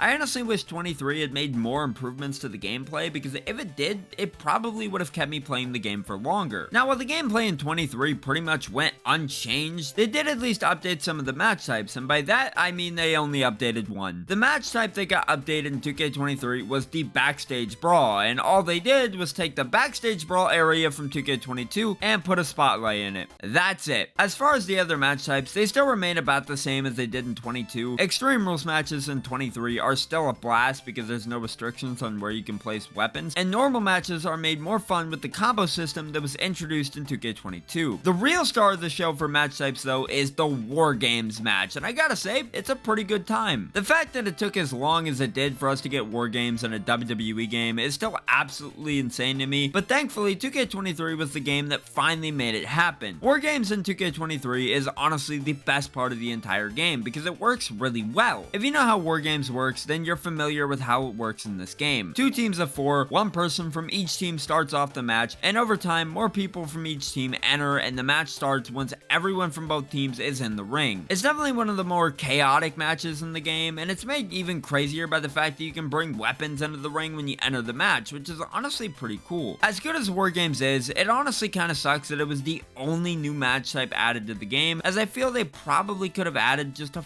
few more to make 23 feel a bit more fresh compared to 22. But at the end of the day, I can't hate too much because at least we got something new, and you can really tell Visual Concepts put a lot of work into War Games to make it as fun as possible, so I'll give it a pass. Moving on to the roster, it's honestly pretty damn good. Sure, the roster is pretty much exactly the same as how it was in 2K22, but 2K22 had a pretty great roster, so I really don't see the problem. This game is notable for being Edge's last appearance in a WWE game before he'd leave for AEW, the first appearance of Cody Rhodes in a WWE game since 2K17, and it even featured Bray Wyatt and Uncle Howdy as DLC, which was pretty damn awesome. Now, much like 2K22 did with Machine Gun Kelly, Bad Bunny was added in as a DLC character, and you know what? I'll gladly take Bad Bunny over Machine Gun Kelly in a WWE game, because at least Bad Bunny actually makes sense to be in a WWE game. Sure, MGK has made appearances on WWE TV every once in a while, but Bad Bunny actually wrestled in the WWE ring. So Bad Bunny being a DLC superstar in 2K23 was honestly pretty cool. Now, as good as the roster is, it unfortunately suffers the same problem that 2K22 had with its numerous Rey Mysterio attires, except this time, the problem is John Cena. How is it that 2K15 had this problem solved in 2014, yet in 2023 they couldn't figure out how to put multiple alt attires on one superstar and call it a day? In total, there's 10 John Cenas in this game, and they're all their own separate characters, which is wild. Then if you have the DLC, you get Prototype John Cena, which takes it up to 11, and that doesn't even count the action figure John Cena in my faction.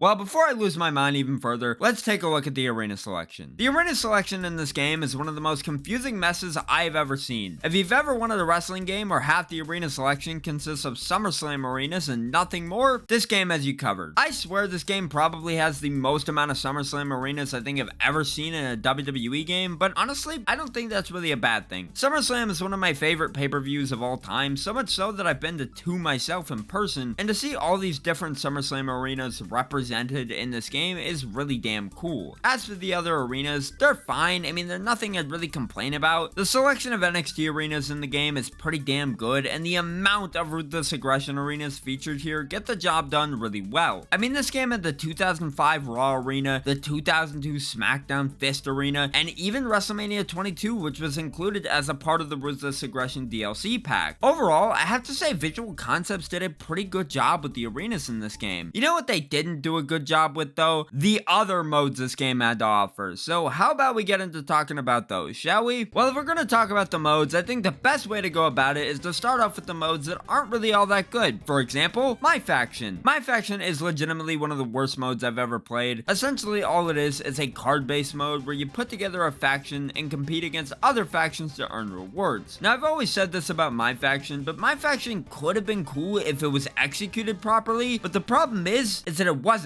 First off, the biggest issue with My Faction is that the grind to earn new cards and other rewards for your faction is tedious as hell, and secondly, all the factions you compete against are entirely AI. Then there's Universe mode, which went completely unchanged once again in this game. Superstar mode is still here from 2K22, but other than that, it's still the same Universe mode that has gone unchanged and remained the same for years. Moving on to My GM, I will say the Visual Concepts did at least improve it a little bit by adding in tag titles, mid-card titles, and giving you more options for brands to control like WCW, but in my opinion, I just don't think it was enough. To make GM mode feel all that different compared to 2K22's. Honestly, the GM mode in this game still felt just as bare bones as it did in 2K22. Overall, GM mode in this game just isn't very good, and honestly, you'd probably just be better off playing SBR07's GM mode instead, because you'll get way more enjoyment out of it, it than you would with 23's GM mode. Now talking about My Rise, this game followed the same formula as 2K22, giving you both a men's and women's story to play through, and much like 2K22's My Rise, this game's My Career just didn't hook me at all. I think the women's My Career was a lot more interesting than the men's story, since it involves you being the niece of a former women's wrestler and WWE Hall of Famer, but as for the men's one, it's just not all that great. You're given a preset gimmick at the start of the story, so you can't even use whatever attire you created for the first few matches in the mode, and the story all around just isn't all that interesting. It's set up a lot like 2K22's where it's non-linear, so you're able to go down various paths and stories, but even then, it doesn't really feel like you have that much control over your career. I would have just preferred one long, well-written story like 2K19 had compared to this one where it's just broken up into tiny pieces. Well, with that, it leaves us with one more mode to talk about, and thankfully, I saved the worst for last. The 2K showcase in this game had a ton of potential. Then again, I said the same about the Rey Mysterio showcase in 2K22, and yet they still messed that up, so at this point, I'm really not surprised that 2K23 showcase ended up being a flop too. The whole focus of this game's showcase was on John Cena's career, but unlike most showcases where you play through the matches that the showcase superstar won, this one was to take you through the matches that Cena lost throughout his career. Honestly, this is the best possible way they could have gone about doing this showcase, as it allowed you to play as someone different each time rather than being stuck playing as John Cena for every match in the mode. The showcase takes you through 14 different matches spanning from the beginning of Cena's career in 2002 all the way to SummerSlam 2021 when he faced Roman Reigns for the Universal title. While all the matches are fine and good, the only real issue is slingshot technology. I've expressed my hatred for slingshot technology many times in the past, but in case you're not familiar with what it is, essentially all it does is splice real-life footage of the matches in with the animated in-game cutscenes. Slingshot technology is really just some fancy marketing term for we're too lazy to animate actual cutscenes, so here's the real match instead. I will say that the showcase does at least end with a pretty cool bonus match against Super Cena, so at least that's something. With that though, I think I've covered just about everything 2K23 has to offer, so I think it's time we go ahead and wrap things up. All in all, WWE 2K23 was pretty disappointing all things considered. Sure, it did some things pretty alright, but when you really look at it, the game is literally just 2K22 with very minor improvements. It didn't feel like a huge leap forward, and as a result, it ended up feeling pretty underwhelming. Between this game, 22 and 24, 23 was the one game that I had the least amount of playtime on because it simply just didn't keep me very engaged. It got old and stale pretty quick. That didn't stop Visual Concepts from releasing a more expensive Bad Bunny edition in October 2023 for $140 though. Who the fuck bought this? 2011, the year that marked the end of the Smackdown vs. Raw series, which started all the way back in 2004 and ended with what many consider to be the best in the series, Smackdown vs. Raw 2011. The Smackdown vs. Raw games are remembered as being some of the greatest wrestling games we've ever gotten. So when the series came to an end and it came time for a new set of wrestling games to take its place, many were skeptical of what was next. How were THQ and Yuke's going to follow up a series that was as beloved as SmackDown vs. Raw? What were they even gonna call this new wrestling game?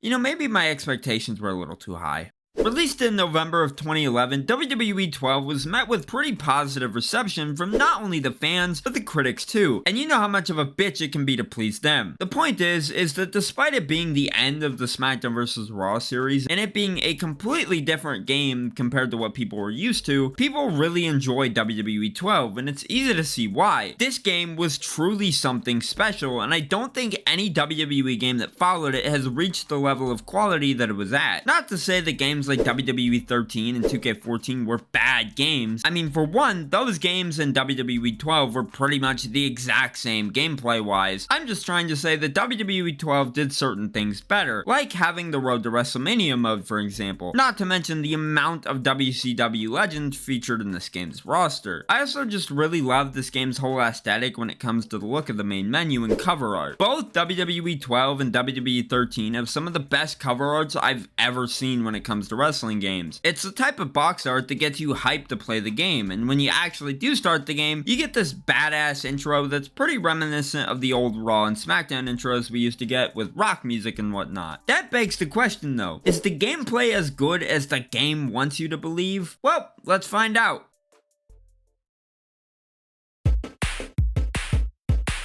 The gameplay of WWE 12 is, well, to put it simply, fucking awesome. WWE 12 took everything from SVR 2011, like the simulation style gameplay and the insane weapon physics, and improved on them, which is probably the best thing they could have done, as SVR 2011's gameplay was damn near perfect. Now, going back to WWE 12 after not having played it in almost a decade, it was certainly a little weird to get used to the way this game played. The gameplay, while similar to 13 and 2K14, was a bit slower paced than it was in those games. Not to say it's slow to a point where it's not fun, but it is noticeably slower. Despite this though, every strike still feels relatively fast and fluid, as well as impactful. That's the one thing I love the most about this game, is that every move has impact to it. When you put someone through a table or hit a finisher on your opponent, you can really feel the impact, and honestly, some of that is just down to the awesome camera angles and sound design. Something else I really enjoyed about the gameplay is that you're pretty much free to do whatever you want. WWE 12 lets you play without limits, which is exactly the type of thing I like in my wrestling games. I love being able to place weapons wherever I want and use them however I want without the game telling me,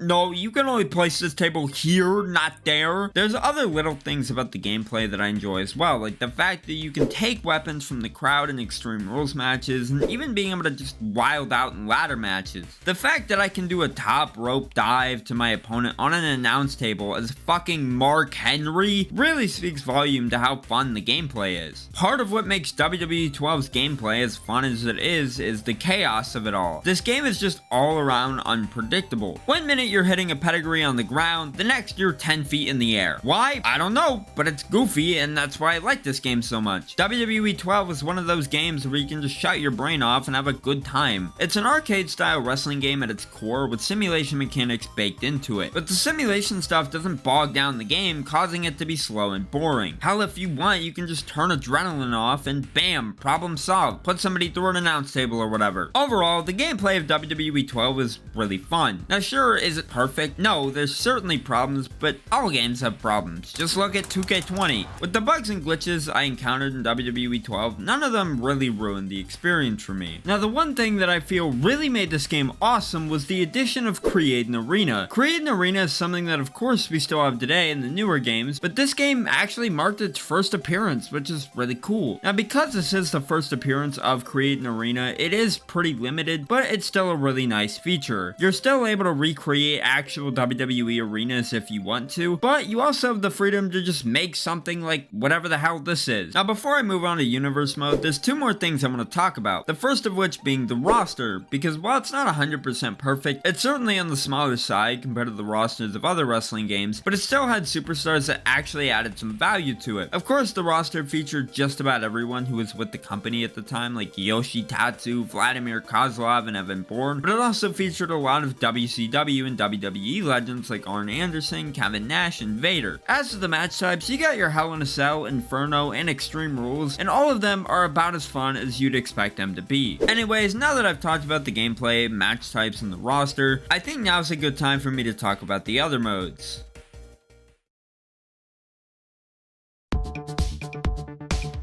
Now it's time for me to talk about one of the best modes in this whole game, Universe Mode. Universe is a mode that no matter what game I try it in, whether it's 2K14 or 2K24, I can just never get into it. Essentially, Universe Mode is you running each show the way you want. You can pick your roster, brands, and completely customize your show schedule to make it your own. Usually whenever I try Universe, I end up getting bored pretty quickly, but Universe Mode in WWE 12 is just a whole different story. While Universe Mode in the other games gives you complete control over what happens on your shows, this game doesn't really do that. Instead, WWE 12 makes things more interesting by adding in all these different surprises and cutscenes in the mode so you're never able to predict what's gonna happen. For example, when you play and win your first match in Universe Mode, you get a victory animation like normal, and just when you think the match is over, out comes Brock fucking Lesnar, who mind you wasn't even signed with WWE at the time and was still in UFC, and he comes out and just kicks your ass. By doing that though, you also unlock Brock as a playable character outside of Universe Mode. Things like that are what made this mode so fun in this game, and I found myself legitimately getting into it because of it. There's so many other things that I didn't even mention, like the fact that there's drafts in this Universe Mode as well, which is something I don't even think we have nowadays. But the point is, WWE 12's Universe Mode is really fun, and if you haven't tried it, I highly suggest playing it, because it's way better than the Universe Modes we have now.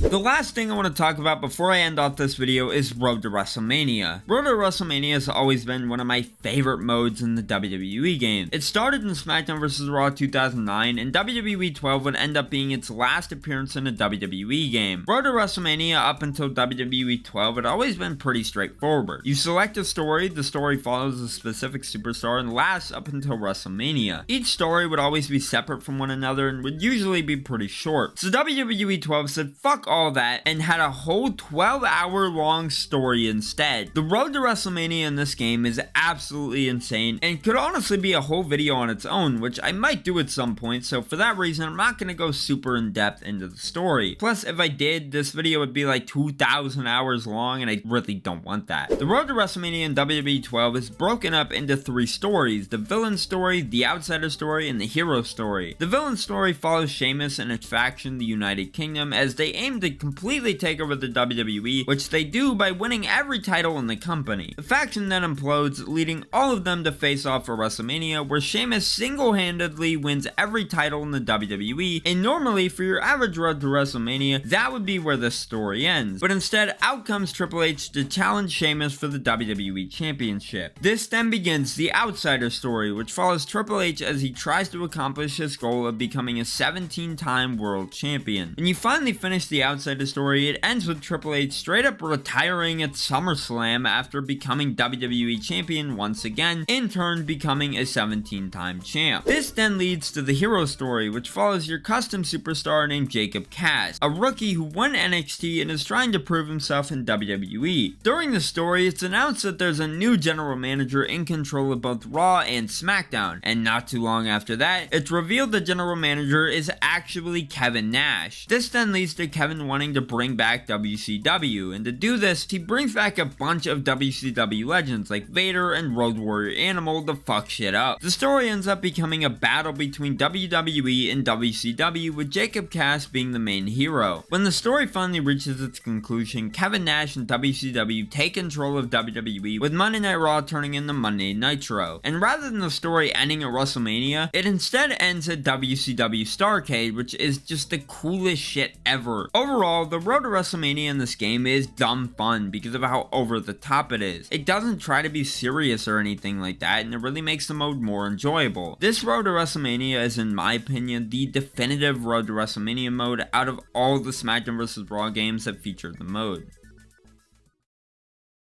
In conclusion, WWE 12 is one hell of a wrestling game. The universe mode, as I said earlier, is incredible, the gameplay is just amazing, and the road to WrestleMania with its incredible stories is enough to put anything George R.R. Martin has ever written to shame. Hell, you can still play the game online if you have the online pass, so why don't we try that?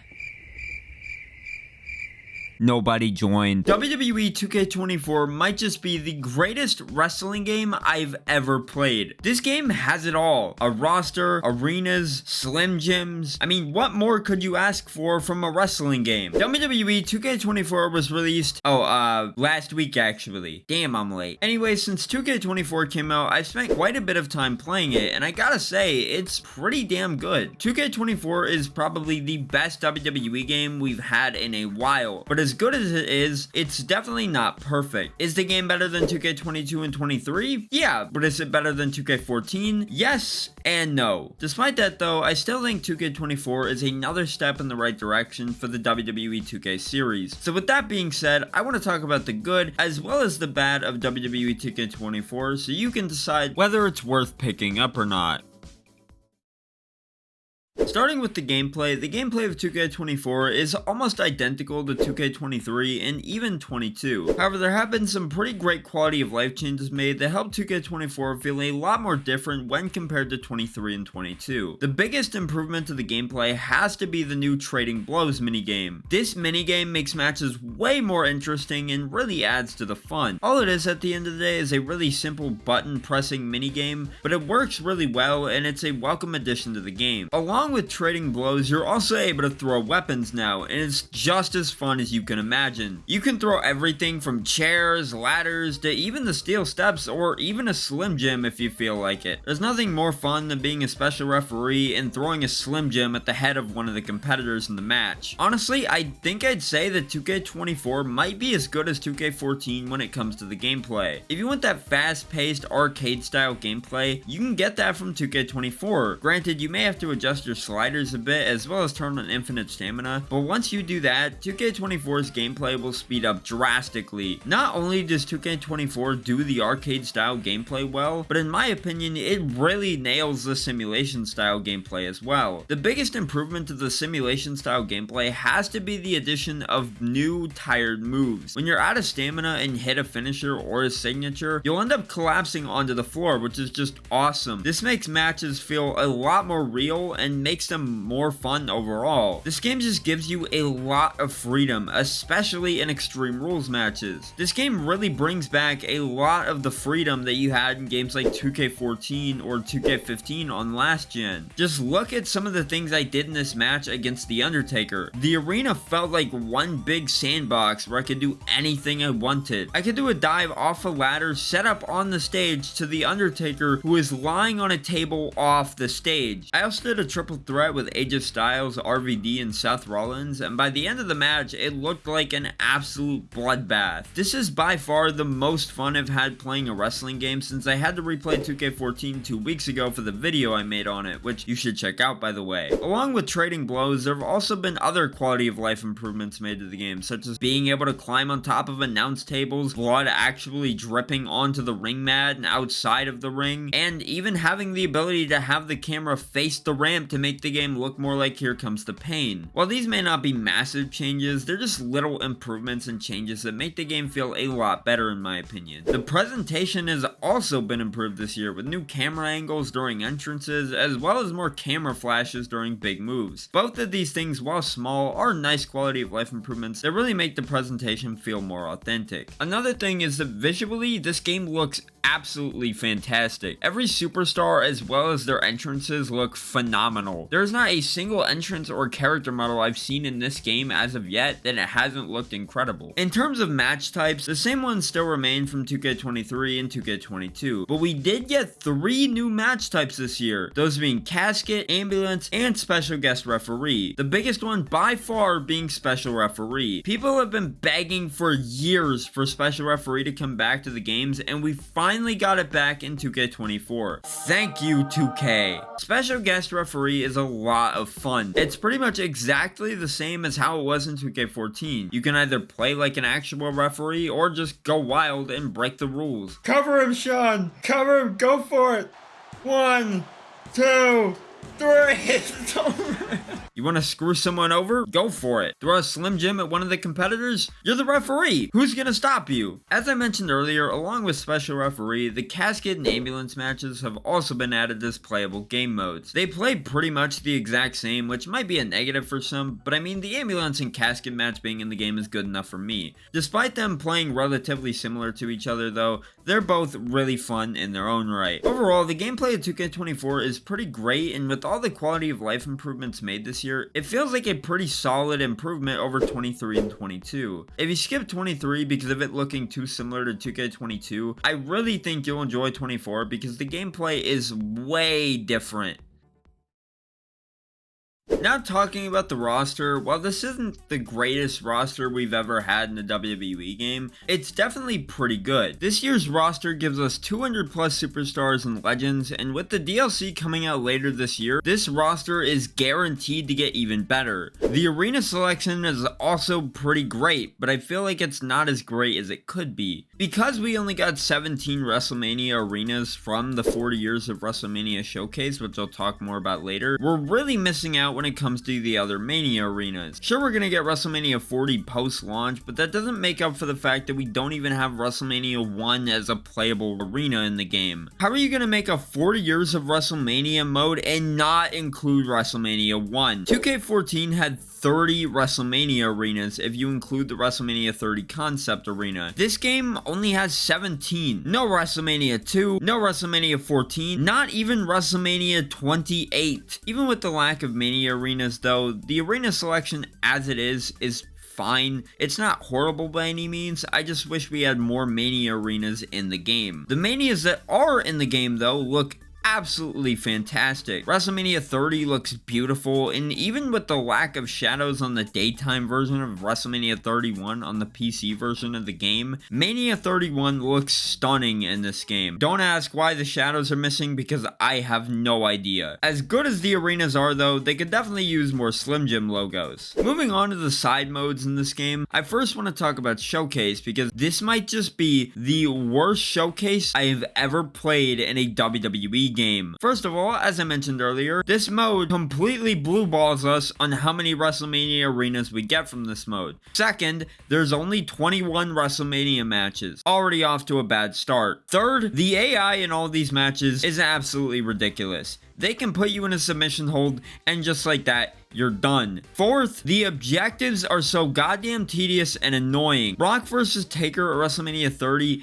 asks you to hit over 13 German suplexes in total, which is just super tedious and time consuming. The worst part about this showcase though has to be slingshot technology.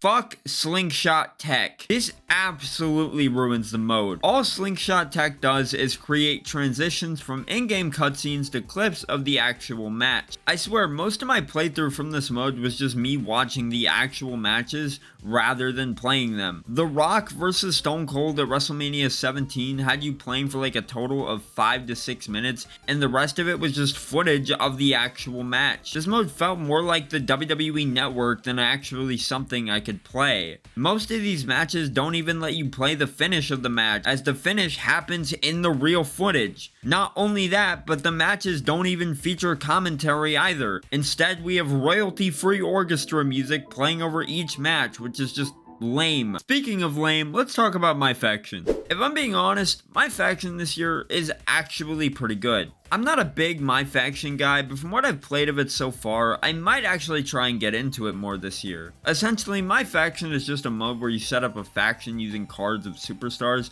compete in weekly towers, and unlock more and more shit to upgrade your faction. Now don't get me wrong, My Faction is still not perfect, there's still microtransactions, but there have been a lot of improvements made to the mode to make it more enjoyable this year. The biggest improvement to My Faction is the addition of persona cards, which are cards that once unlocked, allow you to use whatever character the card is for outside of My Faction, which is something people have been asking for since 2K22. Honestly, there's not much else I can really say about My Faction, as like I said, I'm not really a big My Faction guy. Something I can talk about though is My Rise. Oh yeah, that's right. Yeah, because 2K decided to enlist 2 of the DLCs from Steam last week, I lost all my Rise progress. All you need to know though is that My Rise is pretty similar to 23's and 22's My Rise, but actually has more intriguing stories this year for both the men's My Rise and the women's My Rise. I will be streaming my playthrough of the men's My Rise over the course of the next few days, so make sure you subscribe so you don't miss out on that. In conclusion, 2K24 is almost perfect, and I mostly blame that on the showcase. If showcase had just been a little better, this game would have been 100% perfect in my opinion. Besides Showcase though, the rest of the game is absolutely fantastic. There's still so much I didn't talk about, such as an updated creation suite, as well as the addition of Create a Sign. On top of all that, My GM and Universe mode have also been slightly improved this year, which is great to see. This game is so much content, and it's just a lot of fun to play. I mean, you can even play as the action figures of John Cena and Cody Rhodes, which is pretty fucking awesome. I will say though, that this game really makes me want to give Slim Jims a try. Did Slim Jim write this damn script or something? You ever play a game so good, you start praising it before the game even starts? This is the greatest game of all For me, that game is SmackDown vs. Raw 2007. SVR 2007 was the third game in the SmackDown vs. Raw series, and for many, it's considered to be one of the greatest wrestling games of all time. You know how insane that is? The fact that this was the third game in the SVR series, and this was already considered to be the peak of the series? Exactly, what other game series can say they've reached their peak with their third release?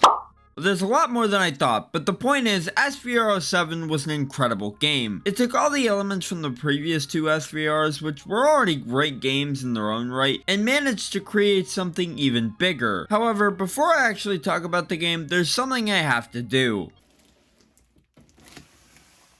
This is a box. What's inside the box, you might ask? That's a good question. Now, the box in question was sent to me by my good friend Remorse, and apparently he threw in something extra in the box. Don't know what it is, but what the fuck is that? An image of a guy absolutely devouring a sandwich. Is that a sandwich? Who knows and who cares? There's still something else inside the box. It could be anything. A car? A copy of SmackDown vs. Raw 2007? It's an Xbox 360. Not just any Xbox 360. Though. This one is modded. Well, you might as well just lock me up already. Anyways, thanks again to Remorse for sending this out to me. Now, let's get back to the video. SmackDown vs. Raw 2007 was released in November of 2006 and would be the first SmackDown vs. Raw game to come to Xbox, as the first SVR as well as SVR 06 were exclusive to the PlayStation 2. If you were on the original Xbox, you weren't getting anything that even remotely resembled SmackDown vs. Raw. You were gonna play WrestleMania 21 and like it, damn it. Now yes, while I did say this was the first SVR game to come to Xbox, the game was only released for the Xbox 360, leaving original Xbox players in the dust. Of course, much like SVR 06, the game also saw releases on the PS2 and PSP. No PS3 version though, which, let's be honest, was pretty disappointing. Imagine spending $600 on a PS3 at launch just to be told you can't play SmackDown vs. Raw 2007.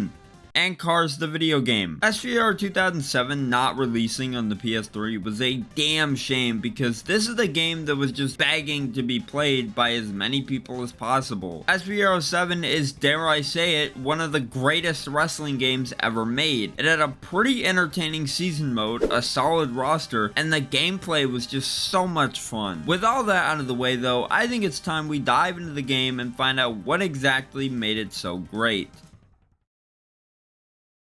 Starting with the gameplay, the best way I can describe it is, well, have you ever done crack? Well, imagine that, but instead of crack, you're playing SmackDown vs. Raw 2007. SVR 07 plays like a dream. The gameplay in this game is so smooth and fast-paced that it makes other wrestling games feel slow in comparison. This game just gives zero fucks about realism and lets you do whatever the hell you want. Now, not to say there isn't simulation elements in the game, there definitely is with the stamina mechanic, but once you turn it off, matches instantly go from being somewhat realistic to bad shit insane. Hell, you can even spin the spinner belt by pressing right trigger during the entrance of whoever has the belt on. It's the little things like that that make me appreciate this game even more. The gameplay of this game feels like a culmination and improvement of both the previous SVR games that came before this one. The original SVR and SVR 06 were great games, but SVR 07 just takes what those games did with their gameplay and adds to it. Yeah, remember when sports games were different with each new release every year? What a time it was. Anyways, thanks to SVR 07's gameplay being as fast and fluid as it is,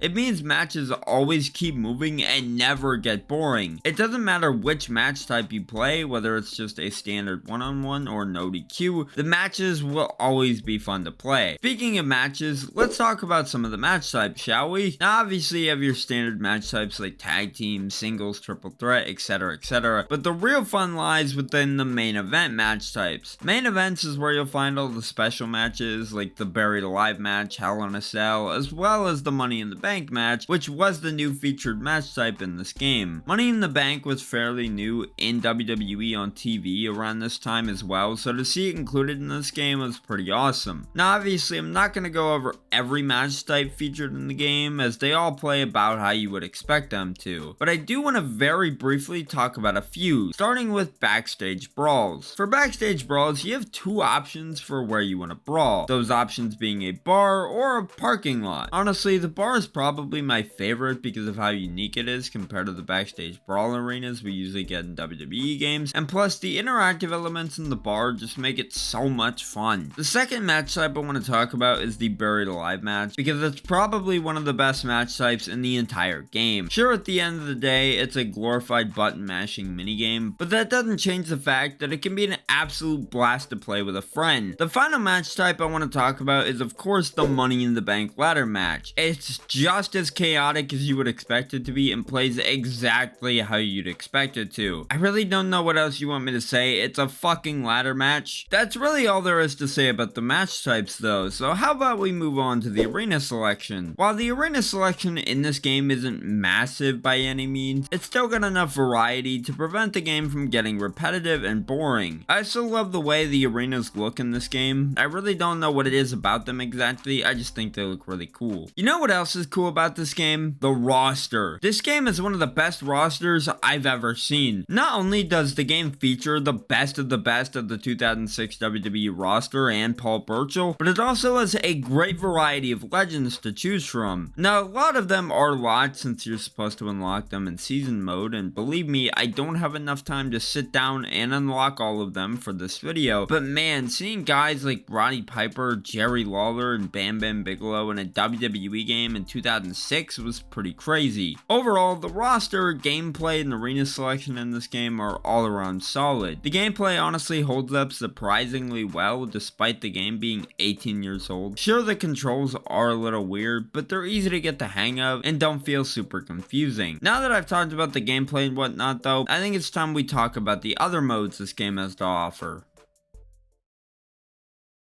When it comes to extra modes, this game gave you 3, which consisted of GM mode, pay-per-view mode, and of course, a season mode, which was to be expected around this time. The first mode I want to talk about is GM mode, because it's by far the most talked about mode from this game. GM mode in this game is a lot of fun. When starting the mode, you have the option of either sticking with the default Smackdown and Raw rosters, or being able to draft your own roster. I definitely think drafting your own roster is the best option, because where's the fun in just using a default roster? You're then able to choose which brand you want to control, with the options being Raw or SmackDown. Once you choose your brand, you're then able to draft a roster. No Gunther McGurty in this one, but you know what? I'll take it. Upon starting the draft, the computer was already cooking me. I mean, look, I chose Candice Michelle and John Cena. The CPU got DX. It was at this point when I realized if I wanted to beat the CPU, I was gonna have to make a good pick. So of course, with this in mind, I chose Daivari.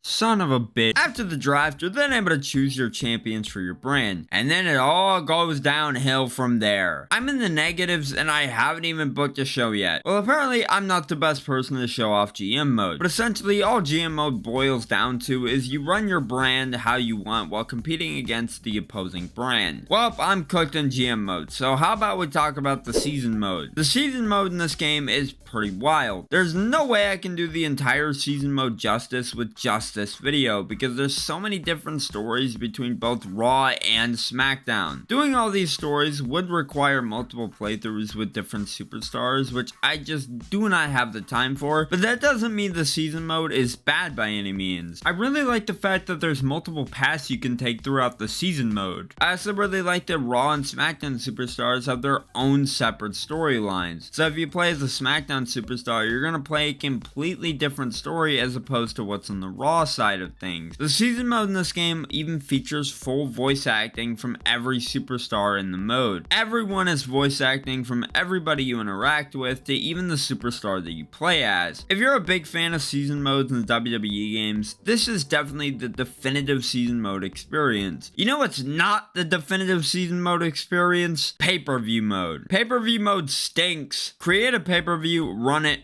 that's it. It's probably the least interesting mode in the entire game, and I wouldn't find myself ever really playing it. I'm sure there's someone out there who genuinely enjoys this mode, but it's just not for me. Honestly though, that's about it for the extra modes in this game. The GM mode is a lot of fun, as I said earlier. The game's season mode is the best season mode we've ever had in a wrestling game, and the pay-per-view mode just blows. With that though, I feel like I've covered all this game has to offer, so let's get this over with. In conclusion, Smackdown vs. Raw 2007 was a masterpiece of a game. While they covered most everything this game had in it, there's still some things I definitely missed because of the wide range of things this game contained. Now of course, I can't end the video without at least mentioning the awesome soundtrack with bands like Rise Against and 3 Days Grace. I really don't think I've ever played a game that's had as legendary of a soundtrack as this game. The soundtrack, the gameplay, GM mode, and all that other stuff I mentioned in this video are the biggest reasons this game is looked back on so fondly and is remembered as being one of the greatest wrestling games of all time. All of those things made this game feel special, and it's because of that reason I don't think we'll ever get another game like Smackdown vs. Raw 2007. I just hope the game gets a PS3 release soon. WWE 2K25. What do I think of it, you may ask? It stinks. Okay, maybe that's a bit of an overstatement. It's not that bad. Now, if this game had an island that didn't work and was only added to give the illusion of more content while also shoving microtransactions down the throat of the consumer, then I would say the game is bad. Son of a bitch. After being released about a week ago, I've spent just about 50 hours playing WWE 2K25, and I gotta say, while I do genuinely really like this game, it does have its fair share of problems, which of course I will talk about later.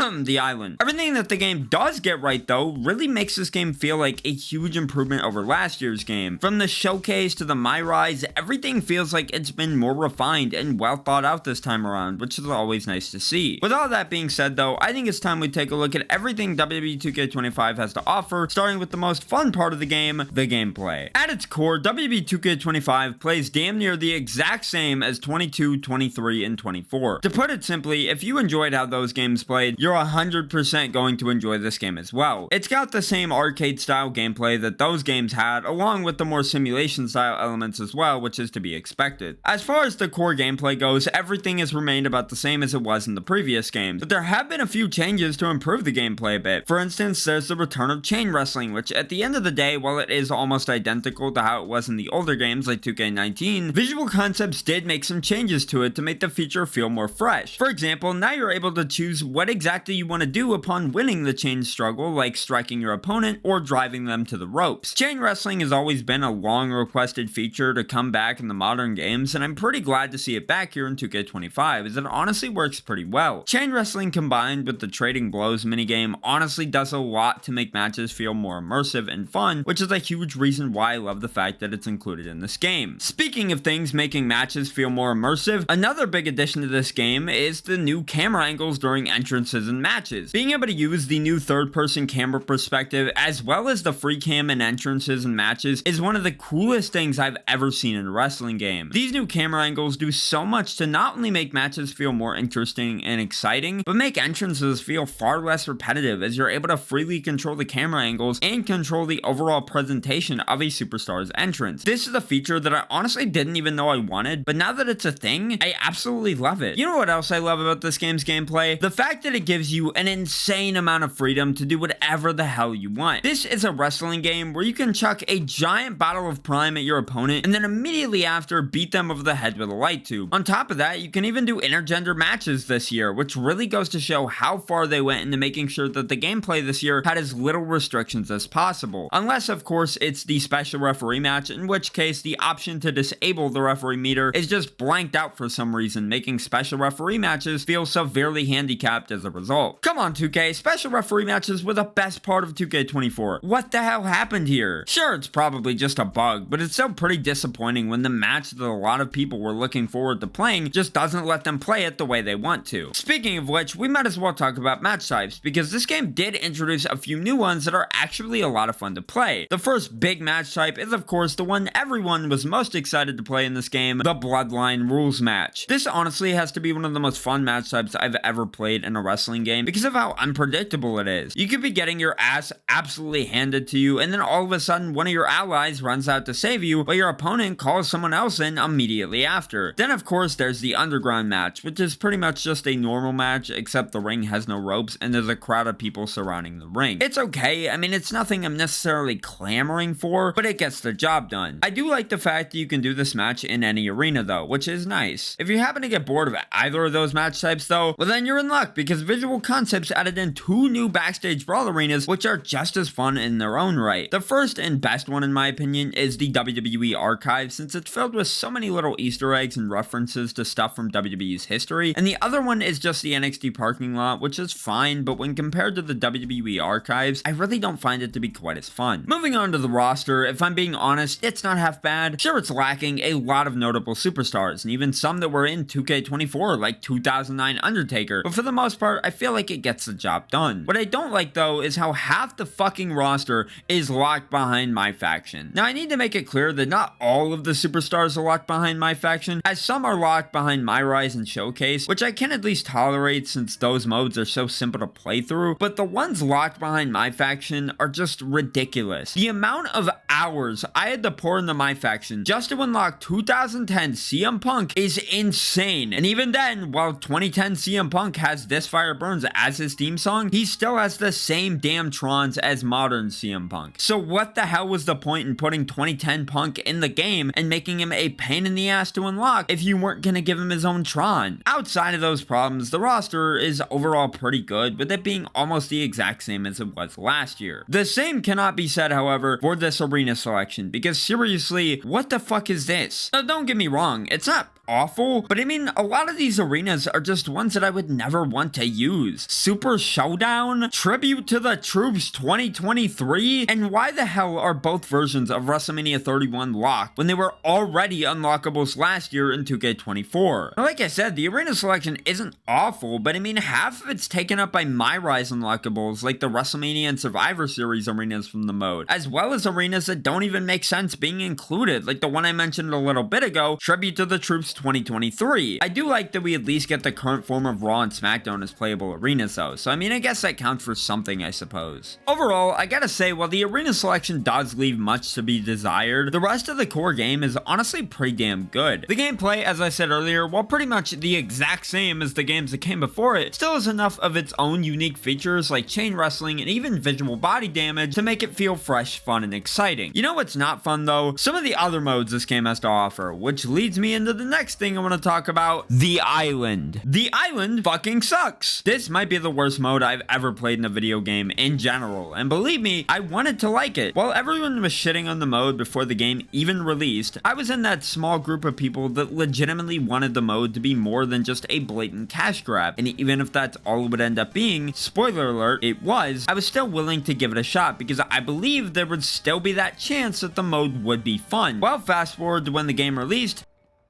Oh my god, this might be the worst lag I've ever seen in a video game, and I could not have been more wrong. The island is pretty much just a hub world, allowing you to level up your custom wrestler while doing various quests and playing through online matches. First of all, we might as well address the biggest issue, and that's the fact that this mode absolutely ruined the overall creation suite, as a good majority of items and even hairstyles are locked behind this mode. Not only that, but the items in the island are separated by gender, meaning if you buy an item in the island for a male superstar, you won't be able to use it on a female superstar and vice versa. This is undoubtedly one of the biggest middle fingers to all the creators out there, as now if they want to make their superstars the way they want them to, they may get to a point where they need to end up spending money on the island, a mode they may never actually play or have any interest in, just to get a specific item for their CEW, and that's just terrible if you ask me. Even worse is that cross-platform community creations between old gen and next gen got split in half for some reason, which makes zero sense, meaning if you're playing on PC or old gen, you just can't access anything uploaded on community creations from anybody on Series X and PS5. That's stupid. Then on top of that, there's the fact that despite the game being brand new, the island is already dead, with queues for matches often taking 5 minutes or longer, and for a mode that was this hyped up, that's just pretty sad if you ask me. It's very obvious no one likes this mode, and why 2K decided it'd be a good idea to include is beyond me. Obviously, it was for money, but even then, I really don't think this mode is going to be that successful in the long run anyways, so what's the point? While we're on the topic of blatant cash grabs, we might as well talk about everyone's favorite punching bag of a mode as of late, My Faction. My Faction this year is about the same as it was in previous games in a sense that it still functions the exact same way. It's still the same card-based mode built upon microtransactions that everyone knows and hates. I will say though, as bad as the mode is, it does have one saving grace, and that's the all-new World Tour mode. This mode is honestly the best part about My Faction for me, because it's the only part of the mode that doesn't feel like it's constantly telling me to spend more money than I really need to. Essentially, the mode lets you tour, quote-unquote, various regions, and allows you to play through a series of matches in each part of whatever region you're currently competing in. Playing through each tour in each region will always net you a good amount of rewards, which is nice, and it's fairly easy to get through too. Sure, it does take a good couple of hours, especially if you're going for 2010 CM Punk like I was, but I mean overall, it's not a bad mode. The other parts of My Faction though still suck ass, of course. Fuck My Faction. The other big mode this game has to offer is of course, as usual, the 2K Showcase, and would you believe me if I told you it's actually somewhat decent this year? Now don't get me wrong, it's not perfect, as some of those matches did not feel like they were even remotely tested before release, and my god, some of those timed objectives were a huge pain in the ass, but for what it's worth, it's not half bad. It's leagues better than 2K22 through 2K24 showcases, as this year's showcase not only includes full entrances and commentary, but full-blown in-game cutscenes as well, which is what I and many others have been asking for years now. The showcase this year, of course, focuses on the Bloodline Dynasty, and I mean, the opening alone, which lets you play through the very end of Cody versus Roman at WrestleMania 40, does a great job to get you hooked right from the jump. For the first time in forever, I can confidently say that this year's showcase is legitimately worth playing. Next up is My Rise, and I gotta say, I really enjoyed it this year. The My Rise in the past few games have never done much to really keep me engaged, as they always just felt slapped together and never really amounted to much. This year though, they actually give you a more cohesive story to play through, similar to 2K19's My Career. You can even continue playing the mode after you finish the story, or even replay it multiple times in a New Game Plus sort of style, where you get to keep all your stats and everything, which is really nice. Now, I don't want to say too much to avoid spoilers for any of you out there who are planning on playing My Rise this year, but all I will say is that if you enjoyed the way 2K19 handled its My Career, and you enjoy the more story-focused career modes, then I really recommend giving this game's My Rise a try. As for the other modes like GM mode and Universe mode, they've both gotten improvements which do enhance the overall experience of both. For example, in Universe mode, promos are finally back, and I mean, they're fine, they work, but I mean, outside of that, it's still the same old Universe mode that I refuse to get into, as I just have zero interest in it. They do also give you the option to make shows span across multiple days, which is a nice addition, but why did it take this many years for these types of changes to be made to the mode? I mean, after we got Superstar mode added to Universe in 2K22, we got nothing new after that. Universe in this game is definitely better than it was in the past few games, but I mean, to be honest, that's not really saying much when the mode hasn't had much of anything done to it over the years. Then in GM mode, there's the addition of cross-branded pay-per-views where you're able to compete directly against the opposing brand using one of your stars against theirs in certain matches. And then of course there's the biggest addition to the mode, online play. Being able to play GM mode online with friends in this game is honestly a ton of fun, and it works incredibly well, albeit with some restrictions such as not being able to play or spectate matches, as well as not being able to use custom GMs. While the limitations are unfortunate, the fun you can have in GM mode online alone makes up for it. Anyways, with all that being said, WWE 2K25 is a bit of a mixed bag. Sure, the gameplay is fun, and some of the modes like My Rise and Showcase are pretty entertaining this year, but at the end of the day, the game is so heavily bogged down by My Faction and the island that it can be hard to enjoy the game at times. When half the roster is locked behind stupid My Faction stuff, and a good majority of the creation suite takes a hit due to the island, these are things which negatively impact the game as a whole and make it difficult for a lot of players to do the things they want to do in this game. Making people play through Showcase to unlock people is one thing, but to force people to play through garbage microtransaction filled modes for hours on end just to get one new superstar added to their roster is a huge problem. Watch, next year they'll start locking arenas behind My Faction. That's a joke.